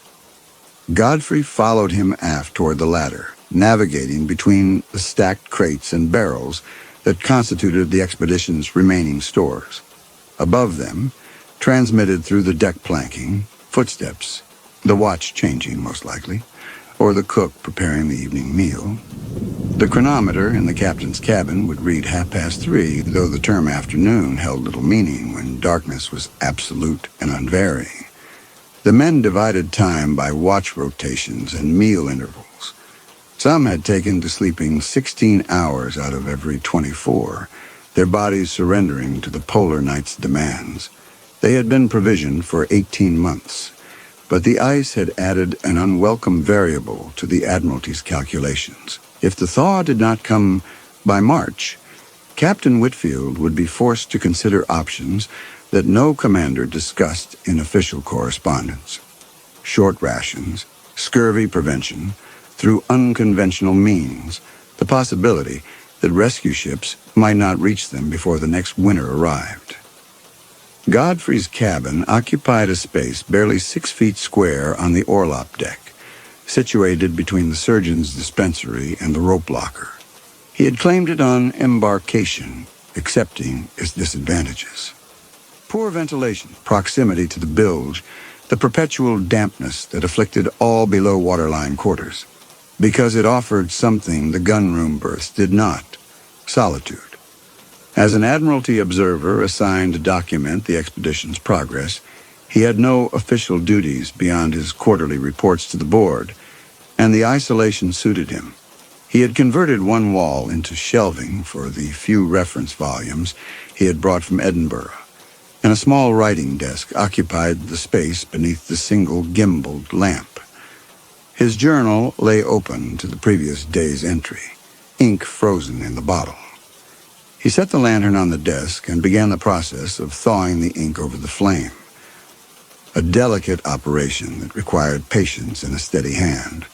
Too much heat, and the fluid would boil; too little, and it remained useless. While he was waiting, he reviewed his notes from the past week, observations on ice formation patterns, sketches of frost crystal structures, a dissection log for the 2 gulls that had frozen to death on the foredeck, their bodies preserved so perfectly that Godfrey had been able to examine their stomach contents in detail. Nothing substantial. Nothing that would justify his presence aboard or the Admiralty's investment in his passage. The scratching, however, demanded explanation. If the sound derived from a biological source, and the rhythmic cadence suggested purpose rather than random accident, then it was worth understanding. Godfrey had studied natural history at Edinburgh under Forbes, and though his position aboard was administrative rather than scientific, the education remained. He could not simply ignore a phenomenon this peculiar, a new species of cold-water organism, perhaps, or some variation of the common barnacle adapted to sub-zero temperatures. The question nagged at him, kept him from sleep, made the darkness in his cabin feel oppressive rather than restful. But investigation itself was beyond his position. Harcourt, however, possessed both the scientific training and the pragmatic methodology required for proper examination. The ink liquefied. Godfrey dipped his pen and began to write. January 17th, 1848. Starboard hull vibrations continue. Pattern consistent. Paired scratching sounds followed by single tap, 8-second interval, repeated without variation for periods exceeding 5 minutes. Harcourt confirms migration of sound source along keel line, suggesting either locomotive capability or multiple sources acting in concert. Crew morale affected. Superstitious claims increasing. Captain Whitfield has requested professional assessment. He paused, considering how to phrase the next observation without committing to a hypothesis he could not yet support. Preliminary observation, vibrations inconsistent with thermal contraction or ice pressure. Biological origin possible. Have suggested to Harcourt that direct observation via ice hole access to exterior hull may resolve the question. The suggestion would require the captain's approval, and Whitfield was not a man who authorized risk without clear justification. Cutting through 3 feet of ice to reach the hull's exterior meant exposing the ship to potential flooding, however minimal, and diverting men from essential duties to a project that might yield nothing more than confirmation of Harcourt's initial thermal explanation. The surgeon would need to present his case with precision. He blotted the page and closed the journal. The scratching had resumed. He could feel it through the deck planks, faint but present. A vibration that traveled through oak and iron and registered in his bones before his ears acknowledged it. The sound possessed an edge that troubled him, though he could not explain why. Rhythm implied purpose. Purpose implied intelligence, or at least the blind purposefulness of instinct.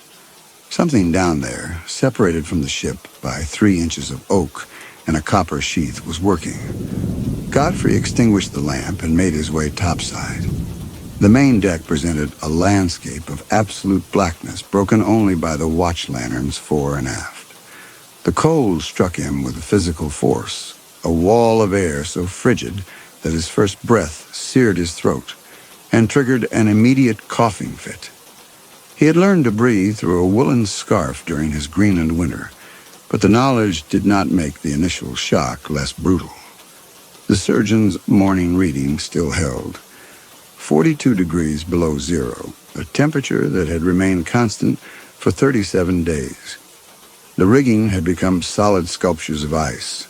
The sails, furled months ago, were frozen to rigid cylinders that would shatter if deployed. Even the ship's bell had ceased to function, its clapper fused to the bronze. Mr. Godfrey. The voice emerged from the darkness near the starboard rail. Captain Whitfield, distinguishable only by the silhouette of his officer's coat and the faint glow of his pipe. The tobacco smoke hung in the air like fog, refusing to dissipate. Godfrey approached, his boots crunching across the frost-covered deck, accompanied by Harcourt. The surgeon explained what he had observed below, the consistent vibration pattern, his assessment that thermal contraction could not explain the phenomena. Whitfield drew on his pipe, the ember flaring briefly. But this contradicted his own earlier position, he noted. Harcourt acknowledged his previous skepticism, but maintained that direct observation had changed his conclusion. Thermal contraction did not migrate. Thermal contraction did not maintain intervals. A pause. The captain was a deliberate man, not given to hasty decisions, and Godfrey had learned to respect the silences that preceded his judgments. Whitfield asked what he required. Harcourt outlined his proposal. Access to the exterior hull through an observation hole cut in the ice, port side amidships where the pack was thickest. 2 hours for the ice work, perhaps 30 minutes for observation. They would know the source by morning. Whitfield turned to face them, though in the darkness, Godfrey could distinguish nothing of his expression. The men were frightened, the captain observed. They heard the Inuit stories and believed them because belief was easier than uncertainty. If Harcourt went down into that ice and found nothing, if this was merely the ship settling or ice cracking in patterns that mimicked purpose, then he would have confirmed their worst suspicions. The rational explanation becomes inadequate. The supernatural fills the vacuum, and then we name it, catalog it, and the men sleep soundly. Whitfield tapped his pipe against the rail, dislodging frozen ash. How long? Harcourt estimated until first watch tomorrow. The captain granted permission, advising him to choose his men carefully. Harcourt nodded and withdrew toward the bow. Godfrey followed, aware that he had suggested this course of action, and now carried responsibility for its consequences. The scratching followed him, transmitted through the hull, present beneath every footfall. Scratch, scratch, tap. Scratch, scratch, tap. Something feeding, he thought. Something patient and vast and perfectly adapted to the dark. The carpenter's mate was a Welshman named Pugh, small-framed and gap-toothed, whose hands possessed the particular steadiness that distinguished competent craftsmen from merely adequate ones. Harcourt found him in the forward hold, inspecting the oakum seals around the anchor chain housing. He looked up at the surgeon's approach, but said nothing, waiting. Harcourt explained what he required.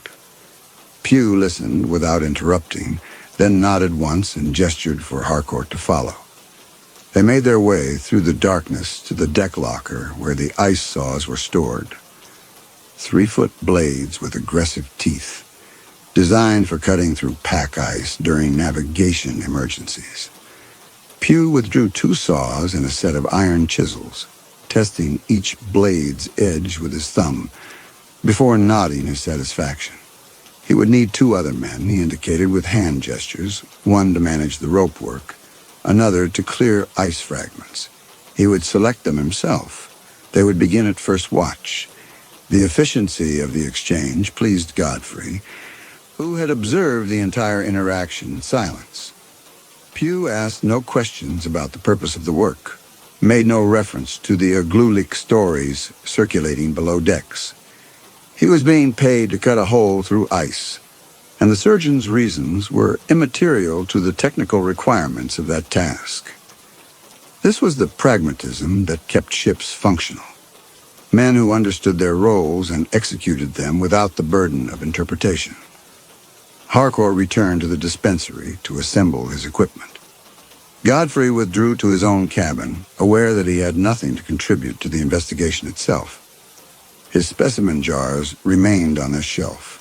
His magnifying glass, purchased in Edinburgh for examining small organisms, would not be needed. The leather-bound notebook where he recorded observations lay closed on his desk. Whatever Harcourt discovered tomorrow would be the surgeon's finding, not his own. Godfrey's role had been merely to suggest the investigation. Nothing more. Sleep would not come easily, he knew. The scratching continued, fainter now, but present whenever he pressed his ear against the bulkhead.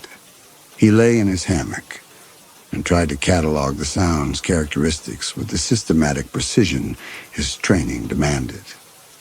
Frequency: approximately one complete cycle every 10 seconds. Amplitude: sufficient to transmit through 3 inches of oak. Timber metallic, suggesting contact with the copper sheathing rather than the wooden hull beneath. Spatial distribution: mobile, suggesting either a single large organism moving along the keel or multiple smaller organisms distributed across the hull's surface. The latter seemed more probable. Arctic waters supported encrusting organisms, and the Perseverance had spent 4 months in these waters before the ice trapped her. More than sufficient time for colonization. But barnacles did not scratch. They were sessile filter feeders, extending appendages into the water column.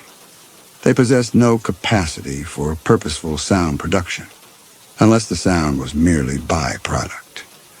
Feeding behavior producing rhythm as a side effect, not intention. Godfrey sat upright in the hammock. The thought nagged at him, made sleep impossible. He swung himself out and lit the lamp. His reference volumes occupied the shelf above the desk. Darwin, Cuvier, a manual of mollusca. He pulled down the Darwin, the cold from the leather binding biting through his fingers. The pages crackled as he turned them, the paper gone brittle. The scratching came through the bulkhead as he read, scratch, scratch, tap, persistent beneath every word. And he found himself rereading the same passages 3 times before their meaning registered. His eyes ached. The lamp oil was burning low, the flame guttering each time the ship groaned and sent vibrations through the desk. He learned nothing that resolved the question. But the act of searching gave structure to the hours when sleep would not come. The scratching stopped again. Godfrey set down the book and pressed his palm against the bulkhead. Silence. He counted to 60, then 200. Nothing. Whatever mechanism drove the sound, biological, thermal, structural, it operated in cycles that defied easy interpretation. 20 minutes of activity followed by cessation, or perhaps the pattern was more complex than he had yet determined. He would need extended observation to map the rhythm accurately. He returned to the hammock, but did not extinguish the lamp. The darkness below decks was absolute when unlit, and Godfrey found that his mind worked more efficiently with even minimal illumination. The flame burned low, casting shadows that swayed with the ship's slight movements as the ice shifted around her hull. The Perseverance was held fast, but not motionless. The pack contracted and expanded with temperature changes, exerting pressures that made the timbers groan and the deck planks separate fractionally along their seams. The carpenter inspected these gaps daily, driving fresh oakum into any opening wider than a quarter inch. So far, the hull had held, but Whitfield had ordered constant monitoring. A ship crushed by ice sank quickly, and in these waters there was nowhere to go but down. Godfrey's thoughts turned to the expedition's broader circumstances, which had grown increasingly dire over the past month. They were not the first Royal Navy vessel to winter in the Arctic. The Franklin expedition had disappeared somewhere in these same waters 3 years ago, and the Admiralty had launched multiple rescue attempts, all unsuccessful. The Perseverance was not a rescue ship. Her mission was purely cartographic, charting the southern route of the passage in preparation for eventual commercial navigation. But Franklin's fate hung over every decision Whitfield made, every order he gave. The men knew the stories. They knew that ships could vanish into the ice and never emerge. The scratching resumed, louder than before.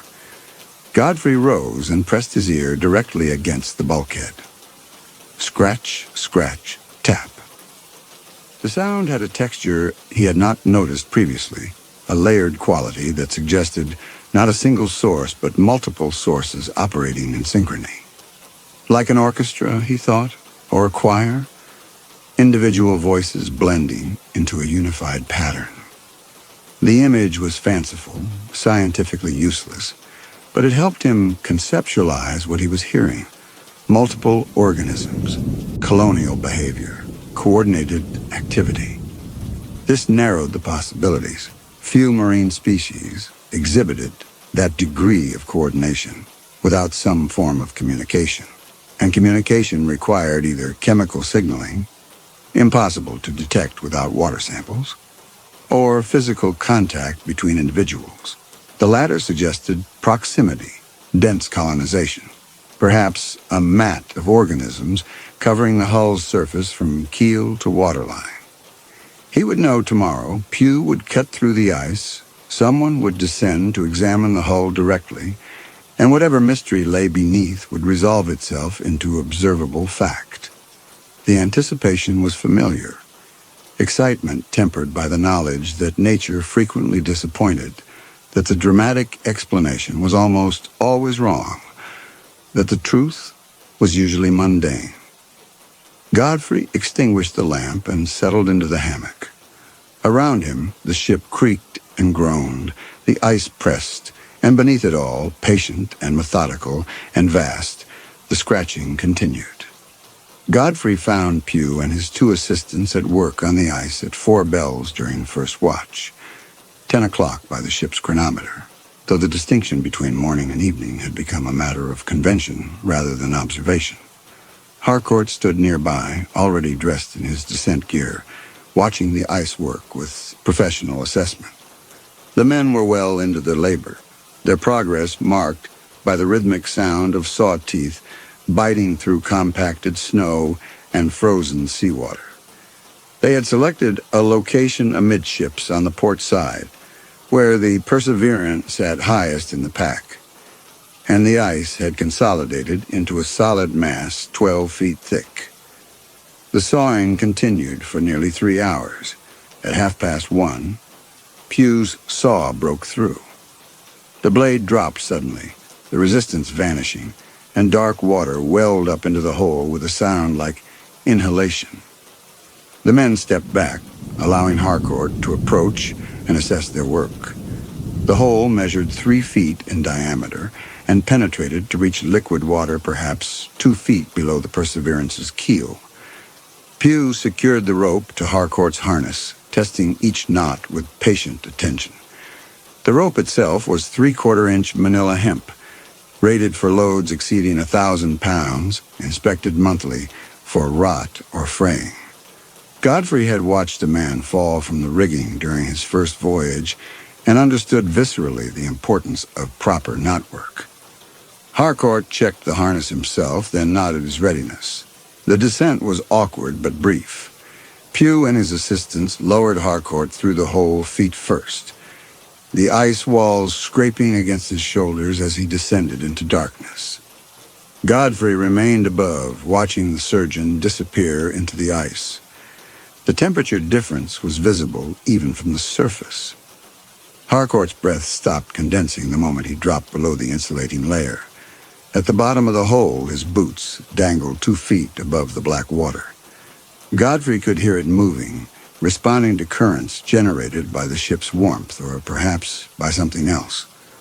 Harcourt signaled for the lantern. Pew lowered it on a separate line, and Harcourt took hold of it carefully, aware that dropping the light meant abandoning the investigation entirely. There were no spare lanterns in the equipment locker, and constructing a new one from available materials would require resources the ship could not afford to expend. The lantern's glow penetrated perhaps 6 feet into the water before darkness absorbed it completely. From above, Godfrey could see only the faint illumination moving as Harcourt angled the light toward the ship's hull, visible as a massive shadow to his right. The copper sheathing would be gleaming dully down there, mottled with patches of discoloration that might indicate corrosion or might be shadows cast by uneven ice. Harcourt signaled for more slack. The rope paid out another 3 feet, bringing him within arm's reach of the hull. He extended the lantern as far as the rope would allow and examined the copper surface. Godfrey watched from above as Harcourt went completely still, the lantern motionless in his grip. Even from this distance, the surgeon's posture communicated discovery. When Harcourt finally looked up toward the surface, his expression was unreadable in the ice hole's darkness, but he gestured sharply. "Come see this?" Godfrey descended partway into the hole, bracing himself against the ice walls to peer down at what Harcourt's lantern revealed.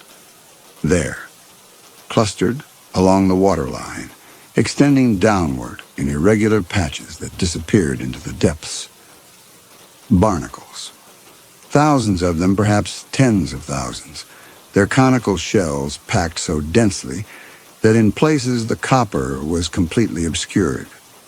Each shell measured perhaps 3 inches in diameter at the base, narrowing to a blunt apex from which feeding appendages occasionally emerged and retracted. The shells themselves were pale gray, nearly white, mottled with darker streaks that created camouflage patterns against the discolored copper. Godfrey had never seen barnacles colonize a ship's hull so thoroughly, nor in water this cold. Even from this distance, the species appeared unfamiliar. The shell morphology did not match any of the common North Atlantic varieties he had studied in his references. The feeding appendages, visible for only seconds before withdrawing into the protective shell, appeared more robust than typical barnacle cirri, almost muscular in their articulation. Below, Harcourt withdrew a copper scoop from his belt and maneuvered it toward the nearest cluster. The tool's edge scraped against the shells, producing a sound that transmitted through the water and the ice with startling clarity. Scratch, scratch, tap. Godfrey froze, understanding arriving with the force of revelation. The sound was not the barnacles themselves. It was the barnacles feeding, their shells scraping against the copper as they extended and retracted their appendages, the tap occurring when the feeding structures struck the metal after consuming whatever material had accumulated on the surface. They were feeding on the copper itself, or rather, on something associated with the copper. Harcourt positioned the scoop beneath a single barnacle and applied upward pressure, attempting to dislodge it without crushing the shell. The creature's grip was extraordinary. He had to work the blade back and forth for nearly a minute before the barnacle released its hold and tumbled into the scoop. He secured it in his collecting bag, then reached for a second specimen, this one larger than the first. The pattern repeated. Stubborn resistance followed by sudden release, as if the barnacle had decided to let go rather than being forced from its substrate. Harcourt collected 6 specimens total before the cold in his hands became dangerous. Even through the sealskin mittens, his fingers had gone numb. Godfrey could see him flexing them awkwardly between collections. He signaled to be raised. Pugh freed the surgeon from his harness. Harcourt's face was unreadable, but he moved stiffly, the cold having worked deep into his limbs during the descent. He made his way back toward the ship without speaking, the collecting bag clutched against his chest. Godfrey followed, aware that what he had witnessed from above was Harcourt's discovery, not his own. Harcourt's dispensary felt tropical after the ice. Godfrey accompanied him inside and watched as the surgeon set the specimens on his examination table and spent 10 minutes warming his hands over the lamp flame before attempting to examine them. The barnacles remained alive, Harcourt noted with satisfaction. Their opercula, the small plates that sealed the shell opening, moved slightly in response to temperature changes. Good. Living specimens would allow behavioral observation in addition to anatomical study. Harcourt selected the largest specimen and positioned it under his magnifying glass. The feeding appendages, 6 pairs of them, more than typical barnacles possessed, were thicker than expected, almost muscular in appearance, and terminated in structures that resembled scrapers rather than filters. He probed one with a dissecting needle, and the appendage contracted with surprising strength, nearly pulling the needle from his grip. This was not filter-feeding behavior, Harcourt observed. This was scraping, abrading, consuming material from the substrate itself. He inverted the specimen and scraped the interior of the shell with his scalpel, collecting the dark brown residue that had accumulated there. He transferred a sample to a glass slide and examined it under magnification. Ferrous oxide, Harcourt announced. Iron rust. The barnacles were consuming rust. Godfrey stood watching from the corner of the dispensary, his mind working through the implications. The Perseverance's copper sheathing was fastened to the hull with iron bolts, thousands of them, driven through the oak planking at regular intervals. In seawater, the galvanic reaction between copper and iron produced accelerated corrosion. The iron oxidized, forming rust that leached through microscopic gaps between the copper sheets and the wood beneath. The barnacles had evolved to exploit that accumulation. They were specialized rust feeders, extracting iron oxides from the copper surface and metabolizing it through some biochemical pathway that Harcourt could not yet identify. The scratching sound was simply the acoustic byproduct of their feeding behavior, thousands of barnacles scraping simultaneously. It was elegant, it was remarkable, and it was completely harmless. Godfrey felt the tension that had been building in his shoulders for 5 days released suddenly. The aglulic was mythology. The scratching was marine biology. The ship was in no danger from this source, and the men could rest knowing their fear had been misplaced. Harcourt would document what he had found, preserve several specimens in alcohol. Perhaps the finding would interest someone at the Zoological Society. Perhaps not. Either way, the mystery was solved. The examination consumed the remainder of the day. Harcourt worked carefully through the specimens, documenting shell morphology, measuring feeding appendages, preserving examples in alcohol for potential transport back to England. Godfrey assisted where he could, sketching what Harcourt described, recording measurements. By the time the surgeon finished his initial documentation and packed his notes into his carrying case, the chronometer indicated evening watch. He gestured for Godfrey to accompany him to the captain's cabin. Whitfield received them with the restrained curiosity that characterized all their interactions. Harcourt explained what he had found using plain language and avoiding technical terminology where possible. Barnacles feeding on rust, thousands of them covering the hull, the scratching merely a byproduct of their feeding behavior, rhythmic, because the creature's metabolic cycles synchronized in response to water temperature or chemical gradients. No threat to the ship, no danger to the crew, the mystery solved. Godfrey stood silent throughout the presentation, contributing nothing. Whitfield listened without interrupting. When Harcourt finished, the captain reached for his pipe and spent a moment packing it with tobacco before responding. "You're certain?" It was not quite a question, but Harcourt answered anyway. He showed the captain his sketches, the preserved specimens, the rust samples he had collected from the barnacle shells. The evidence was conclusive. Whitfield drew on his pipe and nodded slowly. He would inform the officers at evening mess. Harcourt's initial skepticism had proven premature, but his willingness to revise his position in light of evidence spoke well of his scientific training. The men would require more convincing.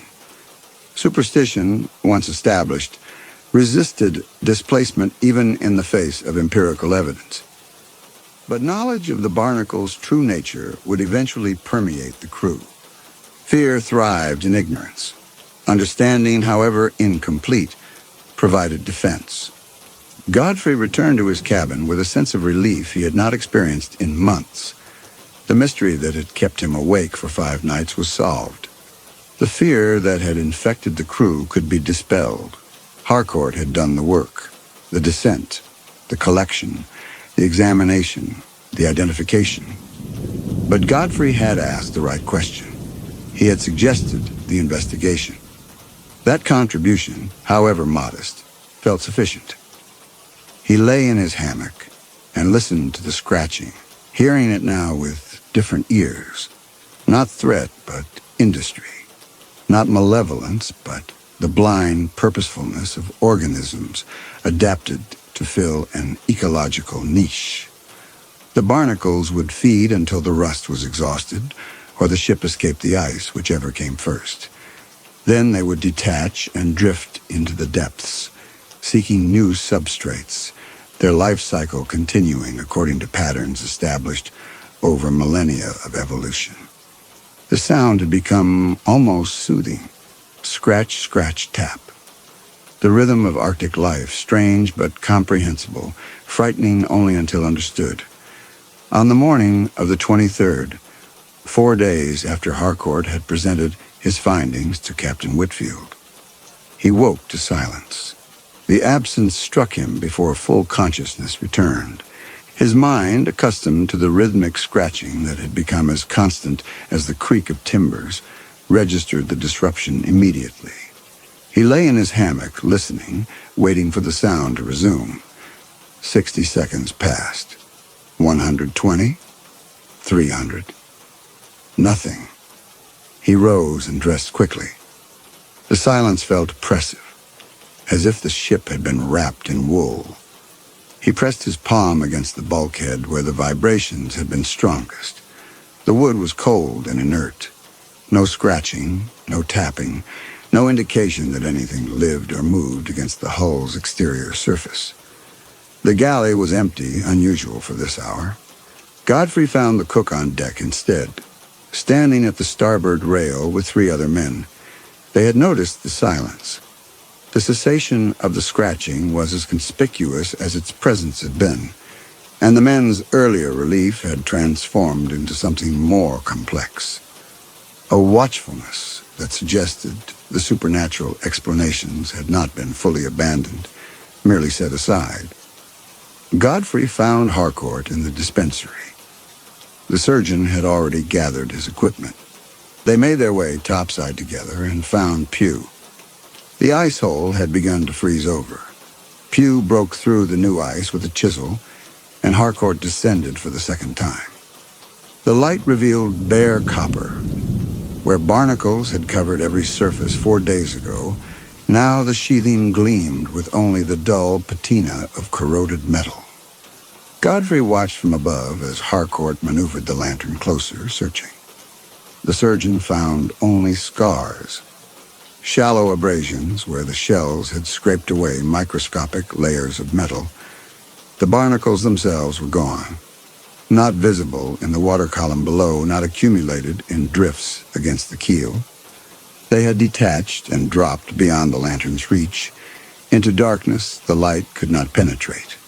Thousands of organisms acting in concert, abandoning a food source that had not yet been exhausted. Back in the dispensary, Harcourt pulled his medical references from the shelf. He kept several natural history texts alongside his anatomy volumes. Godfrey joined him, contributing his own Edinburgh editions. They read for 2 hours, searching for any documented instance of mass detachment. The texts were unanimous. Barnacles detached only when dead or dying, when their attachment mechanisms failed due to disease or substrate degradation. They did not detach in response to environmental changes. Detachment was death. Yet these barnacles had released themselves deliberately. The conclusion was inescapable. They had sensed something that made drowning preferable to remaining in place. Harcourt spent the rest of the day searching his medical and natural history references for Arctic predators. Godfrey assisted, cross-referencing Edinburgh texts against Harcourt's more recent publications. The literature documented seals, walrus, occasional whales, but none of these would generate signals that barnacles would recognize as threatening. Barnacles had evolved to fear small, localized predators, sea stars, gastropods. They had no evolutionary framework for responding to large animals, unless the predator was something barnacles had evolved with, something from ancient seas. By evening watch, they had reached no conclusions, only deepening questions. Godfrey and Harcourt made their way topside together. Captain Whitfield stood at his usual position at the bow. "They're gone." Harcourt confirmed this. Every barnacle detached, the hull scraped clean. Just absence where abundance had existed. Whitfield drew on his pipe and asked for his assessment. "They sensed something," Harcourt explained. "Something large enough to generate vibrations through the water. Something they recognized as a threat, severe enough to justify abandoning their substrate entirely." The captain's silence invited elaboration. For barnacles to have developed this response, mass detachment in the presence of seismic signals, the evolutionary pressure must have been immense, Harcourt continued, sustained over millions of years.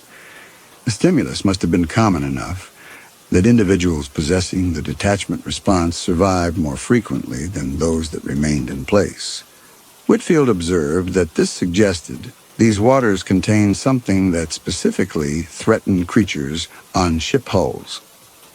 Or on any large surface, Harcourt corrected.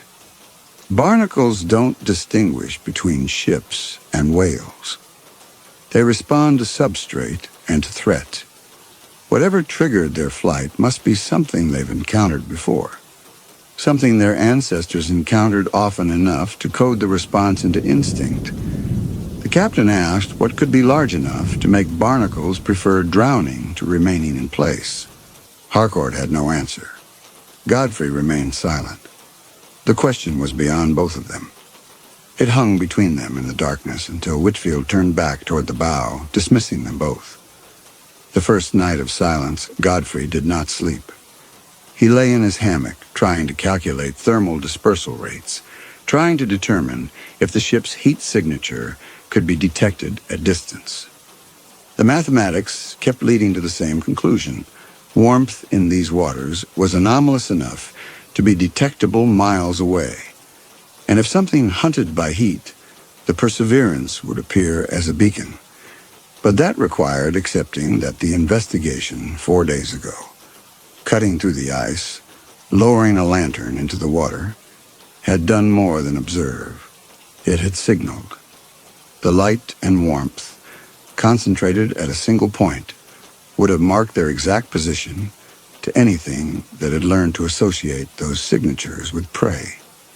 Harcourt had not simply discovered the barnacles.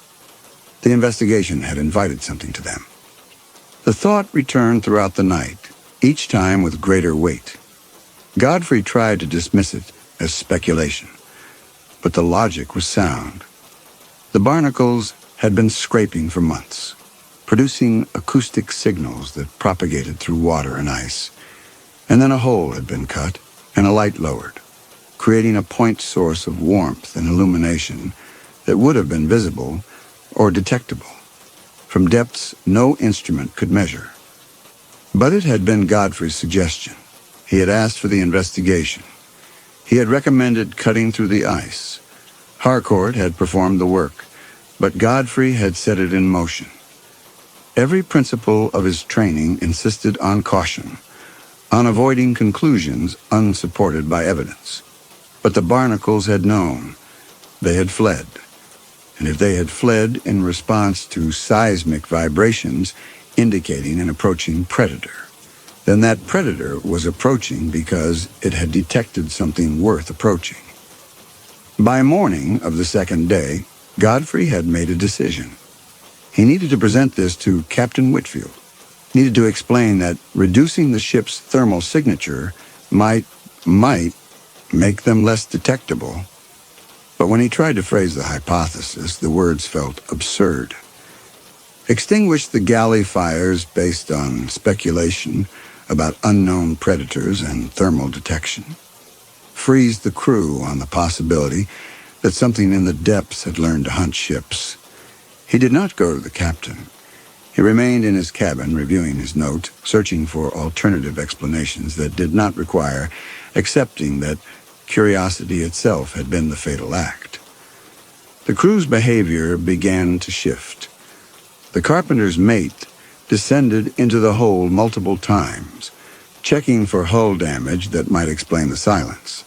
Harcourt maintained his position that the barnacles had simply completed their life cycle, but his voice carried less conviction when Godfrey spoke with him. Two men reported hearing scratching sounds near the bow.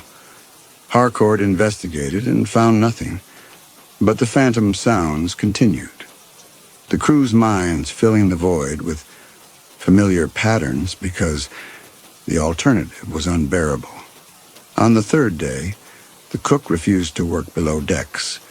He insisted he felt vibrations through the hull, deep and rhythmic, too low to hear but present. Other men supported his claim. Harcourt pressed his palm against the hull at multiple locations and felt nothing, but he could not convince them. The silence had created space for worse things than sound. That evening, Godfrey found Captain Whitfield on deck and explained his thermal hypothesis. Ships generating heat, predators hunting that heat, the association between acoustic signals and prey opportunity. The words felt inadequate, even as he spoke them, speculation dressed as analysis. Educated inference, not systematic investigation, but still his contribution. Whitfield listened without interrupting. When Godfrey finished, the captain asked what action he recommended. The question hung in the freezing air. What action? The ship could not flee. They could not reduce their heat signature below the threshold required for survival. If something was approaching, drawn by warmth and sound, there was nothing to be done except wait. Godfrey tried to express this, but his voice caught. Because beneath the practical impossibility of action was a deeper truth. If something was approaching, he had invited it. Not through his own hands, but through his question. He had asked for answers, and Harcourt had provided them. The captain nodded slowly, understanding the silence, and turned back toward the darkness. Godfrey returned to his cabin and sat at his desk, hands shaking. He tried to write, but could not form coherent sentences. His mind kept circling the same thought. I did this. Not through error or negligence, but through curiosity he could not suppress. He had heard a sound and needed to understand it. He had urged them to cut through the ice, had watched as a lantern was lowered to see what was below. He had pursued an answer he should have left alone, and in doing so, he had killed them all. The days that followed blurred together. Godfrey lost track of which was fourth, which was fifth. The ship's routine began to erode. Men stopped reporting for watch on time.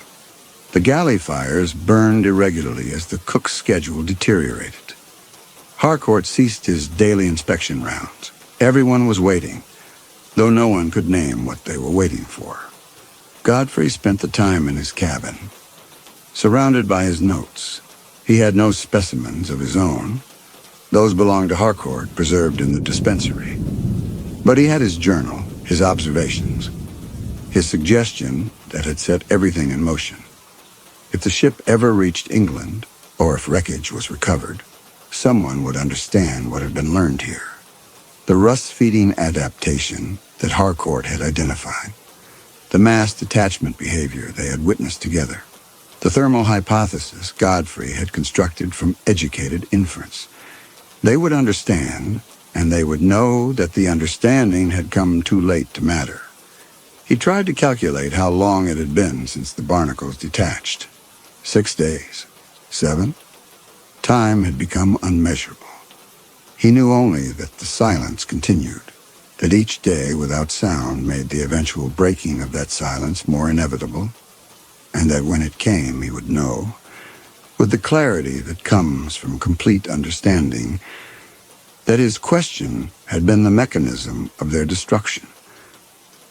On what might have been the 6th or 7th night, he did not attempt sleep. He sat at his desk with both lamps lit, reviewing his journal entries, observations from the hold, notes from watching Harcourt's examination. The thermal hypothesis developed through inference, not investigation.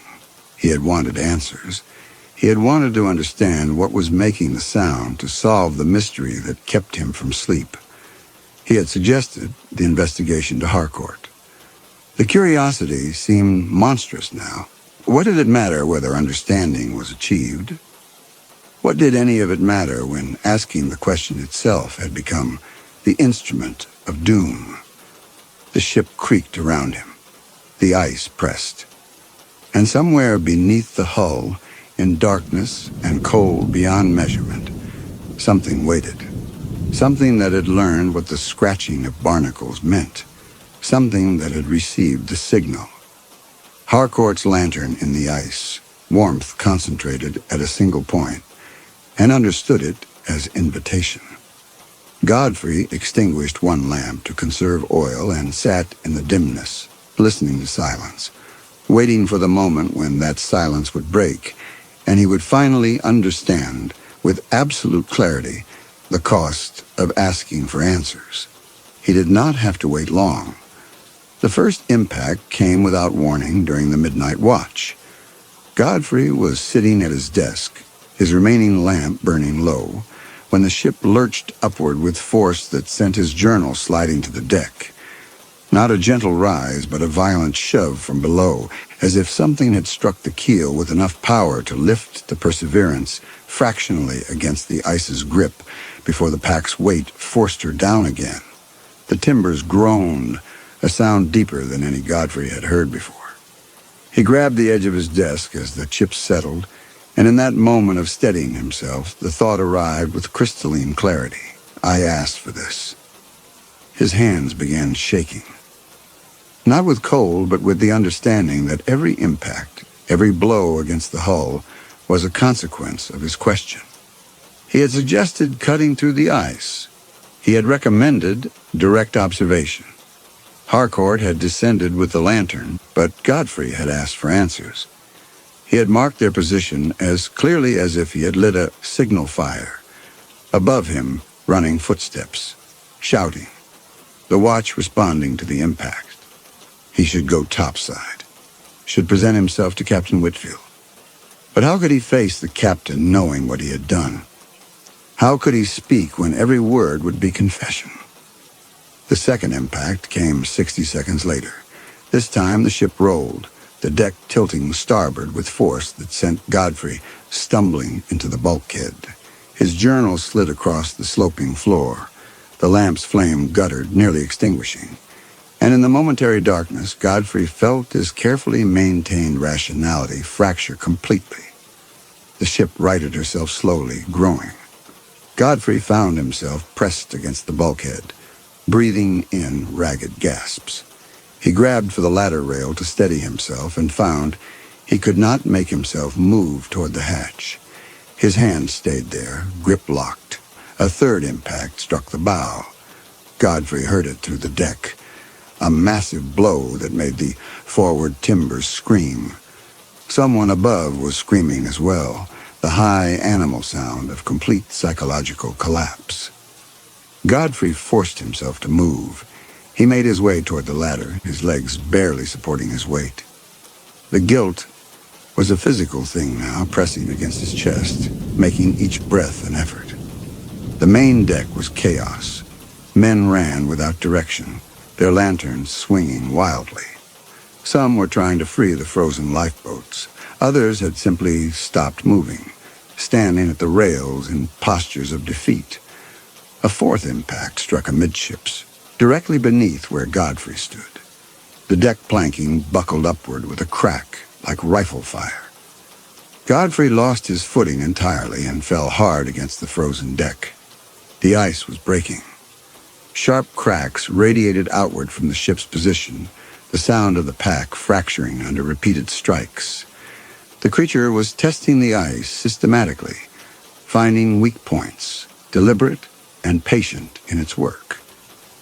Captain Whitfield appeared beside Godfrey and hauled him to his feet. The captain's face was grim but controlled. He pulled Godfrey toward the hatch, saying they should get below, that if the ice gave way, anyone topside would go into the water. Godfrey tried to speak, tried to confess what he had set in motion. But when he opened his mouth, he felt his grip on the hatch combing tighten until the wood grain pressed white marks into his palm. No words came. The only sound that emerged was a thin wheeze that might have been language or might have been nothing at all.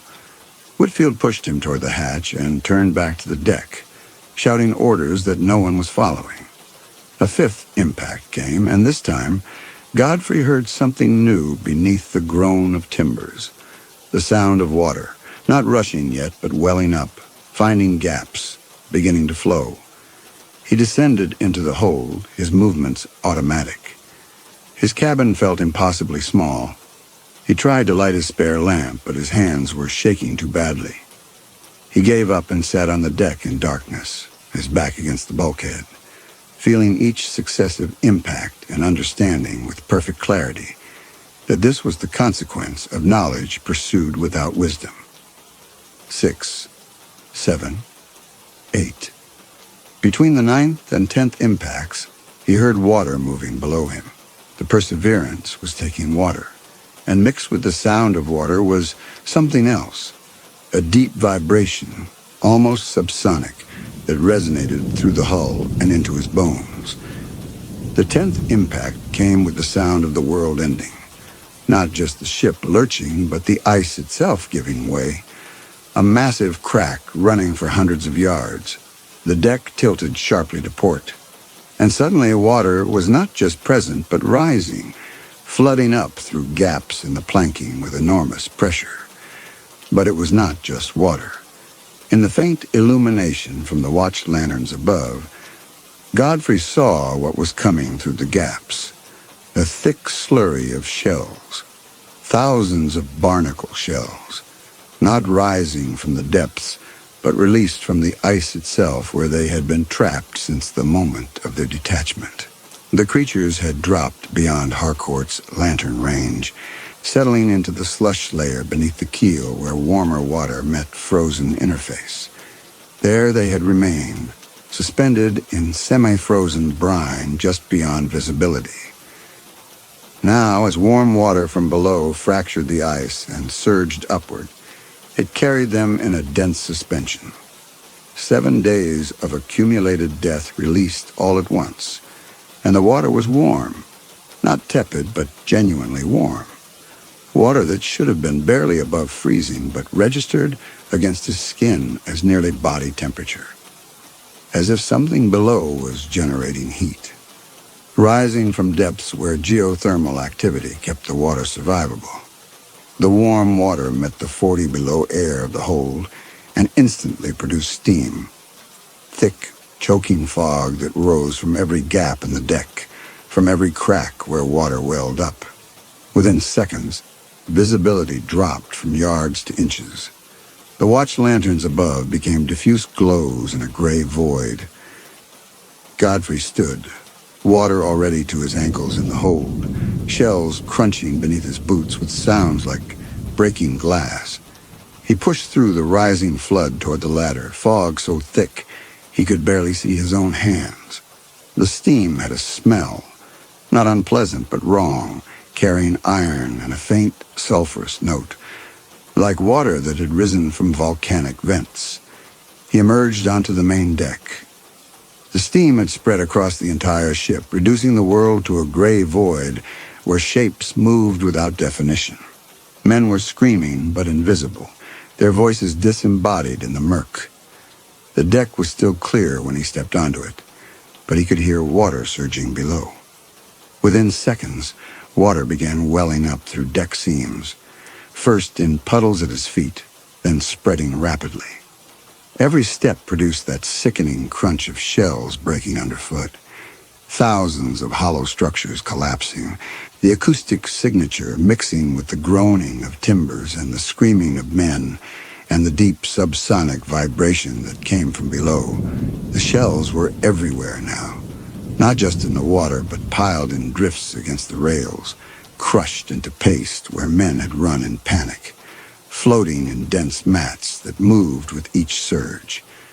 The organisms Harcourt had identified, the specimens he had collected and examined, the evidence of mass flight that Godfrey had asked him to investigate. He moved blindly toward where the helm should be, navigating by memory through the fog. His boots crushed more shells with each step. The sound was everywhere now, beneath every movement. The constant crunch, crunch, crunch of calcified corpses being ground into powder. Another impact came, and the ship listed further. Men were sliding across the tilted deck, unable to maintain footing on planking coated with fog-slick ice and crushed shells. Godfrey saw one sailor, or rather, saw the shadow of a man in the fog, lose his balance entirely and slide over the rail, disappearing into the steam-shrouded water without a sound. The fog was disorienting, absolute. The watch lanterns were useless, their light diffusing into general gray glow that illuminated nothing. Godfrey held his hand in front of his face and could barely distinguish his fingers. Around him, men shouted for each other, their voices directionless in the murk. He found Captain Whitfield by nearly colliding with him. The captain was still at the helm, gripping the wheel, and when he turned to look at Godfrey, his face was barely visible through the steam. The captain observed, his voice calm despite everything, that the hypothesis had been correct. The barnacles, the predator, the thermal signature, all of it. Godfrey could only nod, the gesture invisible in the fog. His voice was gone, his throat closed by guilt he could not voice. Another impact struck the ship's center directly beneath the mainmast. The mast cracked at its base and began to topple. Men scattered, or tried to, blind in the fog, stumbling and falling in water thick with shells. The mast came down with a sound like cannon fire, and those too slow simply disappeared beneath falling timber and rigging that no one could see until it struck. The water was rising faster now, no longer welling up but flooding in, carrying with it that impossible warmth and endless shells, already knee-deep, then waist-deep. The steam thickened further, becoming almost liquid in its density. Godfrey could feel it in his lungs with each breath. Warm, mineral-heavy, wrong. He pushed through the rising flood toward what he thought was the starboard rail, each step producing that sickening crunch. The shells mixed with water to create a paste that clung to everything. He reached down and felt them. Smooth, conical forms dissolving under pressure, their structure giving way as easily as the barnacles themselves had given way. Through a brief gap in the fog, he glimpsed the water beyond the rail. The surface was completely covered with floating shells, thousands upon thousands of white cones, forming a layer so dense it looked like ice. And beneath them, visible for just a moment when the steam cleared, something moved.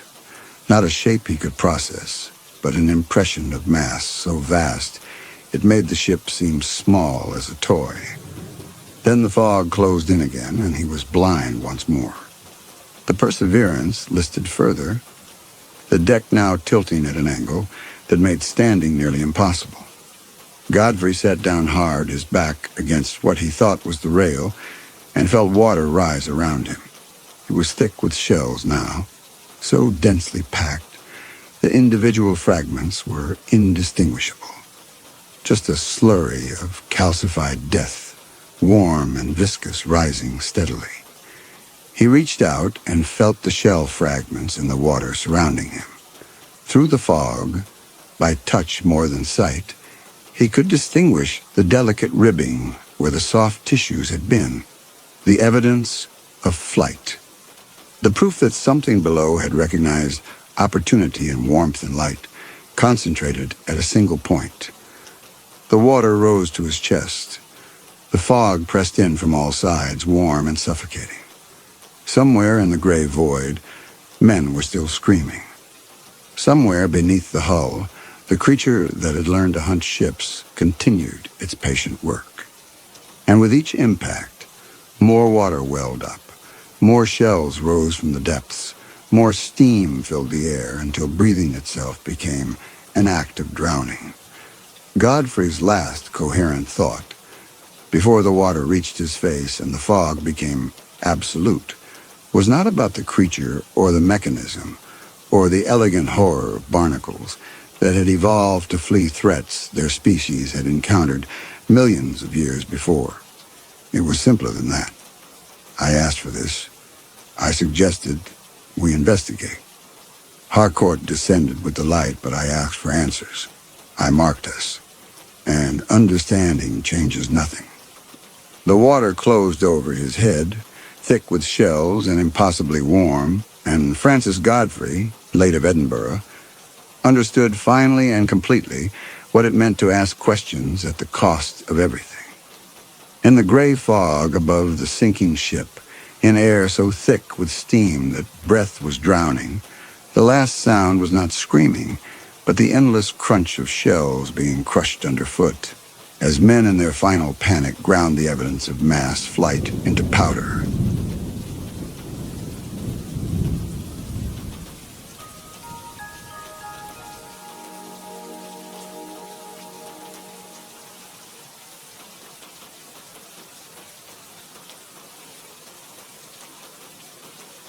The Pinter lines had sounded wrong on the recording, strained, not quite his own voice, and Adrian had put it down to bad acoustics in the room where he had auditioned, or the phone's compression. Now, watching the island take shape in the fog, he wondered if it had sounded wrong because it was right. The trees came first, dark and indistinct, then the pale gravel of the beach, and finally the house itself. A sprawling gray structure perched on the cliff like something that had grown there rather than been built. He had the contract folded in his jacket pocket, and he touched it twice as the ferry's engines throttled down. Not to reassure himself that it was real, but to remind himself that he had agreed to this, that the decision had been his own, that he could not later claim he had been swept along by circumstance. The lawyer had played the old audition tape over the phone 3 days earlier. An old audition tape, she said, that the family had requested to verify his voice matched their requirements.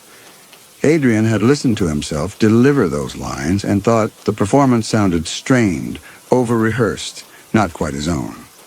But the lawyer had assured him the family was satisfied, that the contract would be sent by courier that afternoon, that he should pack for a month. The island waited. The house watched. He picked up his suitcase and joined the line of passengers, shuffling toward the gangplank. The dock smelled of creosote and salt.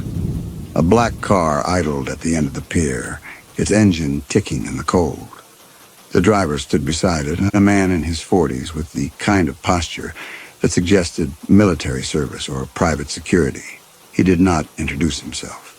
He took Adrian's suitcase, placed it in the trunk, and opened the rear door without meeting Adrian's eyes. Adrian climbed in. The interior smelled of leather and something faintly medicinal, like the rubbing alcohol his mother had kept in the bathroom cabinet when he was a child. The driver closed the door and walked around to the front seat. They drove in silence. The road wound up through Douglas fir and madrone, the trees pressing close on both sides, their branches meeting overhead to form a tunnel. Adrian had been told the estate was isolated, but he had not understood what that meant until now. There were no other houses, no driveways, no mailboxes. The only sign of human presence was the road itself, recently paved smooth and black against the island's green. After 10 minutes, the trees opened and the house appeared. It was larger than it had seemed from the ferry. 3 stories, gray stone, with a slate roof and tall windows that reflected the sky in uneven squares of pale light. Ivy covered the eastern wall. A flight of stone steps led to a double door painted black. The driver parked at the base of the steps, retrieved Adrian's suitcase, and gestured toward the entrance. Adrian climbed out. The air was colder here, sharper, and he could hear the ocean somewhere below the cliff, waves breaking against rock with a sound like distant machinery. The door opened before he reached it. A woman stood in the doorway, backlit by the interior's yellow glow, and for a moment Adrian could not make out her features. Then she stepped forward, and he saw her clearly, Tall, 60s, silver hair pulled back so tightly it seemed to stretch the skin of her face, dressed in a dark blue skirt and cardigan that looked expensive in a way Adrian associated with old money rather than new. She extended her hand. Her grip was cold and firm, the kind of handshake that lingered half a second too long. She told him her name was Mrs. Draper, that she was Roland's widow, and that the family was grateful he had come on such short notice. Her voice was careful and measured, each word separated from the next by a microscopic pause, as if she were reading from a script she had memorized, but not entirely internalized. She led him inside. The entry hall was high-ceilinged and dim, lit by a chandelier that needed more bulbs than it currently held. A staircase curved upward to the left. To the right, an open doorway revealed a sitting room where two people sat watching him. A man in his 30s, thin and pale, and a woman about the same age with dark hair and a face that might have been pretty if it were not so still. Mrs. Draper introduced them as her son and daughter-in-law, but did not provide their names. The son stood and shook Adrian's hand with the same cold precision his mother had used. The daughter-in-law remained seated, but inclined her head in what might have been a nod. Mrs. Draper explained the dinner would be served in an hour, that Adrian's room was on the second floor, that he should rest after his journey. She gestured to the driver who had followed them inside with the suitcase, and the man carried it up the stairs. Adrian followed. The room was at the end of the hall, a large space with a four-poster bed, a writing desk, a fireplace that looked as though it had not been used in years, and windows that faced the ocean. The driver set the suitcase on a low bench at the foot of the bed and left without speaking. Adrian closed the door and sat on the edge of the mattress. The bed did not creak. The room smelled faintly of lavender and dust, the scent of a place that had been cleaned recently, but not occupied in a long time. He took the contract from his pocket and unfolded it on his lap. 30 days. $10,000, half on arrival, half on completion. The terms were simple. He would live in the house, wear Roland Draper's clothes, sleep in Roland's study, and follow the daily routine the family would provide. The explanation they had given him over the phone was that this was a local custom, a maritime tradition, dating back centuries, called the Anchor Man. When a man of prominence died suddenly, his spirit was believed to search the house for the life that had been stolen from him. An outsider who resembled the deceased would be brought in to perform the dead man's routine, to calm the spirit, to anchor it so it could move on. The woman who had hired him, a lawyer acting on the family's behalf, had been apologetic about the eccentricity of it, but Adrian had needed the work. His agent had recommended him personally. It would have been professional suicide to decline. Now, sitting in the dead man's guest room with the fog pressing against the windows, he tried to remember his agent's exact words when describing the opportunity. He could remember the phone call happening. He could remember agreeing, but the specifics would not resolve into clarity. He folded the contract and returned it to his pocket. Downstairs, a bell rang. Dinner. The dining room was on the first floor, a long, narrow space with a table that could seat 12 but was currently set for 5. Mrs. Draper sat at the head. The son and daughter-in-law sat to her right. Adrian was directed to the seat on her left, closest to the door. A fifth place had been set at the far end of the table, but no one sat there. Adrian asked if they were expecting someone else.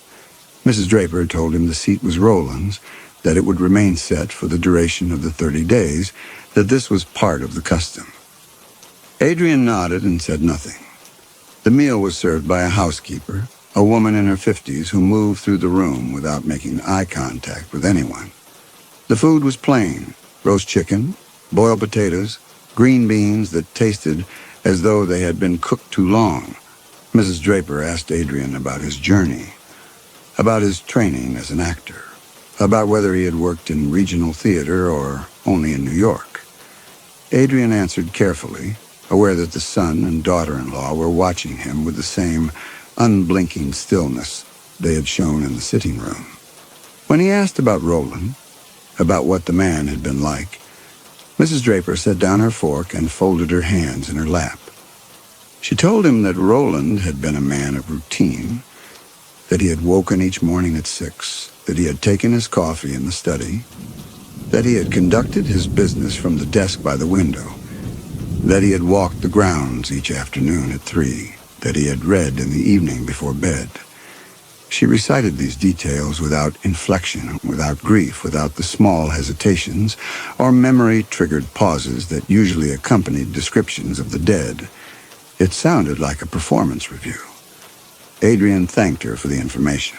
She nodded and resumed eating. After dinner, Mrs. Draper led him to the study. It was on the first floor, down a short hallway past the sitting room. A square room with oak paneling, floor-to-ceiling bookshelves, a leather sofa, and a massive desk positioned in front of the window. The desk was clear except for a blotter, a fountain pen, and a leather-bound appointment book. Mrs. Draper opened the book and showed him the entries. 6 a.m. coffee, 7 a.m. correspondence, 9 a.m. telephone calls, and so on, every hour accounted for, the handwriting small and controlled. She explained that Adrian would follow this schedule beginning tomorrow, that he would dress in Roland's clothes. She gestured to the closet in the corner, which she said had been stocked with Roland's suits, and that he would conduct himself as Roland had conducted himself down to the smallest detail. Adrian asked how long Roland had been dead. Mrs. Draper paused, her hand still resting on the appointment book, and for the first time since he had arrived, her expression shifted, something tightening around her mouth and eyes.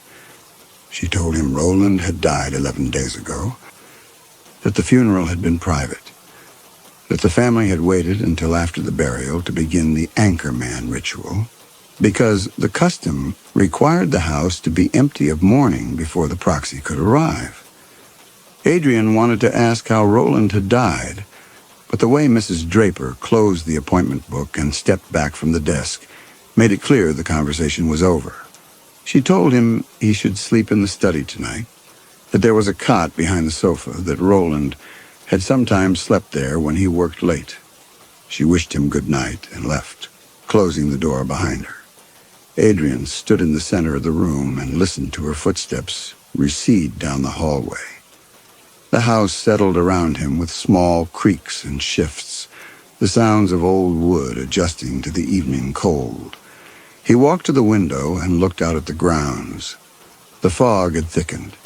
He could not see the ocean, could not see the trees, could see only the faint glow of the porch light reflected in the glass, and beyond that, nothing.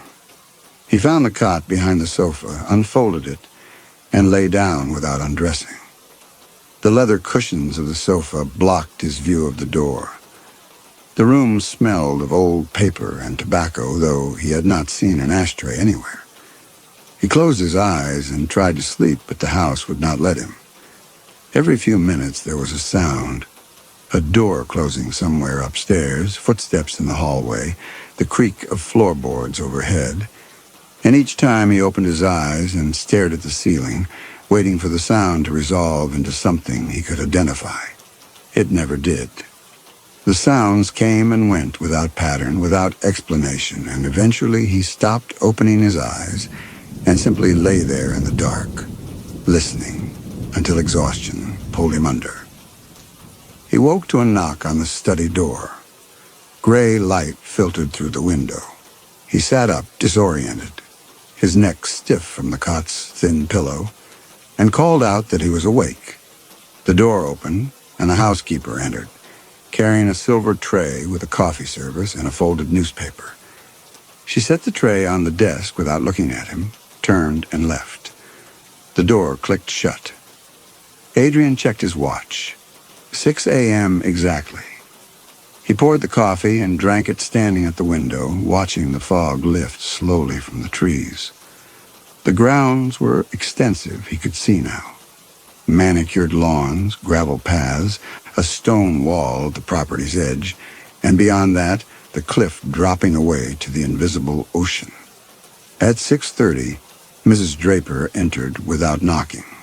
She carried a dark suit on a hanger, a white shirt, a tie, and a pair of polished black shoes. She laid them on the sofa and told Adrian he should dress now, that breakfast would be served at 7, that the day's schedule would begin immediately afterward.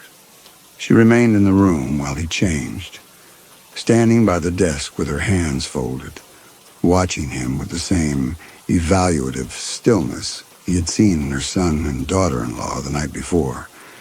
Adrian unbuttoned his shirt, acutely aware of her gaze, and pulled on Roland's clothes. The suit fit reasonably well. The shoulders were slightly tight, the sleeves a fraction too long, but the shoes pinched. He tied the laces and stood. Mrs. Draper walked in a slow circle around him, examining the fit from all angles, and then stepped close and adjusted his collar with quick, practiced movements. Her fingers were cold. She smelled faintly of lavender soap. She told him his posture was wrong, that Roland had stood differently, that he needed to pull his shoulders back and lift his chin. Adrian adjusted. She shook her head and placed her hands on his shoulders, pushing them into the position she wanted, then moved her hand to the small of his back and pressed until his spine straightened in a way that made his lower back ache. She stepped back, studied him, and nodded. She turned and left. Adrian followed her downstairs to the dining room. Breakfast was oatmeal and toast. The son and daughter-in-law were already seated. Mrs. Draper took her place at the head of the table and gestured for Adrian to sit in the chair he had occupied the night before. The meal was silent except for the sound of spoons against bowls. When Adrian reached for his coffee with his left hand, Mrs. Draper cleared her throat. He looked up. She told him Roland had been right-handed, that he must use his right hand for everything, that the small details mattered. Adrian switched hands. The coffee tasted bitter. No one spoke again until the meal was finished. Afterward, Mrs. Draper led him back to the study and directed him to sit at the desk. She opened the top drawer and removed a stack of correspondence. Letters, invoices, documents that appeared to be related to the estate's finances, and told him he would spend the next hour responding to these as Roland would have responded. She placed a sheet of paper in front of him, uncapped the fountain pen, and handed it to him. Adrian asked what he should write. She told him to copy Roland's signature, that there was an example in the appointment book, that he should practice until he could reproduce it exactly. Adrian opened the appointment book to the first page. Roland's signature appeared at the bottom, a tight, controlled script with sharp angles and no flourishes.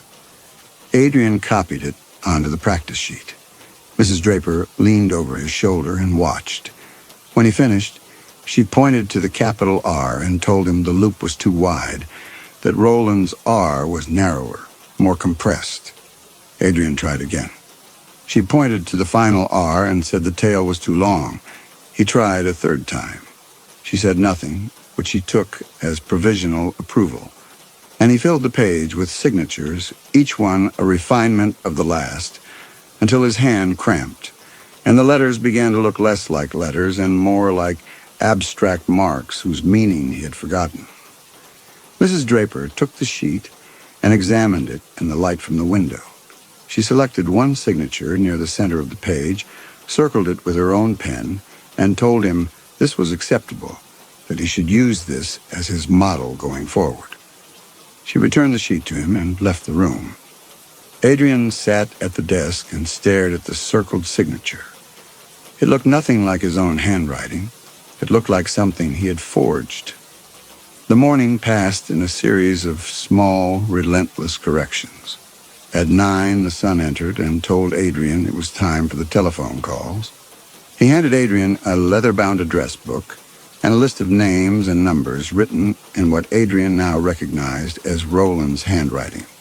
The son explained that these were business associates, that Adrian should call each one in turn and confirm appointments, relay information that the son would provide. Adrian asked what he should say if someone asked about Roland. The son told him to say that Roland was unavailable, that Adrian was calling on his behalf, nothing more. Adrian picked up the phone and dialed the first number. A woman answered, her voice brisk and professional, and asked who was calling. Adrian hesitated, then said he was calling for Roland Draper. The woman asked if Roland was available. Adrian said he was not, that he was calling to confirm an appointment for the following week. The woman put him on hold. Adrian looked at the son, who stood near the door watching him with the same unblinking intensity the family seemed to share. The woman returned and confirmed the appointment. Adrian thanked her and hung up. The son nodded and gestured for him to continue. He made 6 calls over the next hour. Each time he felt the words coming out of his mouth as though someone else were speaking them, as though he were performing a scene he had not adequately rehearsed. The son stood by the door through all of it, listening, occasionally making notes on a small pad he carried in his jacket pocket.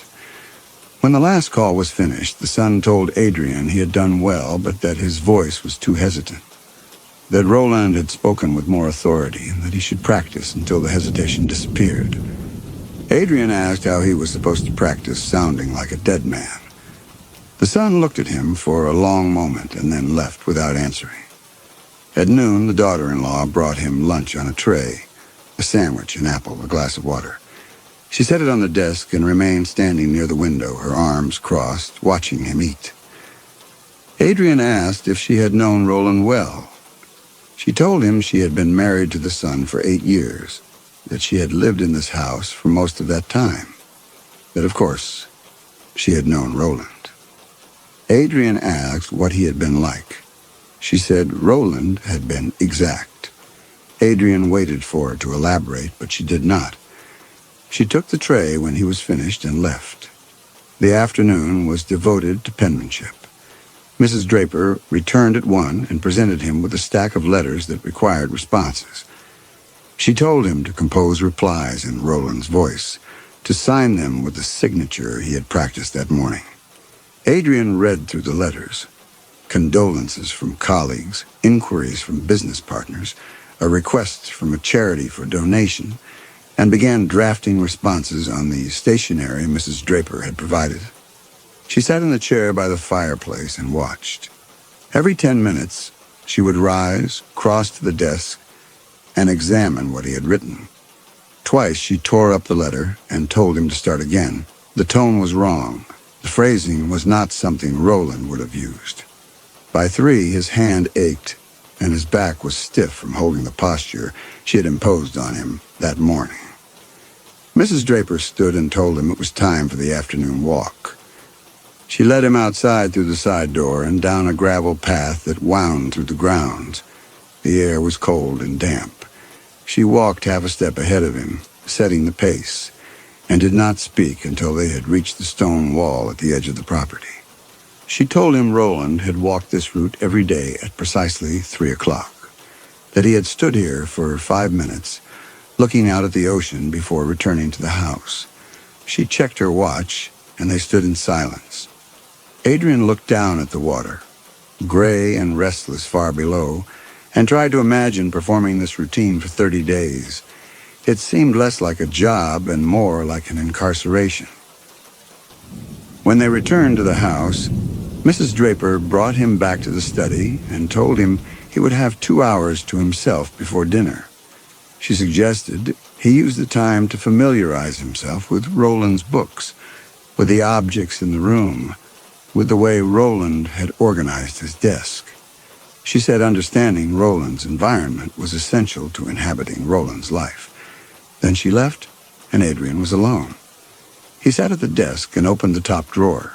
Inside were pens, paper clips, a letter opener, a magnifying glass, and a small leather notebook filled with what appeared to be financial notations. He opened the second drawer. More files, more correspondence. The third drawer was locked.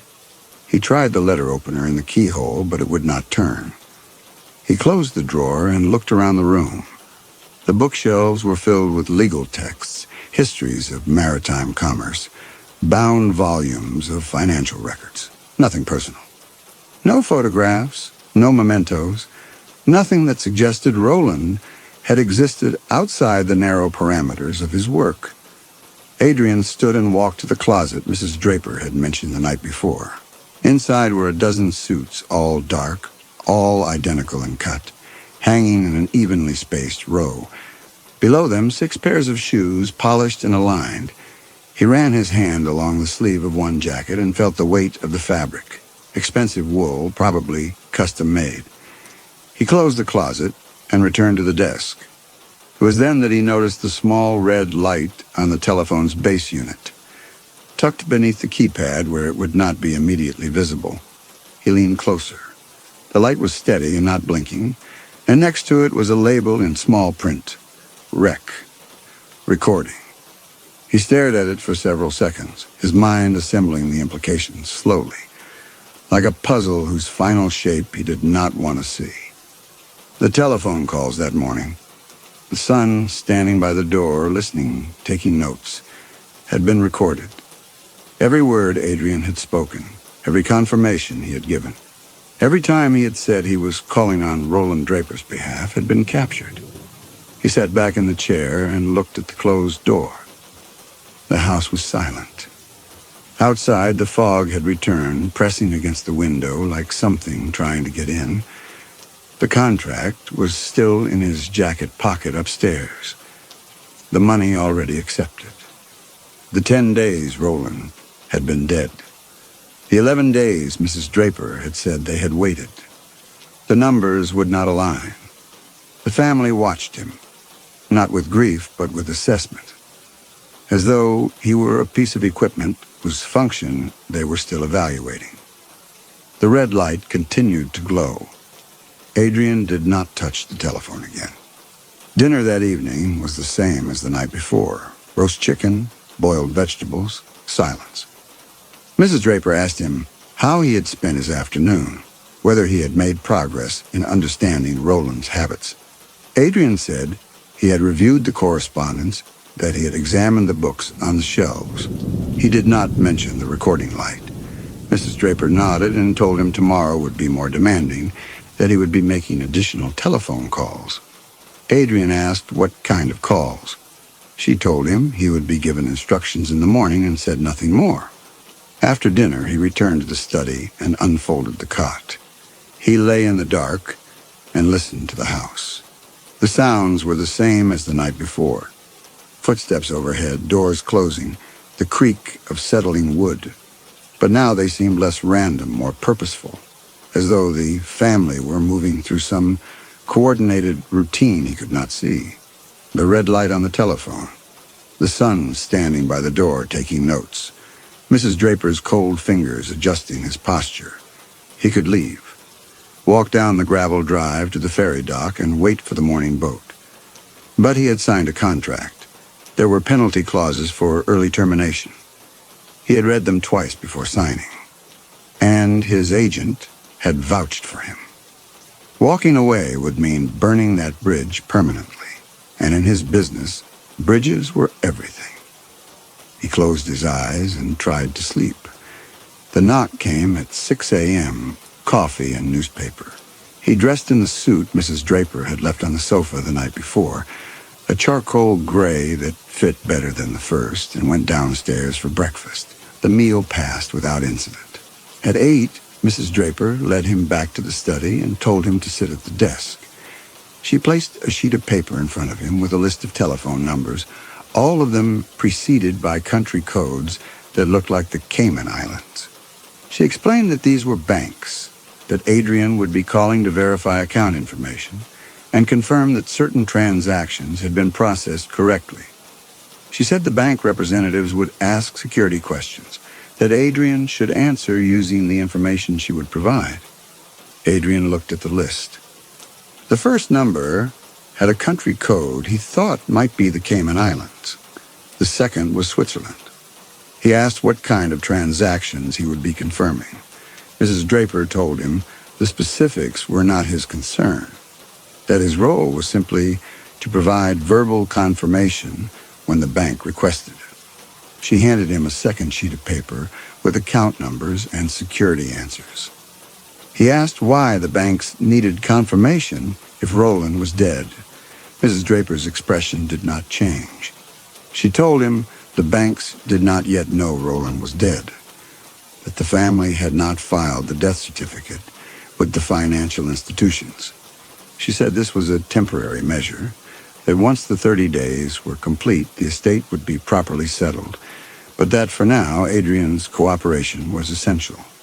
She said this as though it were the most ordinary thing in the world, as though asking a stranger to impersonate a dead man on calls to offshore banks were simply another detail to be managed.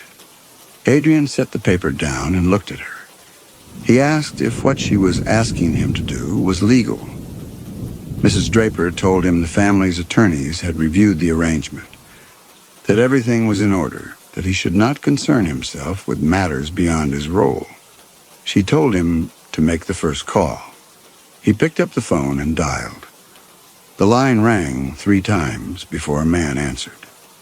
Adrian gave Roland's name and account number as instructed.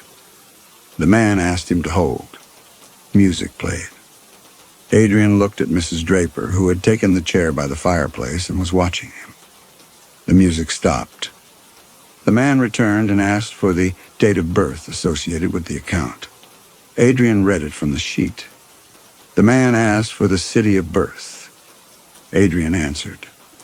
The man thanked him and said the information had been verified. Adrian hung up. Mrs. Draper made a note on a small pad. She told him to proceed with the second call. Adrian dialed. A woman answered this time, Swiss accent. He gave Roland's name. She asked the security questions. He answered. She thanked him. He hung up. The pattern repeated 4 more times. Each call was nearly identical. By the 4th call, Adrian's voice had steadied, and the words came automatically, as though he had been doing this for years. By the 6th call, he had stopped thinking about what the words meant, and was simply reading them, performing them. Mrs. Draper made notes after each call. When the last one was finished, she stood and told him he had done well, that there would be more calls tomorrow. She left. Adrian sat at the desk and stared at the telephone. He had just verified account information using a dead man's identity while being recorded. The red light glowed steadily beneath the keypad. He thought about the attorney who had hired him, about the contract he had signed, about the explanation he had been given. A local custom, a maritime tradition. None of it made sense now. Customs did not require calls to offshore banks.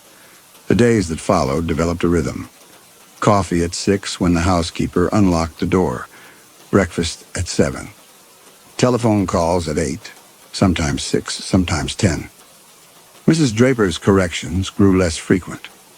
His signature had stabilized into something nearly identical to Roland's. His posture had become automatic. He no longer reached for things with his left hand. On the 7th day, something happened that made Adrian's hands go cold. He was writing a response to a letter, some business matter he did not fully understand, and he signed Roland's name at the bottom without thinking. It was only when he set down the pen that he realized he had not looked at the practice sheet, had not consciously formed the letters. His hand had simply known what to do, had executed the signature as automatically as his own name. He stared at the page and felt something fundamental shift beneath him, like standing on ground that had always been solid, and discovering it was only a painted floor over empty space. He had not chosen to write that signature. He had not remembered how to write it. His hand had known. Some part of him, deeper than thought, deeper than intention, had reached up through his conscious mind and moved his fingers in patterns he did not own. He tried to write his own name, Adrian Mercer, on a fresh sheet of paper. His hand formed the letters slowly, deliberately, like a child learning to write for the first time. He looked at both signatures side by side. Roland's was fluid, automatic, perfect. Adrian's was labored and uncertain, like a forgery of something he had once known how to do. That night, during the telephone calls, it happened again. He was speaking to someone about account balances, and he heard himself use a phrase, portfolio reallocation in light of current market volatility, that he did not remember learning. Not just the phrase itself, but the cadence, the slight emphasis on current, the way his voice dropped half a tone on volatility. These were not words he was reading. They were not words he was choosing. They were coming from somewhere beneath consciousness, rising up through his mouth as though his body were speaking a language his mind had never studied. He tried to stop a mid-sentence, tried to insert a different word, anything to prove he was controlling what came out of his mouth. But the sentence completed itself smoothly, professionally, exactly as it needed to. When he hung up, he sat very still and tried to remember, learning financial terminology, tried to summon the moment when someone had taught him what portfolio reallocation meant. There was nothing, just the knowledge itself sitting in his mind like furniture in a house he had never lived in. When he hung up, Mrs. Draper made a note and told him he had done well, that his voice had sounded very natural. Adrian's hands were shaking. He asked her what she meant by natural. She told him he had sounded like himself. Adrian said he did not sound like himself, that the voice coming out of his mouth belonged to someone else. Mrs. Draper looked at him for a long moment and then told him to rest, that tomorrow would be less demanding. On the 12th night, something happened that made Adrian understand he was running out of time. He was lying on the cot, unable to sleep, when he heard voices in the hallway, low, indistinct, and then footsteps approaching the study door. He sat up. The footsteps stopped just outside. He could see shadows moving in the gap beneath the door. Someone was listening. After a long moment, the shadows withdrew and the footsteps receded. Adrian stood and walked to the door. He tried the handle, still locked. He pressed his ear to the wood and listened. The house was silent except for the distant sound of the ocean. He returned to the cot but did not lie down. 18 days remaining until the 30 days were complete. 18 days until whatever was supposed to happen on day 30. The suits that fit too perfectly. His hand writing Roland's signature without thinking. Trying to remember his mother's face and finding nothing. The apartment in New York that felt more like a description he had read than a place he had lived. The next afternoon, while Mrs. Draper was reviewing his correspondence, the housekeeper entered carrying a small recording device. She set it on the desk without a word and pressed play. Adrian's voice emerged from the speaker, calm, professional, speaking to someone about account balances and portfolio adjustments. But it was not a voice Adrian recognized. The tone was right, the words were his, but there was something in the cadence, in the slight emphasis on certain syllables, that felt like listening to a stranger who had learned to imitate him perfectly. Mrs. Draper told the housekeeper that would be sufficient. The woman turned off the recording and left. Mrs. Draper made a note and told Adrian his voice had stabilized nicely, that he sounded very natural now. Adrian asked what she meant by stabilized. Mrs. Draper said merely that his early calls had been hesitant, but that he had found his confidence. She moved on to the next letter. That night, Adrian stood at the mirror above the fireplace and looked at his reflection. His face looked back at him. He tried to see someone he recognized. The person looking back wore Roland's suit, stood with Roland's posture, spoke with Roland's voice.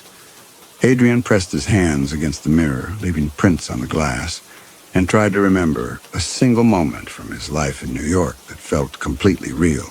He found nothing solid, just descriptions, just photographs he might have seen, just a story someone might have told him about a person named Adrian who had never actually existed. Adrian left the study and walked down the hallway to the front door. He tried the handle, locked. He had not noticed the lock there before. He walked to the side door, also locked. He returned to the entry hall and climbed the stairs, checking doors as he went. His room, locked from the outside. Every exit he could find had been sealed. He went back downstairs and found the housekeeper in the kitchen. He asked her if she had a key to the front door. She did not look up from her work. She told him the family managed the keys, that if he needed to go outside, he should ask Mrs. Draper. Adrian asked where Mrs. Draper was. The housekeeper said she was unavailable. Adrian left. He returned to the study and stood in the center of the room. The house was silent. The locked doors, the recordings. His hand writing signatures he did not remember learning. He walked to the desk and looked down at the third drawer. He had tried the letter opener in the lock on his first day, and it had not worked. Now he pulled the drawer open as far as the lock would allow, perhaps an inch, and examined the gap. The drawer was shallow. He could see the edge of a folder inside. Adrian knelt beside the desk and ran his hand along the back panel. The wood was smooth, fitted tightly, but when he pressed near the bottom corner, he felt it give slightly. He retrieved the letter opener from the top drawer and worked the blade into the seam. The panel was held by small nails. He pried carefully, and after several minutes, the panel came free. Inside the cavity behind the drawer, he found a folder. He pulled it out and opened it on the desk. 3 documents. The first was a medical bill from a clinic in Vancouver, dated 6 months earlier, billed to Roland Draper for psychiatric services. The second was a consent form authorizing treatment for dissociative disorder, signed in the same tight script Adrian had been practicing. The third was a handwritten note on the clinic's letterhead. Federal contact day 30. Patient must be stabilized and performing routine without supervision by then. Recommend isolation, structured environment, reinforcement of alternate identity. Adrian read the note 3 times. Federal contact, day 30. The family had not been performing a ritual.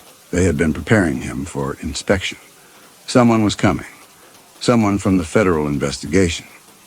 And when that person arrived, they would find Adrian Mercer living as Roland Draper, signing Roland's name, making calls in Roland's voice, inhabiting Roland's life so completely that no one would believe he had ever been anyone else.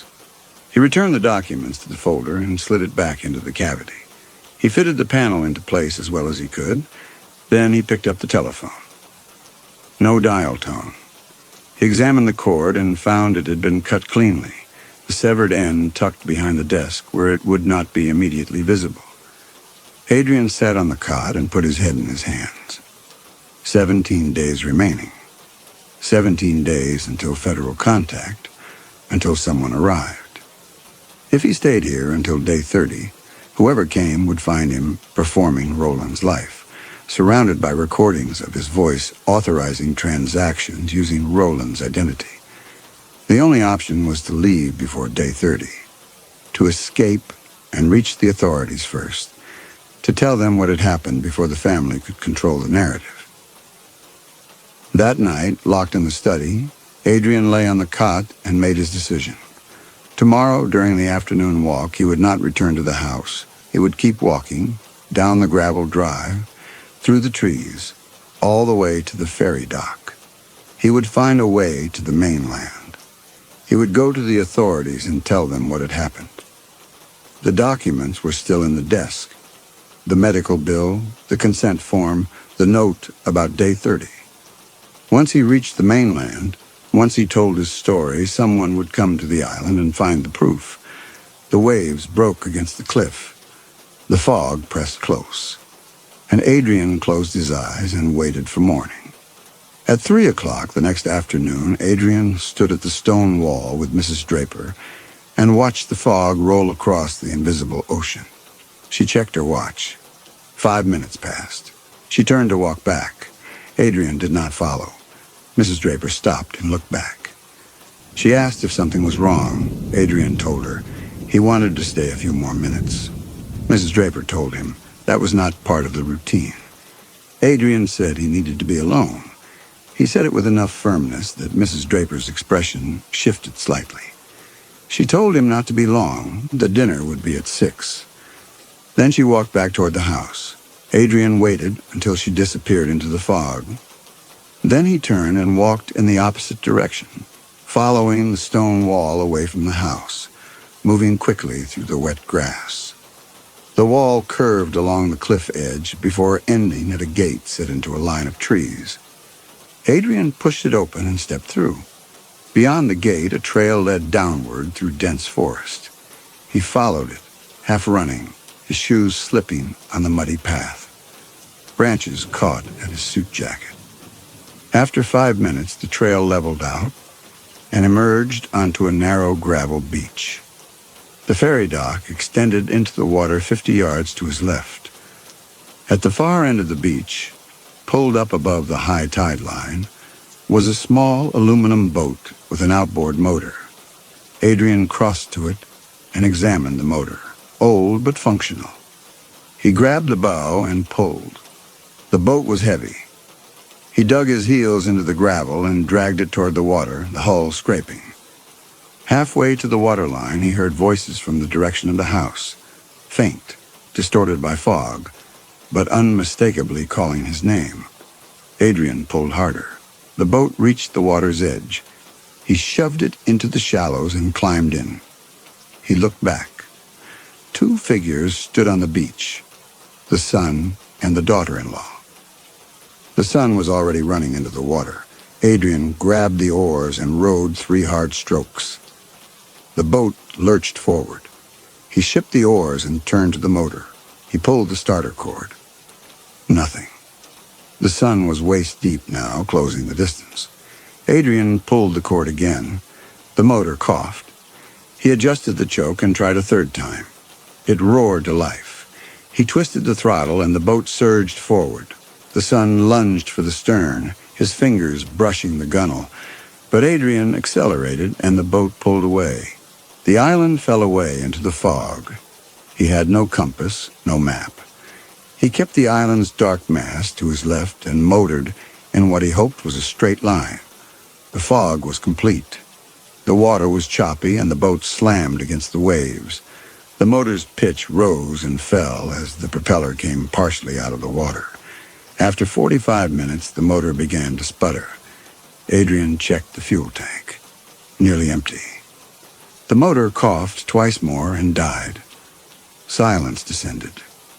Adrian picked up the oars and began to row. His arms ached. After 50 strokes, his shoulders burned. After 100, his palms had blistered. He kept rowing. The fog began to thin. Adrian could see farther now, and the water's surface had changed, flattening as though something ahead was sheltering it. He rowed harder. The fog lifted further, and he saw it. Land, a dark line of trees rising from rocky shore, perhaps a quarter-mile distant. He rowed the remaining distance in a trance, his blistered hands screaming. The boat scraped bottom in the shallows. Adrian climbed out into knee-deep water and dragged the boat onto the rocks. He stood on solid ground and felt his legs nearly give out beneath him. He was on the mainland. He had escaped.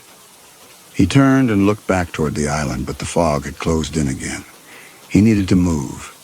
He needed to find the authorities before the family realized where he had gone.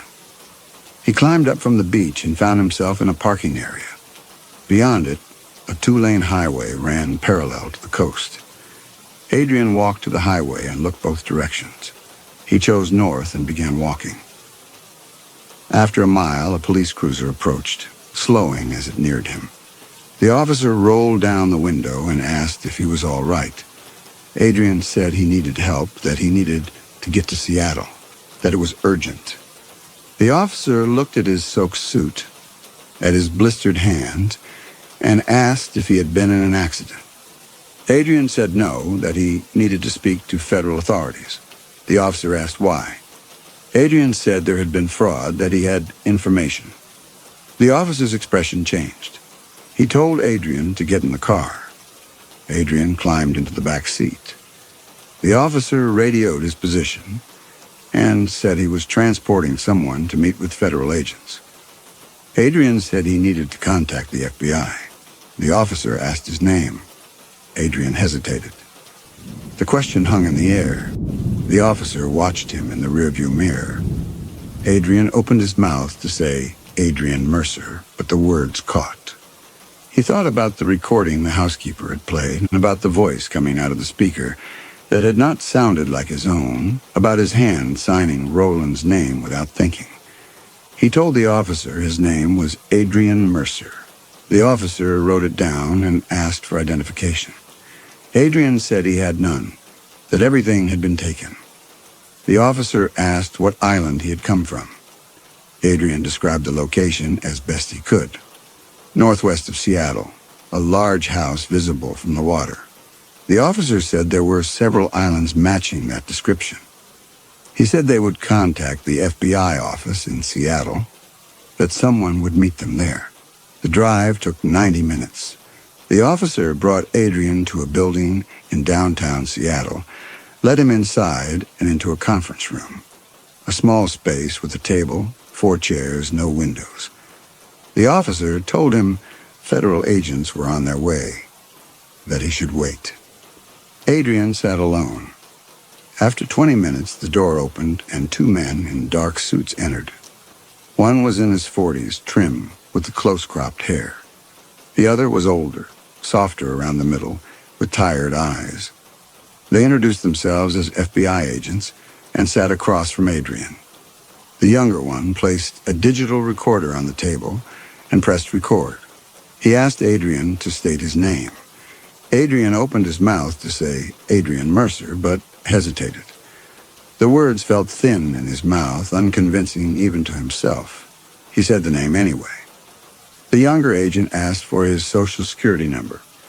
Adrian recited the number he remembered. The agent wrote it down and said they would verify it. The older agent asked where Adrian lived. Adrian said, New York, Washington Heights. The agent asked for the address. Adrian gave it. The 5th floor walk-up, the radiator that clanked at night. The agent asked for his landlord's name. Adrian opened his mouth and found he could not produce it. He said he would need to check his records. The agent asked where those records were. Adrian said they were in his apartment. The agent asked if there was anyone in New York who could verify Adrian's identity. Adrian tried to remember his agent's name and found only a blank space. The younger agent asked about the island. Adrian described the house, the family, the anchorman ritual, the telephone calls using Roland Draper's identity. He said the family had been keeping him there, that they had locked all the doors, that something was supposed to happen at the end of 30 days. He said his own voice on a recording had not sounded like him, that his hand had started writing signatures he did not remember learning, that he could not recall his landlord's name, or his agent's name, or his mother's face. The agents listened and took notes. When Adrian finished, the 2 agents looked at each other. The older agent asked if he had any of the documents with him. Adrian said they were in the house, that he had fled without taking anything. The younger agent asked for the exact location of the island. Adrian gave the best description he could. The older agent leaned back in his chair and was quiet for a moment. Then he asked Adrian when he had last seen a doctor. Adrian said he did not know, that he could not remember. The agent asked how long he had lived in New York. Adrian said years, that he had moved there after college, but he could not remember which year. The agent wrote something down. Both agents left. Adrian sat alone in the conference room and listened to the fluorescent lights hum. He could hear voices in the hallway, muffled and indistinct. The digital recorder sat on the table, its red light glowing. Time passed. Adrian did not know how long. An hour, perhaps. Long enough for the fluorescent lights to begin to feel like a physical presence, humming inside his skull. Long enough to start counting the water stains on the ceiling tiles. long enough to wonder if they had forgotten about him entirely. The door opened.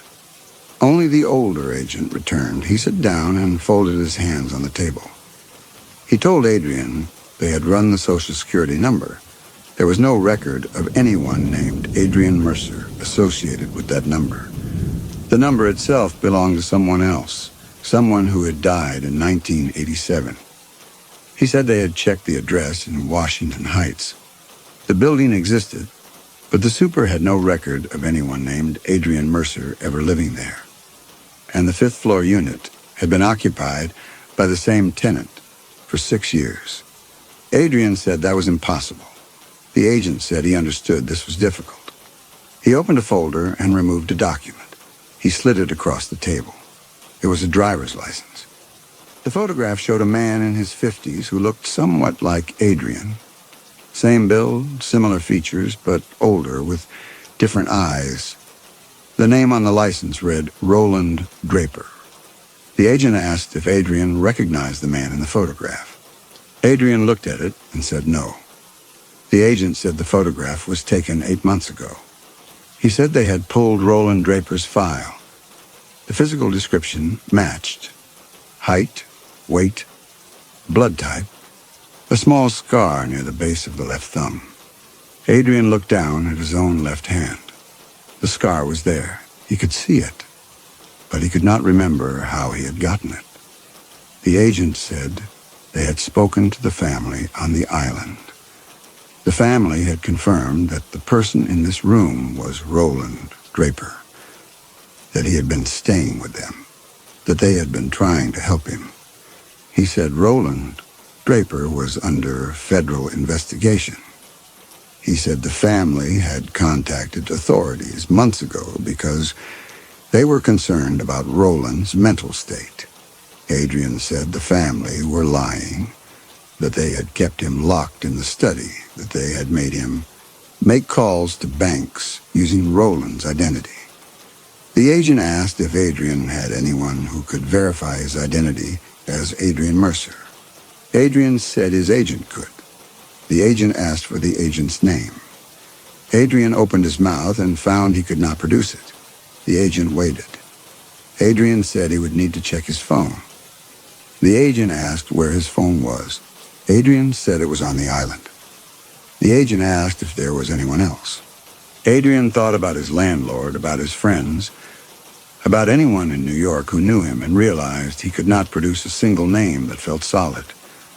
The agent leaned forward slightly. He said the family had been very cooperative. He said they had provided documentation going back 30 years. Medical records, tax returns, employment history. He said the family had contacted federal authorities months ago expressing concern about Roland Draper's mental state. He said what Adrian had described, the island, the ritual, the bank calls, was consistent with what the family had already told them. Adrian said the family were lying. The agent opened a second folder and removed several documents. He slid them across the table, one at a time. A medical consent form signed by Roland Draper authorizing psychiatric treatment. A report from a clinic in Vancouver. Correspondence between the family's attorney and the FBI field office in Seattle dated 4 months earlier. The agent said the family had been trying to help. He said they had hired specialists. He said when Roland disappeared from the facility in Vancouver, they had brought him to the island because they thought the isolation might calm him. He said they had been following medical advice. Adrian stared at the documents. He said the family had locked him in the study. He said they had made him impersonate Roland on bank calls. The agent said the family's account was different. He said according to them, Adrian had insisted on performing the routine, that it had seemed to help stabilize him, that they had been careful not to disrupt what appeared to be a therapeutic process. Adrian opened his mouth and found he had nothing to say. The agent gathered documents and returned them to the folder. The agent closed the folder. He said they were going to transport Adrian to a facility for psychiatric evaluation. that this was a medical hold, not a criminal charge. He said doctors would determine competency, that if Adrian was found incompetent to stand trial, the federal case would be suspended indefinitely. He said the facility was comfortable, that there would be treatment, that some people stayed for months, and some for years, and some indefinitely. Adrian said he was not Roland Draper. The agent said he understood. He said identity was not just what someone believed about themselves. It was what could be verified through documentation, through institutional records, through legal frameworks. He said the law did not care what Adrian felt he was. The law cared what could be proven. And what could be proven was that the person in this room was Roland Draper. The agent stood. He said the van was waiting. Adrian asked what would happen when someone went to the island and found the documents. The medical bill, the consent form, the note about federal contact on day 30. The agent said if such documents existed and could be authenticated, they would be reviewed. But he said even if the psychiatric treatment had been deliberately induced, it would not change Adrian's legal status. Roland Draper's body had committed fraud. Whether the consciousness currently inhabiting that body called itself Adrian or Roland or anything else was a question for doctors, not courts. The charges were against the body, the fingerprints, the voice. The consciousness was irrelevant. Adrian sat very still. The agent's words settled over him like a weight. The consciousness was irrelevant. It did not matter what he remembered or what he believed or what he called himself. The system had already categorized him. The paperwork had already been filed. The institutional machinery had assigned him a name and a history and a set of crimes, and nothing he could say would change what the file said. He was not a person. He was a case number, a medical hold, a suspended prosecution, a body to be warehoused until doctors decided what to do with it. The agent opened the door, and 2 orderlies entered. They told Adrian it was time to go. Adrian did not resist. They led him out through the building, out to a waiting van. They told him to sit. Adrian sat. Through the window, he watched the FBI building recede as the van pulled into traffic. The agent's words came back to him. The consciousness was irrelevant. Identity was not what you felt. It was what could be proven. It was documentation. It was institutional consensus. It was a name in a file. The person he believed himself to be, Adrian Mercer, working actor, who had taken an unusual contract because his agent had vouched for it, because walking away would have meant admitting he had been fooled. That person had memories, had a history, had a life, but none of it could be proven. There were no documents. No one corroborated his story. The apartment he remembered did not exist at the address he had given. The agent's name he could not recall had never been real. The life he thought he had lived was vapor. And against that vapor stood the institutional weight of Roland Draper. Bank records, tax returns, a driver's license, medical records, a family who confirmed his identity, recordings of his voice, fingerprints on documents, a body that matched the description down to the scar on his left thumb. The entire machinery of the state had looked at him and said, "You are this name. You are this file. You are these crimes." He had thought escaping the island would save him. He had thought reaching the authorities first would let him control the narrative. But there was no narrative to control. There were only facts, and the facts said he was Roland. The facts said Adrian had never existed. And facts, he understood now, were not things you could argue with.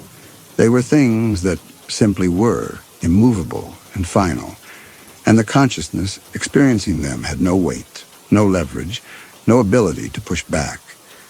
The agent had called him Roland, had spoken the name as though it were obvious, as though there had never been any question. And Adrian had felt, in that moment, the last thin thread connecting him to the person he thought he was finally snap. Because the agent was right. Of course he was Roland. What else could he be? A person who did not exist? A ghost piloting a criminal's body? He looked at his hands resting on his knees. They had rowed him to freedom. They were blistered and bleeding. They were real. He could feel them. But whose hands were they? The person who had rowed the boat called himself Adrian. The person the state recognized was Roland. And sitting between those two names was just a consciousness, adrift, with no mooring, no proof, no way to demonstrate that it had ever been anything other than what the file said it was. The fight went out of him all at once, not dramatically, not with any sense of surrender or decision, but simply as a fact. There was nothing to fight. You could not fight a filing system. You could not argue with institutional consensus. The world had decided who he was, and the world did not care what he believed about it. He pressed his blistered palms against his knees and stared at the floor. The van drove through Seattle. Somewhere the Draper family was being released from whatever hold Roland had over them. Somewhere a federal prosecutor was moving a file to storage, stamped with words like incompetent and suspended. Somewhere in a clinic in Vancouver, a doctor was adding a final note to a case file about experimental treatment and irreversible outcomes. And here, in the back of a van heading to a facility whose name he did not know, sat a consciousness that had no past it could prove, no future beyond institutional care, no name that meant anything. Not Adrian, because Adrian had never existed outside of Roland's construction. Not Roland, because Roland had made sure Roland would never exist again. Just this present moment, this breath, this heartbeat, these hands resting on these knees, blistered and bleeding, beginning to heal.